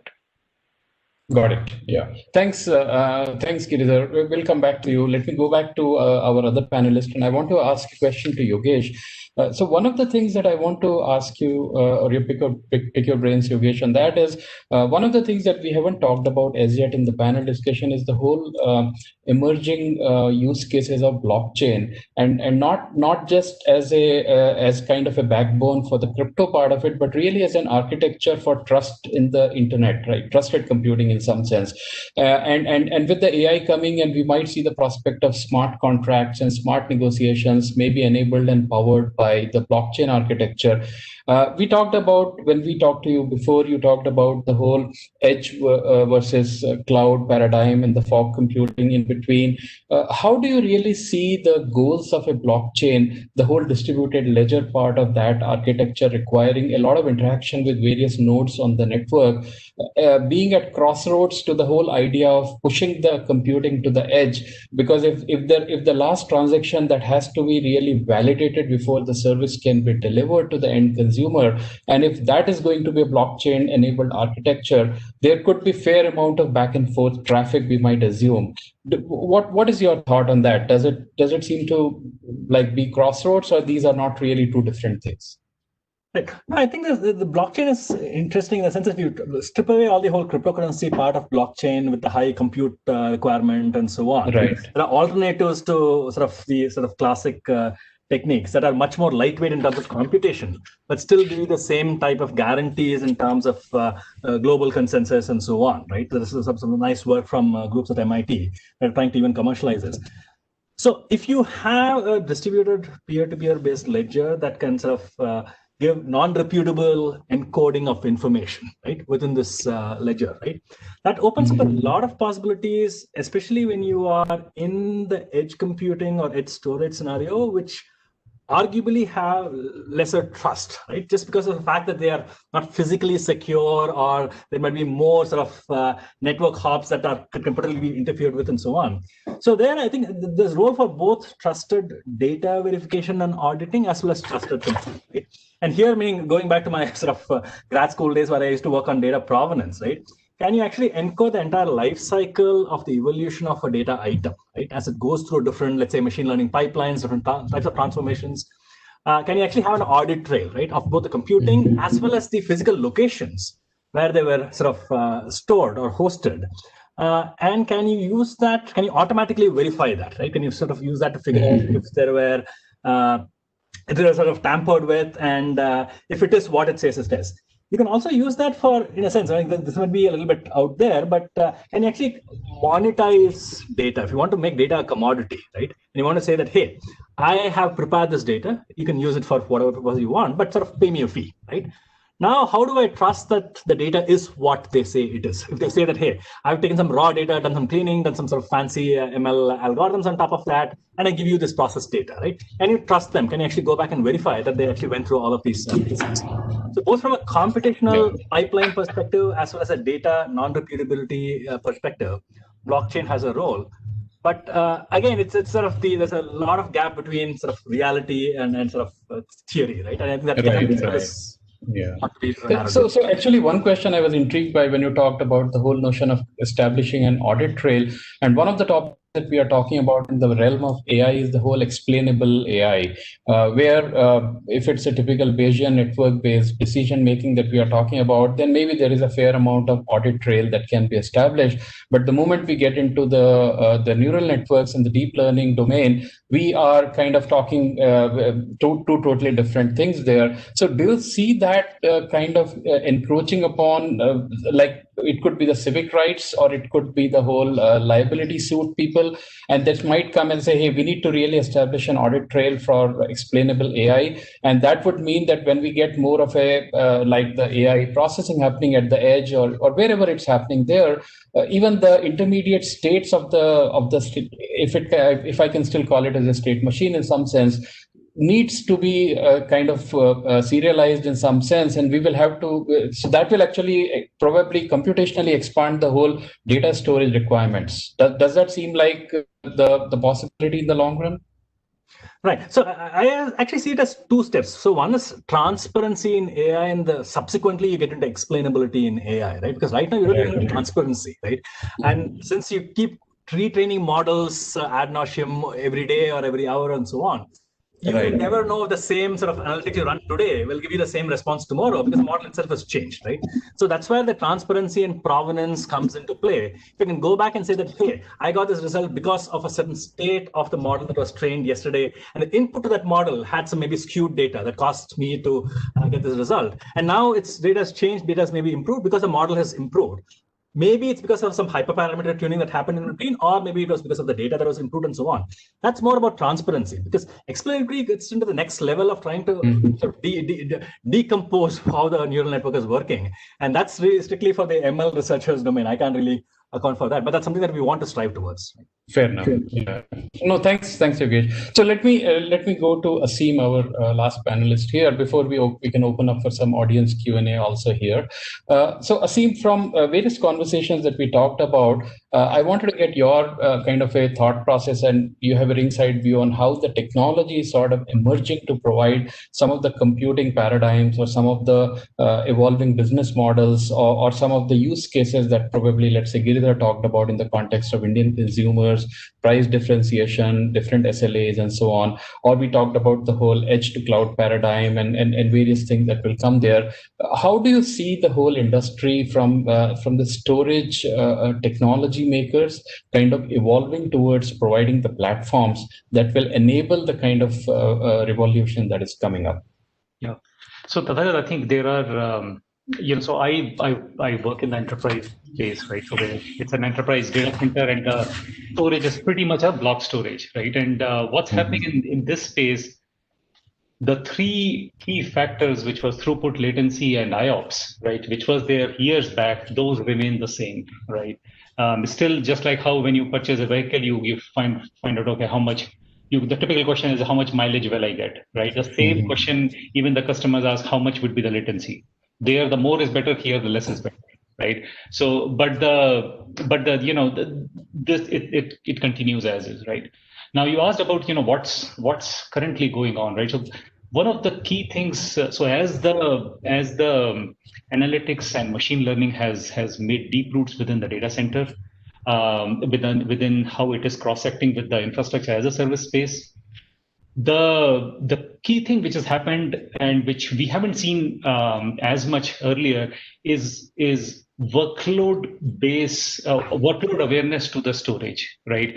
What kind of workload I have, where it needs to be deployed, how it will be run, is it running at an optimal level? If not, where can it be moved? Can it be moved to the cloud? Can it be moved to some other, arrays, different models, different types, where it can actually yield the maximum throughput, right? But again, it goes back to the basics of, throughput, IOPS, and latency. Right now, we have, I think Professor Belur was talking about, NVMe and other technologies, coming into play, where the lines are really blurring between actual RAM versus, or actual memory versus how you see the NAND and the storage, as we call it, right? So those lines have really blurred, right? So, but this is one of the key area where most of the companies are actually working on is workload characterization, finding out what's the type of workload where it can be run, right? Very interesting space, and lot of research is going on in this area. The second area is about how can storage run all by itself, right? How it can self-heal, which actually talks about predictive support analytics, right? How while you actually look at the data, you look at the events and how you can process those and figure out what can be done proactively so that the storage keeps running without any interruptions, right? So this is all coming in predictive support analytics. Then there's a deep topic, and a lot of research is happening is on performance analytics. How do we characterize the workload, which we talked about, but more importantly, how the storage is actually performing, how much more can it take, right? And how much more can it perform, right? So earlier we used to use pretty normal, I would say, mathematical models to find out how the performance analysis is done. Now we use pretty deep analytical models to find out what's the saturation level on the storage, how much load it currently has, and things like that, right? So these, I would say, are the main areas where a lot of research is happening.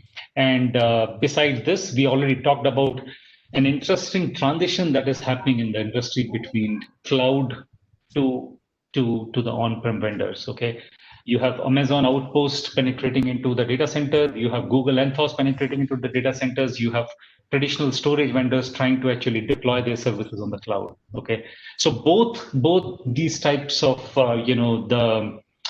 the companies that, if you want to call them, that they are actually going, right, one is going from cloud to on-prem, others are going from on-prem to cloud, right? So major transition is happening, and I believe it will take about 18 to 24 months to settle this down, but there's a lot of effort going on in this area. Right. So, I mean, I'm tempted to ask a question. So if we saw, for example, the whole GDPR kind of data privacy issues kind of creating a spatial compartmentalization of the data, are we now likely to see, based on the use cases, a temporal partitioning of data between the edge to the cloud, as I think Yogesh also talked about earlier, where like cloud is being seen more as an archival, whereas when we talk about an edge, we are probably going to talk about the near-term low latency kind of computing happening in a real-time basis, and it will be a very clear gradient of temporal sort of a use cases. Do you see that scenario emerging from various conversations? So this notion of cloud as an archival or high latency or sort of low latency workloads being deployed on-prem, that is actually also going away and fading away, in my opinion. Okay, this was about till 2 years back. We were actually okay. If it's a cold tier, move it to cloud. Now we have very low latency production workloads, block storage workloads, right? Block workloads running on cloud. Okay. And this is where you see the various characterization of the block services available from Amazon's and Google's, which actually guarantee a definitive SLAs while sitting on the cloud, right? So that plus the whole how the IOPS actually starts from, or IO starts from host and down when it actually hits the storage, right? That with NVMe, I think people were talking about the low latency fabrics. With all this coming along, right? I think this is also compressing pretty big time, right? You won't see as much latency in the cloud and those workloads. Thanks, Asim. That was interesting. So with that, let's go to the audience Q&A. Sorry, anyone else had, I think. Yeah, Tadhagat, I think, tagging on to what Asim just said, right? I think the notion of low latency is not restricted to the consumer or the edge itself, because, there's a customer sitting on-prem as well, right? Your analytics folks, let's say, or your data scientists, they need to be doing inferences at real time, by looking at data. And hence, saying that I'm going to dump all my data in the data center or in the cloud and have that completely as archival, that won't, I don't think that will probably happen. The other aspect to this is that the way we are, even the technology is evolving, right? Earlier you had only virtual machines that were being given out by the cloud providers. Now you can get bare metals, right, with smart NICs embedded into them, and this bare metal entirely is owned by a tenant, right? And yet multi-tenancy is provided, right? There is that aspect, and yeah, I think these two are important points when it comes to latency and dedicated, whether it's bandwidth or throughput or IOPS. Okay, thanks, Giridhar. So we do have some questions here, and I'll just read them in the interest of time. Sanjeev has a question here, and I will let any of the panelists, because he has not asked whom. So if any of the panelists would like to take it up. The question is, while edge is kind of essential in case of autonomous drive, that is, at the same time data security is paramount. Consider if your data or device is hacked. So how data security is also considered in tandem with the storage and keeping industry and academia puzzled off. I'm not very sure what exactly is the issue, but I think it seems to be that with the kind of autonomous devices that we're talking about, how does really the whole data security issue really play them, considering that there might be a compromise happening at a device node level? Are there any thoughts any of the panelists would like to share on this?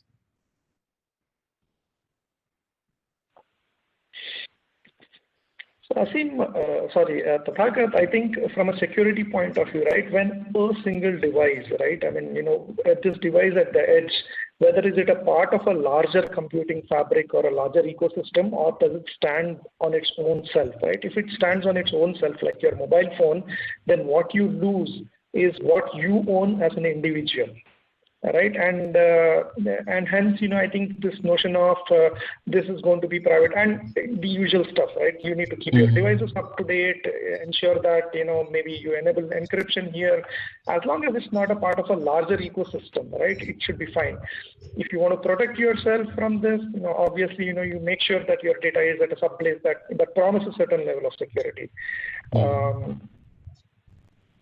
So it doesn't really per se create any new challenges than we already have them in the technology space. So yeah, I would agree. It does in the sense that, a lot of your personal information that you probably held in physical form, right, which was not available on a connected network, is now available on a connected network, right? And hence it does create some amount of challenges, right? I mean, your phone has an IP address. Your album in your Almira doesn't have an IP address. Right. Umesh, did you want to add something to this? There's also this concept of self-healing in networks, which really looks at exploiting protected memory, in the sense that there is some parts of memory that you can protect, that it cannot be changed. But it can't be changed in the sense it's still dynamic, but it sort of has layers of protection beyond the rest of the RAM. And that can, for example, hold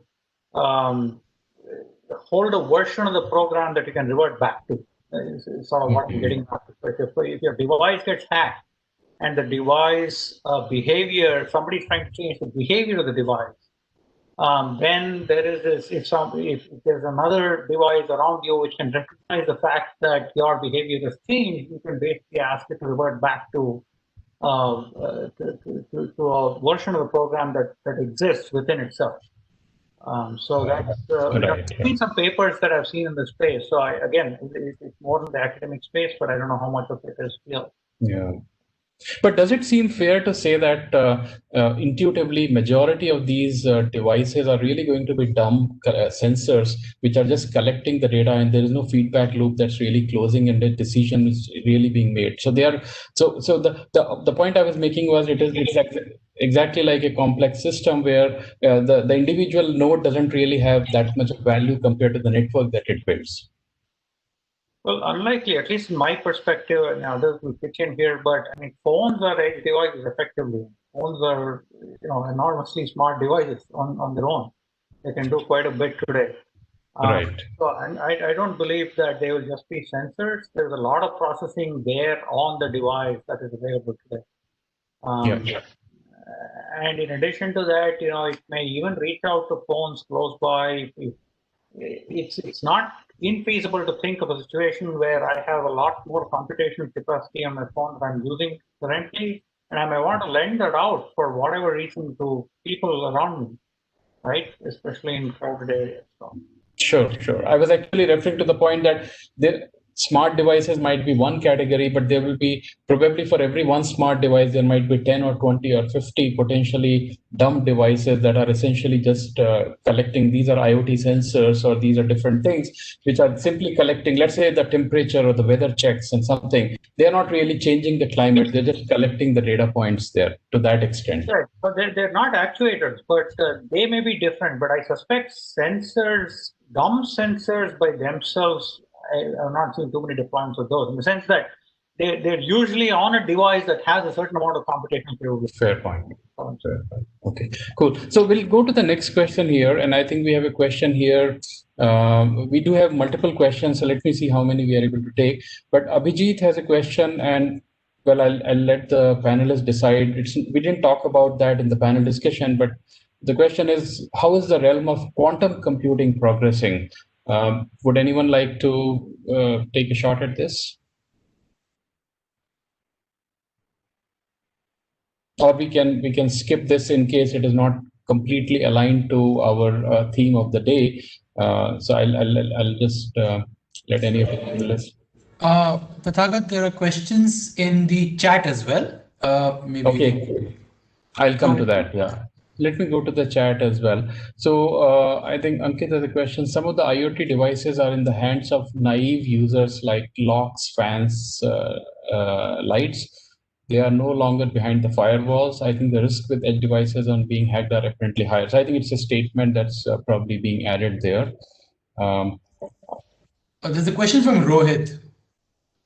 Yeah, Rohit has a question. For the use cases of tax evasion, anti-corruption using PAN in India, considering the high number of PAN and the corresponding transactions, is there any special solution that is needed for solving this going forward? So maybe in the space of fraud detection, fraud analytics, anti-corruption mechanisms, is someone probably working on that who would like to comment on this? Bhagat, can you please repeat that question? Yeah, the question is for the use cases of tax evasion or anti-corruption using the PAN as the income tax PAN cards or PAN numbers in India, considering the high number of PAN and the corresponding transactions, is there any special solution that is needed for solving this going forward? Maybe Giridhar, like for you guys in lending card, maybe this could be one of the use cases in terms of how do you really look at the whole fraud detection or anti-corruption measures, because we are talking about a lot of money dispersal, for example, right? Right. So I think PAN is not the only one single thing, right? I mean, there is money that is being exchanged, and all of this goes via multiple bank accounts. It goes through various channels. It manifests itself in invoices, in all the GST network, and hence. If the question is around are there techniques where we would be able to identify anomalies in transactions? Yes. Does that correspond to fraud? It's more about a policy thing, right? As in, what do you consider fraud? What is outside the gambit of law or within the gambit of law, right? Now, putting that filter in to say an anomaly detection problem, it should be doable. Now, whether the government is doing that or not, whether the tax network is doing that or not, there are places, I'm sure some of us would have received notices saying that, hey, there is this exceeding thing we've identified on your credit card while you're filing your returns. Please, indicate to us whether this is your own money or something else, right? So, and hence, some of these are already happening, and it will continue to happen. And, I think the networks are fairly sophisticated. We don't need a central entity to sort of log all of this. Sure. Aggregation, real-time analytics makes it possible. Thanks, Kiro. And that's true of not just, Sorry, please go ahead. I was saying that this is not necessarily true only of fraud within the open market, but even within an organization that is working with money, right? Whether it's Flipkart or lending card. Got it. Yeah. So we are just 2-3 minutes away from the hour. I would like to use this opportunity to kind of go back to the panelists and ask them one question. If they were sitting with the crystal ball and they were to basically gaze at the future and say, hey, how do we see the whole field of data and storage evolving in the next 3 to 5 years? What are some of the hard challenges, or what are some of the most promising technologies, or what are some of the most interesting use cases emerging there? 30 seconds each, if you would like to go, let's go around the panel and hear from them what would be their point of view on that. So let me start with Asim, if you would like to go first.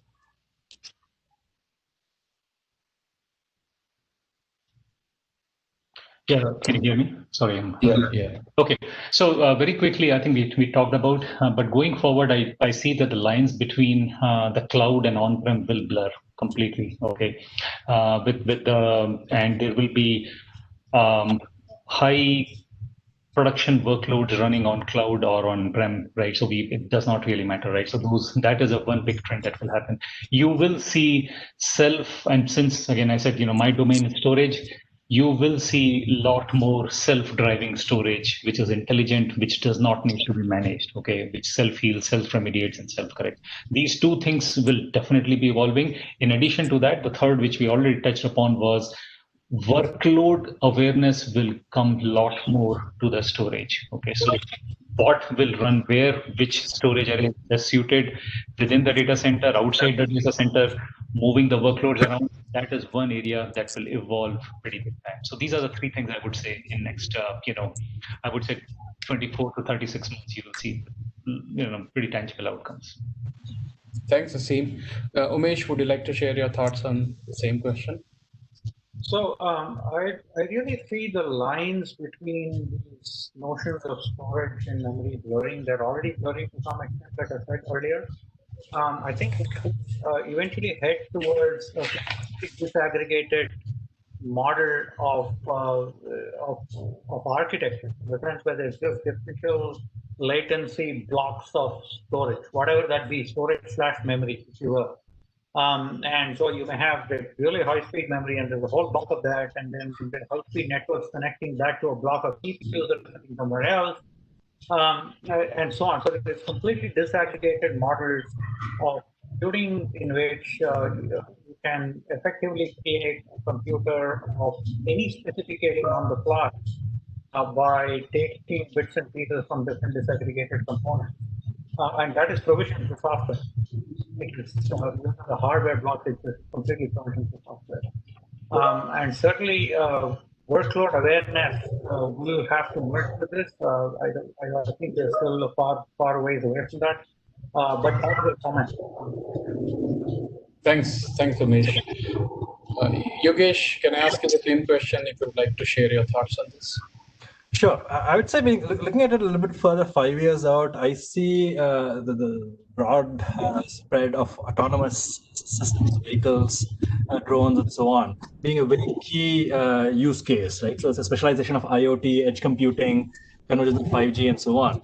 And that's going to be driving some really interesting problems that span edge and cloud, driven by sort of need for high definition sensing, high compute throughput, high data collection, and so on. So I see that evolving as a very important use case scenario. Thanks, Yogesh. Finally, Giridhar, your thoughts on this?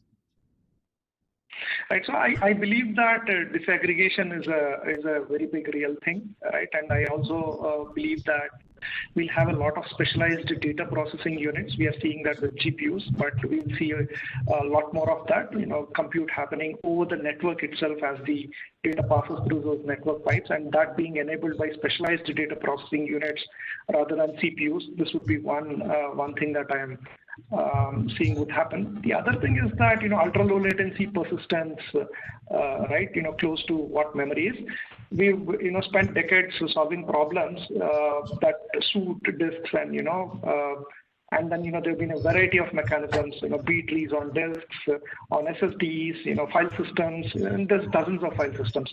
A lot of this around file systems will sort of move into a place wherein we have persistent data structures, right? And directly dealing with those data structures rather than having to deal with files, right? And this is one of the reasons why block storage still exists, because a file system probably doesn't fit your need. And I think, if you're doing a lot of data structures in memory, how do these map onto a persistent medium, which is ultra low latency? These two things, from a practitioner and from a researcher point of view, would be very important, and something that I would be eagerly looking forward to. Thanks, Giridhar. So with that, I want to thank all my panelists and just share a very interesting anecdote that when I saw the Apple Macintosh for the first time back in '84, when my father was using in his research lab, I remember the biggest invention of that year in 1984 was really a slot cutter, which actually allowed to, because the floppy disk those days used to be one-sided, and many of us may not remember that. And then the biggest invention of that year product, I think it was in Popular Mechanics or somewhere, was that you could cut a slot and you could reverse the floppy and use it from the other side, and that instantly doubled your storage there. So come to think of it, in 40 years, we have come a long way from the time when a simple hack would actually double your physical storage, and we are not talking about like so many plethora of things there that are going to be so interesting in the coming time there. So with that, I want to thank my panelists once again, Asim, Umesh, Yogesh, and Giridhar, for sharing so generously some of your things on the top of your mind and the work that you are doing. And I'm sure the audience benefited in terms of being able to triangulate those perspectives, and hopefully some of them will lead the conversations further in their respective organizations and institutes and be able to take this whole further there. With that, I would like to close here. We are a few minutes above the hour, but let me close this panel discussion once again, thanking all of us, and then handing it back to Anvit or Jagappa. Thank you, Tathagat. Thank you for running this panel. We had a lot of fun listening to all these interesting stories and interesting use cases that we'll be discussing. And I feel everybody who was watching this panel definitely is taking away something new and something that is in the zone right now. So thank you so much for running this panel. And I would love to thank all the panel members, starting with Asim Vardhan, Professor Umesh Bellur, Professor Yogesh Simhan, and Giridhar Vyasa of Learning Card. Here are your virtual mementos going in this day and age of the new normal, that is virtual events. Thank you for your time, and thank you for giving us the knowledge. Thanks, Anvit. Thanks, everyone. Thanks. Thank you, everybody. And with that, what we will do now is we will now have the session on data-centric approach to video analytics by Dr. Zia Saqib. Can we just have a check, Chengappa?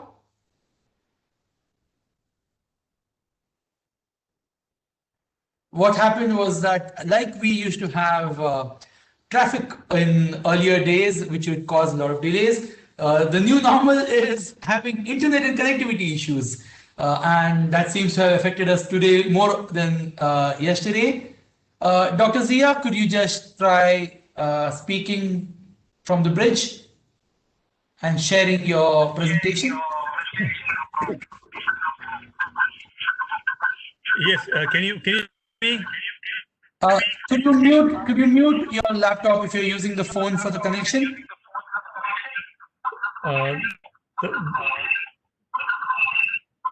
There seems to be an echo. Yeah, the bridge option doesn't give me a mute.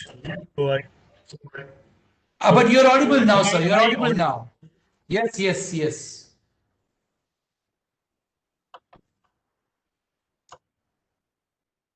Okay. Well, if I'm audible, then I'm going to disconnect the audio, the bridge. So you can share your screen now and you can continue. I believe you're good to go.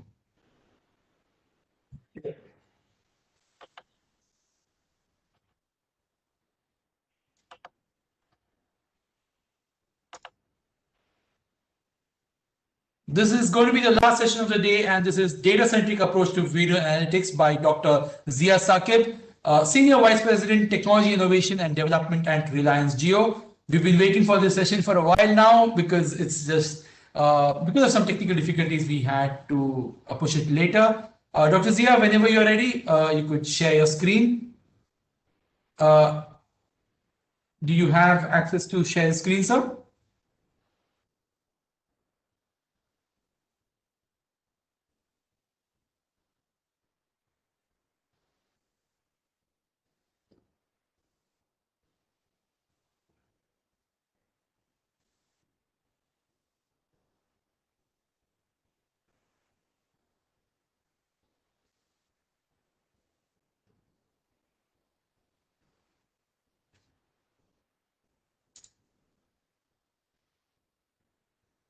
I guess we lost him on the audio bridge. Yeah, I think if you can just ask him to connect again to the audio bridge and just mute his laptop.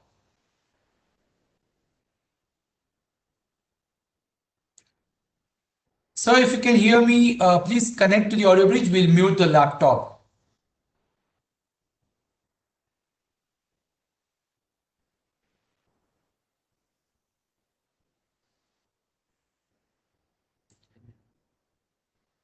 Changappa, if you can just share the presentation, is that possible?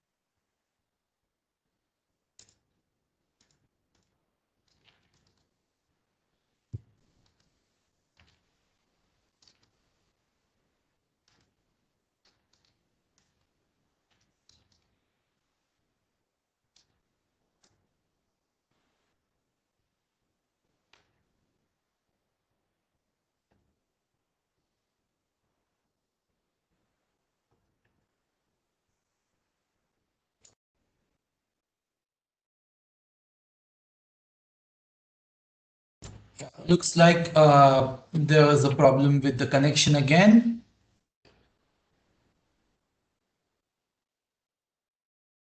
Hello. Yes, sir. Yes, sir.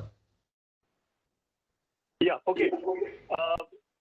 Let me start my presentation. In the since I was having some problems, got delayed. But nevertheless, my discussion today will be in data explosion, specifically in the realm of video and video analytics, so-called the big video data. And my journey within Reliance the last 3 years, I've been lucky enough to be associated with some of these initiatives and some of these projects which are in different stages right now. So I'll just walk you through some of these experiences which we have within Reliance. Am I audible? Can you hear my voice? Can you see my presentation, all of you? Hello? Yes, sir. Yes, sir. Hello? Yeah. Next slide, please.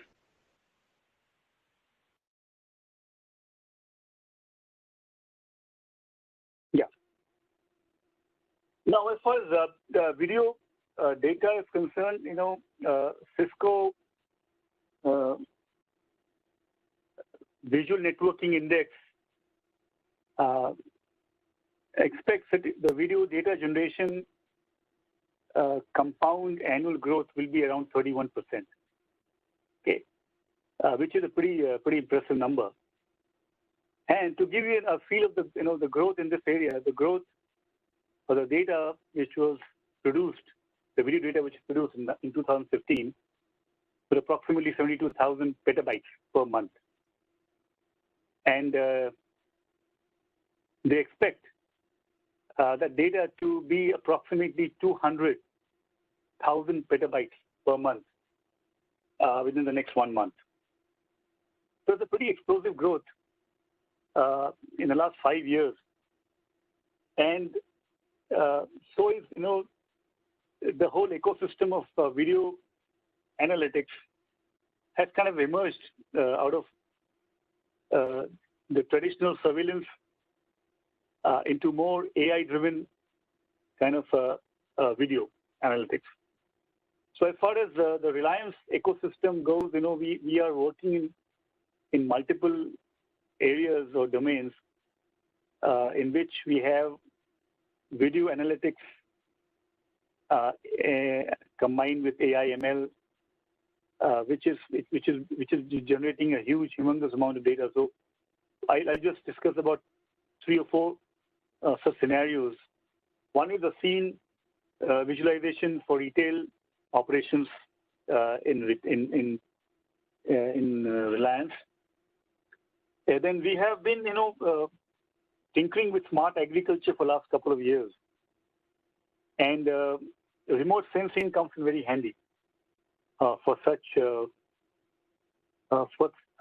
smart agriculture processing of video in different spectral frequencies. The third one, in which I'm personally involved in the last couple of years, is medical imaging for healthcare. A huge amount of data coming in. And lastly, the vision or visual perception in autonomous vehicles and connected vehicles. So overall, the explosion in this in the video data has been exponential in the last 3-4 years. And Reliance, the group in which I work, Technology Innovation Group, is working on some collaboration with academia to come up with a framework to handle this kind of data. And some of the initiatives which we have looked into are from Stanford University, Caltech, and IIT Jammu. And some of these areas having experimental and exploratory. So I will just touch upon what are the challenges in each one of these areas, and perhaps take your feedback in any of these areas in which some of you may be working. Next slide, please. Yeah. So in the Reliance Jamnagar plant, we have just deployed a 4,000 camera surveillance system. Okay. Now this surveillance system has been around for quite some time, and the new system which has been deployed, which has been in the process of deployment, is based on AI, and we are expecting a huge data inflow based on these 4 or 5 activities which are pretty data intensive. So we're working on text detection using surveillance cameras, human activity detection. It's a campus of 20,000 hectares, a huge campus, and perhaps more than a couple of lakh of employees and visitors every day who enter into this campus. So we need to detect what kind of human activity is going on in mass. We also do restricted video filtering, so that we can keep a record of certain hotspots on the campus. Crowd tracking, in case there's an event which calls for crowd gathering, so we do crowd tracking, or we are working on these event tracking. And lastly, emotion recognition, which relates to things like workplace fatigue and other emotions which may come in to interfere with the standard work day. So these are the 4 or 5 activities which are being tracked in the video surveillance using a lot of AI and ML techniques, and I will discuss about what are the practical challenges which we are going through. Next slide, please. Now, another area in which we have seen a big explosion is in the area of remotely sensed video, which is basically remote sensing from primarily satellite videos and drones. Now, as far as satellite imaging is concerned, it's a very high dimensional data, and obviously it's a big challenge for storage and retrieval. We also use remotely sensed video for change of geographical attributes, such as we keep track of what is happening to the towers and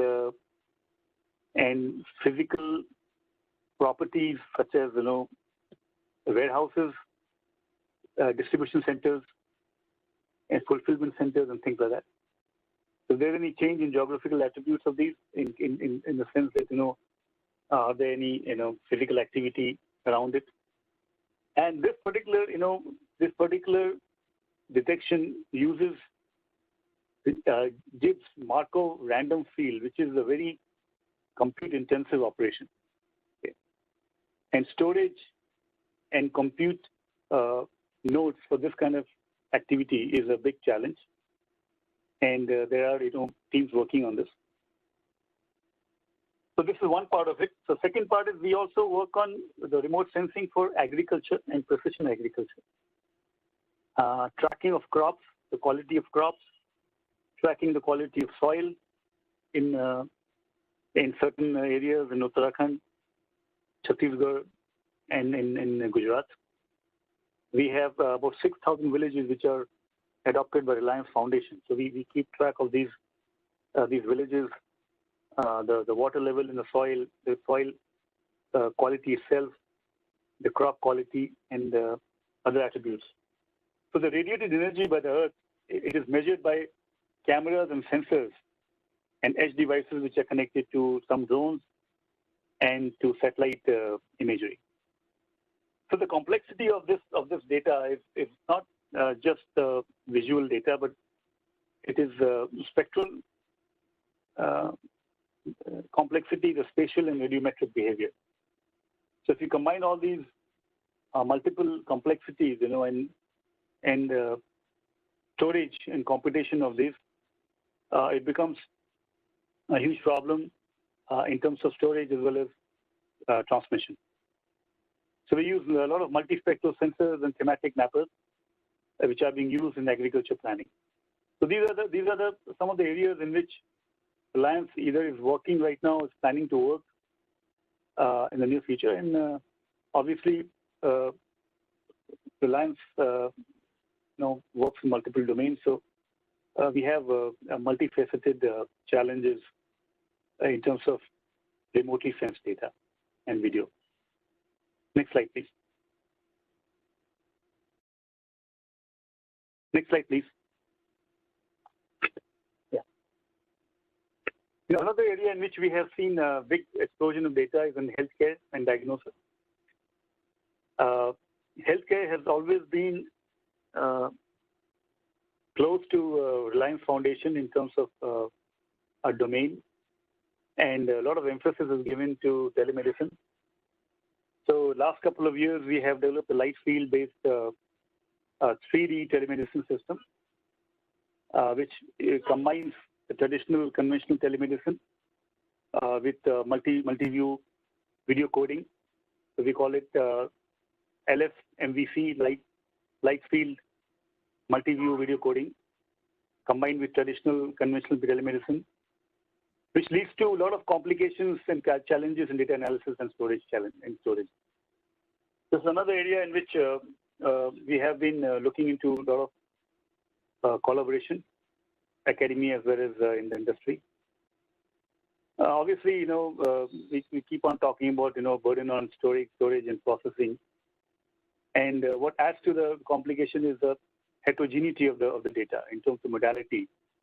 And as of now, as of date, there are no unified protocols for multimodal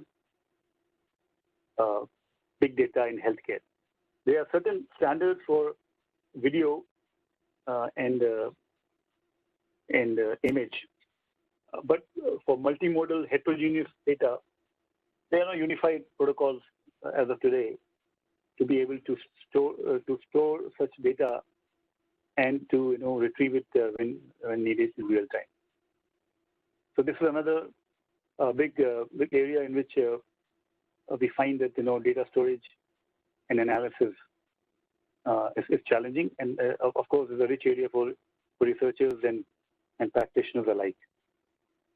Next slide, please.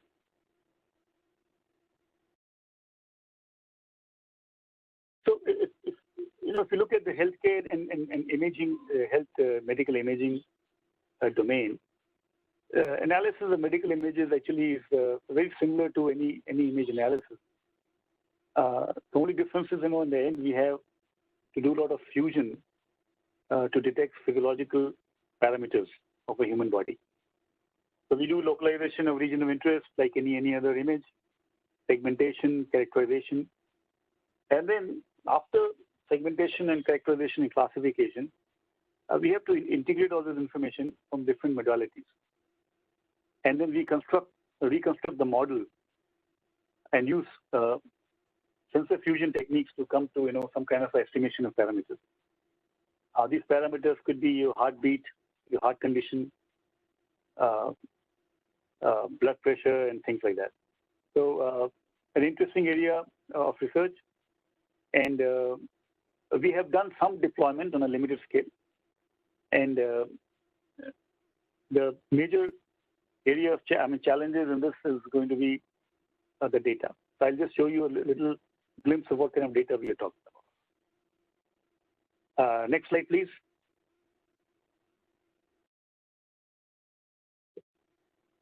So in image analysis, medical image analysis, we are moving, we're looking at cross-domain information from natural language processing perspective, from prescriptions, doctors' prescriptions, patients' Q&A, and other data from the patients.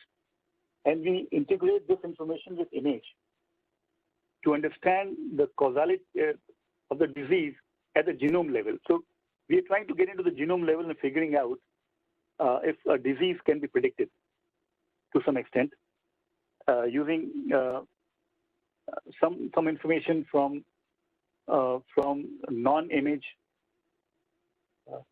domain and also image analysis. A lot of work is being done in this, and of course, a lot needs to be done. Work in progress. We have developed a system to detect and diagnose 7 diseases of the eye, which is being developed and deployed as we speak. The plan is to deploy this in 2.5 lakh approximately centers across the country to collect eye images, especially in the rural areas where the medical facilities are limited and sometimes non-existent. So the idea is to collect as many eye ocular images using fundus cameras. The fundus cameras which we are working on, is basically a non-myoretic camera which does not require any dilation of the pupil and can be operated by a technician. It's a minimum amount of training. So you don't need a medical practitioner or medical doctor to be able to collect these images. So we collect these images, and right now it's in the pilot stage, but then eventually we'll have about 2 to 3 lakh centers across the country.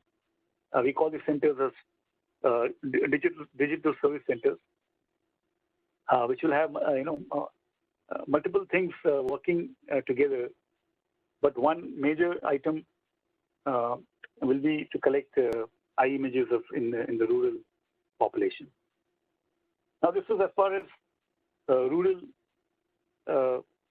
scenario for healthcare is concerned. Now, when we come back to the urban areas, when we talk about big hospitals, and Reliance is a network of hospitals, and we also have other networks which are part of our research.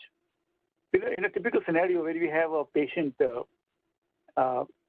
an inpatient scenario, a patient who has been admitted into a hospital, and you were to record the behavior of the patient or the movement of the patient for a day, it can produce about 2 gigabits of bytes of data per day. And if we estimate about 100,000 cameras which will be installed across this network of hospitals, it will create a volume in excess of 200,000 GBs per day, which is kind of humongous when you talk about 4G and Wi-Fi kind of network deployments today. So perhaps when we move into the 5G ecosystem, the business model and the deployment model may vary a little bit. But the fact of the matter remains that the data which is generated is kind of huge. Next slide, please.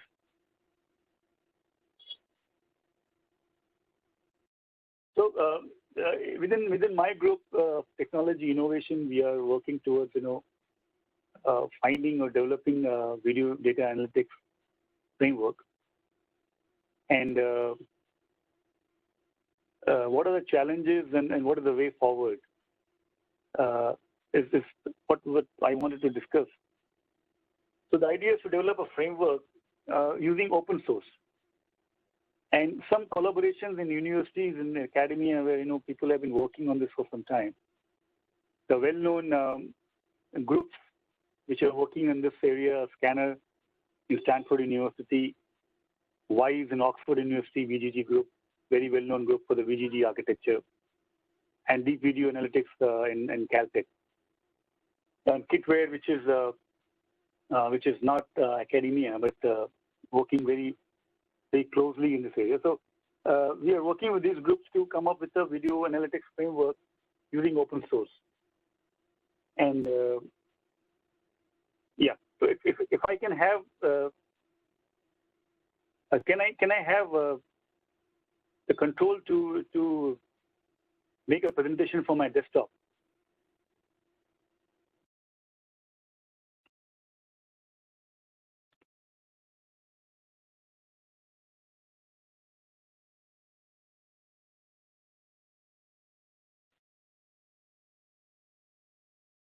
Can you see my desktop? Not yet, sir. I think you're just been made the presenter. If you can start sharing now. Okay.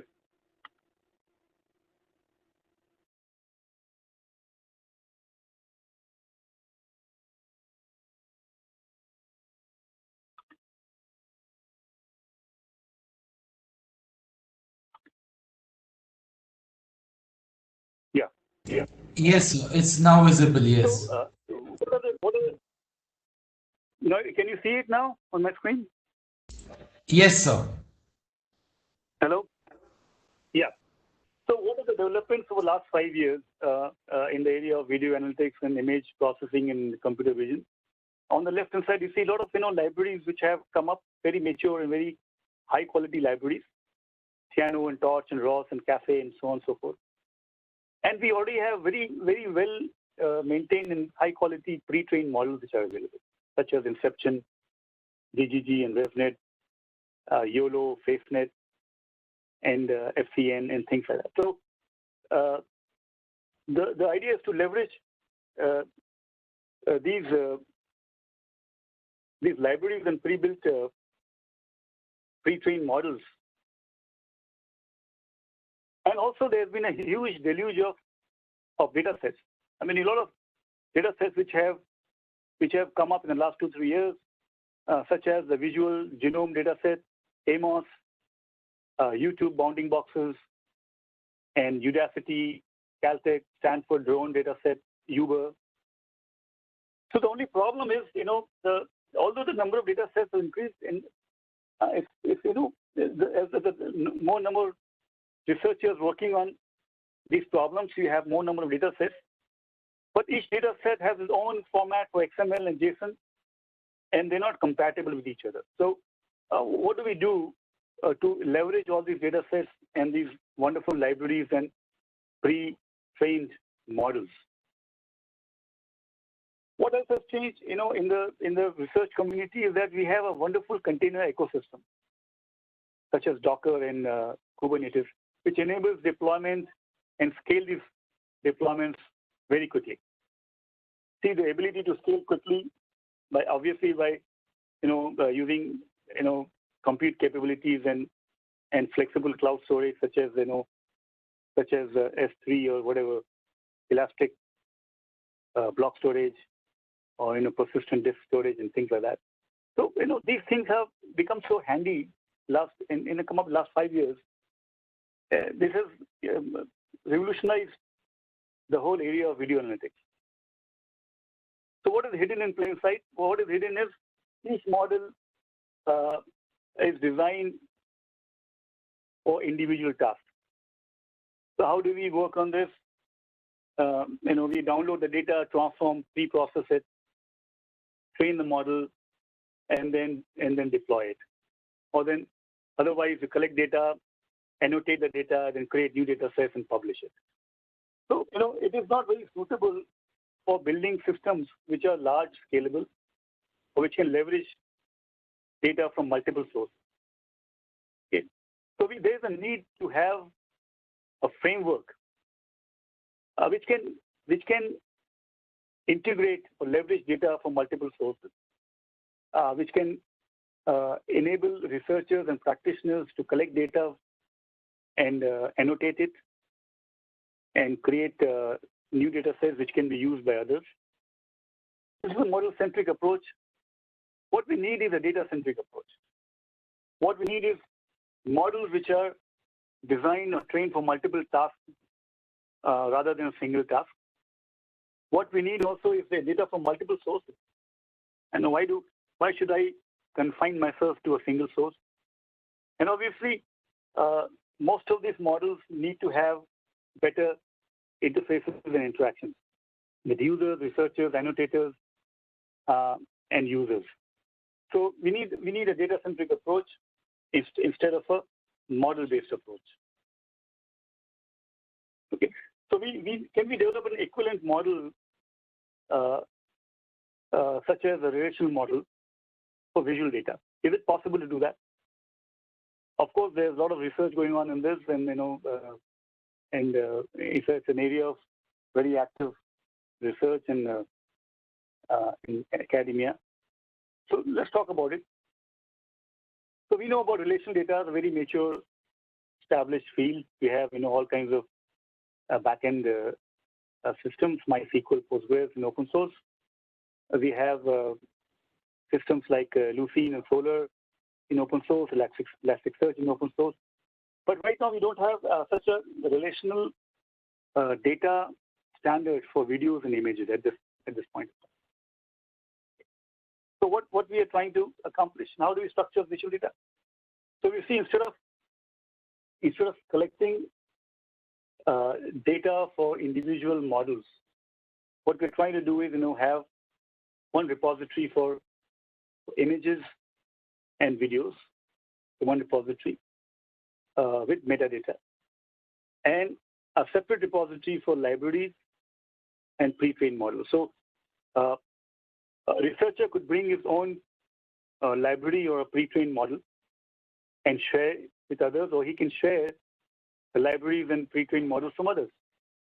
So we have developers and scientists who are sharing their libraries and models, and we have users who can use these libraries and models and bring their own data, video or images. And of course, we have distributed computing sources, the servers, with or without GPUs. Okay, so depending on the workload, you can have servers without GPUs or GPUs. The source of data could be streaming cameras, it could be edge devices, web, or it could be pre-collected data which can be uploaded. So there have been many previous attempts to kind of bridge this gap. One such example is LIRE project, which was developed in pre-deep learning era. The functionality of this project was limited to computing and storing features, vectors such as color layout, edge, histogram, etc. Okay, it was in the pre-deep learning era. It was very effective in terms of combining multiple data sets and data types. But it is limited in the present scenario because it doesn't give you the flexibility of adding and sharing data with multiple users, annotators, and even sources of data. So one attempt which was very popular. Another attempt was Cloud CV, large-scale distributed computer vision as a service. It supported OpenCV, GraphLab, Caffe, etc., but it does not retain any state, so you cannot store any images. That being a major limitation, it has a very limited appeal in the video analytics community. However, it was very useful if you were not interested in storing any data. or retaining any of the states. One previous attempt, and then there was another attempt by NVIDIA called Vitis, the deep learning GPU training system. You could load, create data sets, you could train models, deploy, it's still very active. But it was aimed at researchers and off limits to users and annotators and data collectors. The whole framework was pretty much Python and Flask, so very much useful in the academia and research community. Sir, I believe we are almost out of time. Hello. Hello, sir. We are nearing the end of time, and we have a few questions. If you could take that up and then wrap up the session, that will be great. So we have a question here, and the question is: a lot of analytics need access to data, but regulations internationally or in India are tightening the access on data via privacy and security, and data region export control laws. Since you talked about analysis of data in health industry, what do you see as trend or advice for the right laws in the future which gets the best of privacy on one hand and allows research as well? Well, one possible scenario, one possible approach is, you anonymize the data. And in our case, when we collect data, we anonymize the data in the sense that we do not collect any demographic details about the patient. So in this case, I have a data point which is just an image with an ID attached to it. So although it is very primitive at this point of time, there are many other frameworks which are talking about anonymization of data and images. But one approach is that if you tag the data with only one single ID, it could take care of a lot of privacy issues as far as India is concerned. And many other countries have similar laws and rules. So yes, it is a challenge. Yes, it is a problem to integrate these data sets, but we are working towards it. And the first step is to anonymize the data. All right. Thank you, sir. One final question. Is there any open source channel where you are contributing, or do you have anything on open source which you guys at Geo are working on in this particular, data explosion in the video domain? We have not started contributing to the open source yet, but we are planning to do it. The project at Caltech, deep video analytics, is an area where we are planning to contribute in terms of annotation and labeling of data. So automated annotation of data using deepvideoanalytics.com, which is an open source initiative of Caltech. So okay. So we are actually out of time, so maybe you could just pitch in with a few final wrap-up comments. Yeah. So just another attempt, previous attempt, and quick summary. Ongoing attempts. These are the. So the idea is to have a move from model-centric to data-centric model like this, where you have indexing workers and detection workers, segmentation workers, annotation and all that, logging in, and all the services are available through REST API and DVA-PQL. Now, DVA-PQL stands for Deep Video Analytics Processing in Query Language. So, as far as the user is concerned, all he needs to do is run a query in the DVA-PQL, and then the model itself has containers, is containerized for example, algorithms and libraries are containerized, the video segmentation, the image, metadata, and all these things are basically containerized.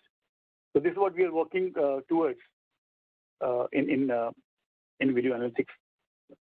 So we are going to provide all the three components for processing in query language, for data and processing modeling, and also for the storage and retrieval. These are different models. It should be usable by non-researchers, and any user can provide data easily.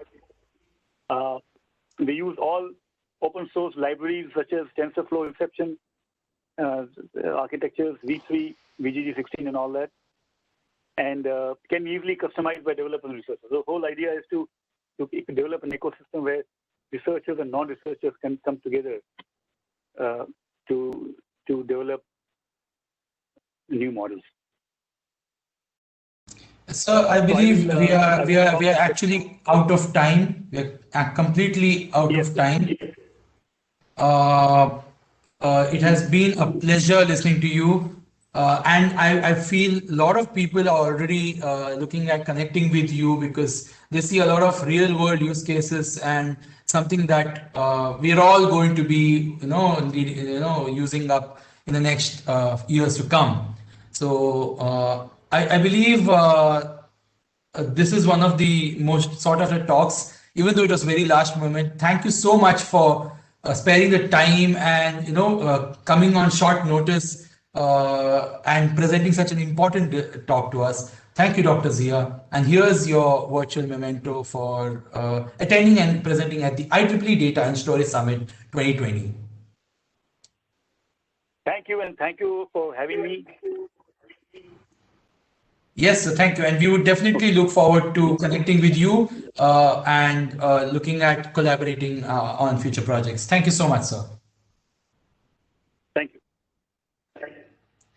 With that, ladies and gentlemen and others, it is the end of day 2. We finished all the sessions here at the IEEE Data and Storage Summit by IEEE Bangalore, co-hosted by Huawei.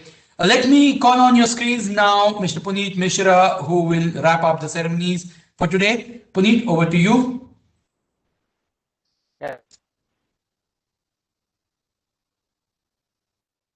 Yes, Puneet, you're audible. I'm having connectivity network, so I will not be switching on my video. I will be on audio. So thank you, Anvit. Thank you for inviting me. So friends, we had wonderful sessions in last 2 days, and I know we are having delegates attending from across the globe this conference through various online media platforms, through WebEx, through VLink, through Facebook Live, and through YouTube channels. So thank you very much to all of you for joining this IEEE Data Storage Summit 2020 and participating in it actively. Just I would like to say that IEEE Bangalore Section has always taken a keen interest in engagement activities and active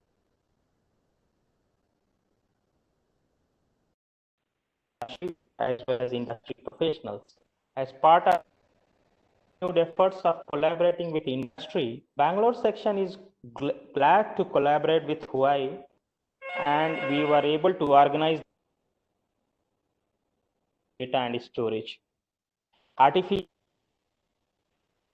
cloud, 5G, edge, big data are today. All of these technologies are data driven, and data management, analysis, and storage are forming the crux of all these technologies. I hope platform the latest and futuristic research development and new challenge field data engineering. I hope this good opportunities to exchange, provide insight on the recent research and developments, as well as opportunity to build a partnership, though virtually, for potential collaboration. I would like to thank all the 24 speakers who have spared their valuable time and share their excellent perspective on data-driven technologies, data management, as well as storage. Last but not the least, I would like to thank all the volunteers from Huawei, especially Ms. Rachna, Mr. Sanil, Mr. Desh, Mr. Ankit, and our wonderful MC, Mr. Anvit. As well as I would also like to thank the volunteers from IEEE side, especially Mr. Krishna Kumar, Mr. Chappa, Mr. Narayanan, Mr. Thagat, Mr. Kishore Verma, and our wonderful student volunteer, ACAP.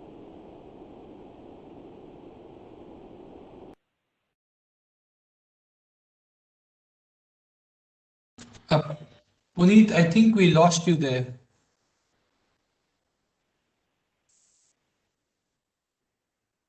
Very much for all your contributions. Wishing you all success and hope we will meet, and thank you very much. Thank you, Puneet, for those kind words, and thanks to everyone once again. It has been my great pleasure hosting this, the IEEE Data and Storage Summit.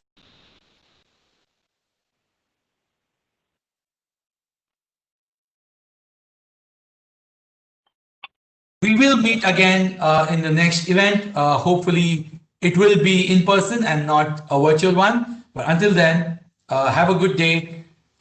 Stay safe, stay home, and take care.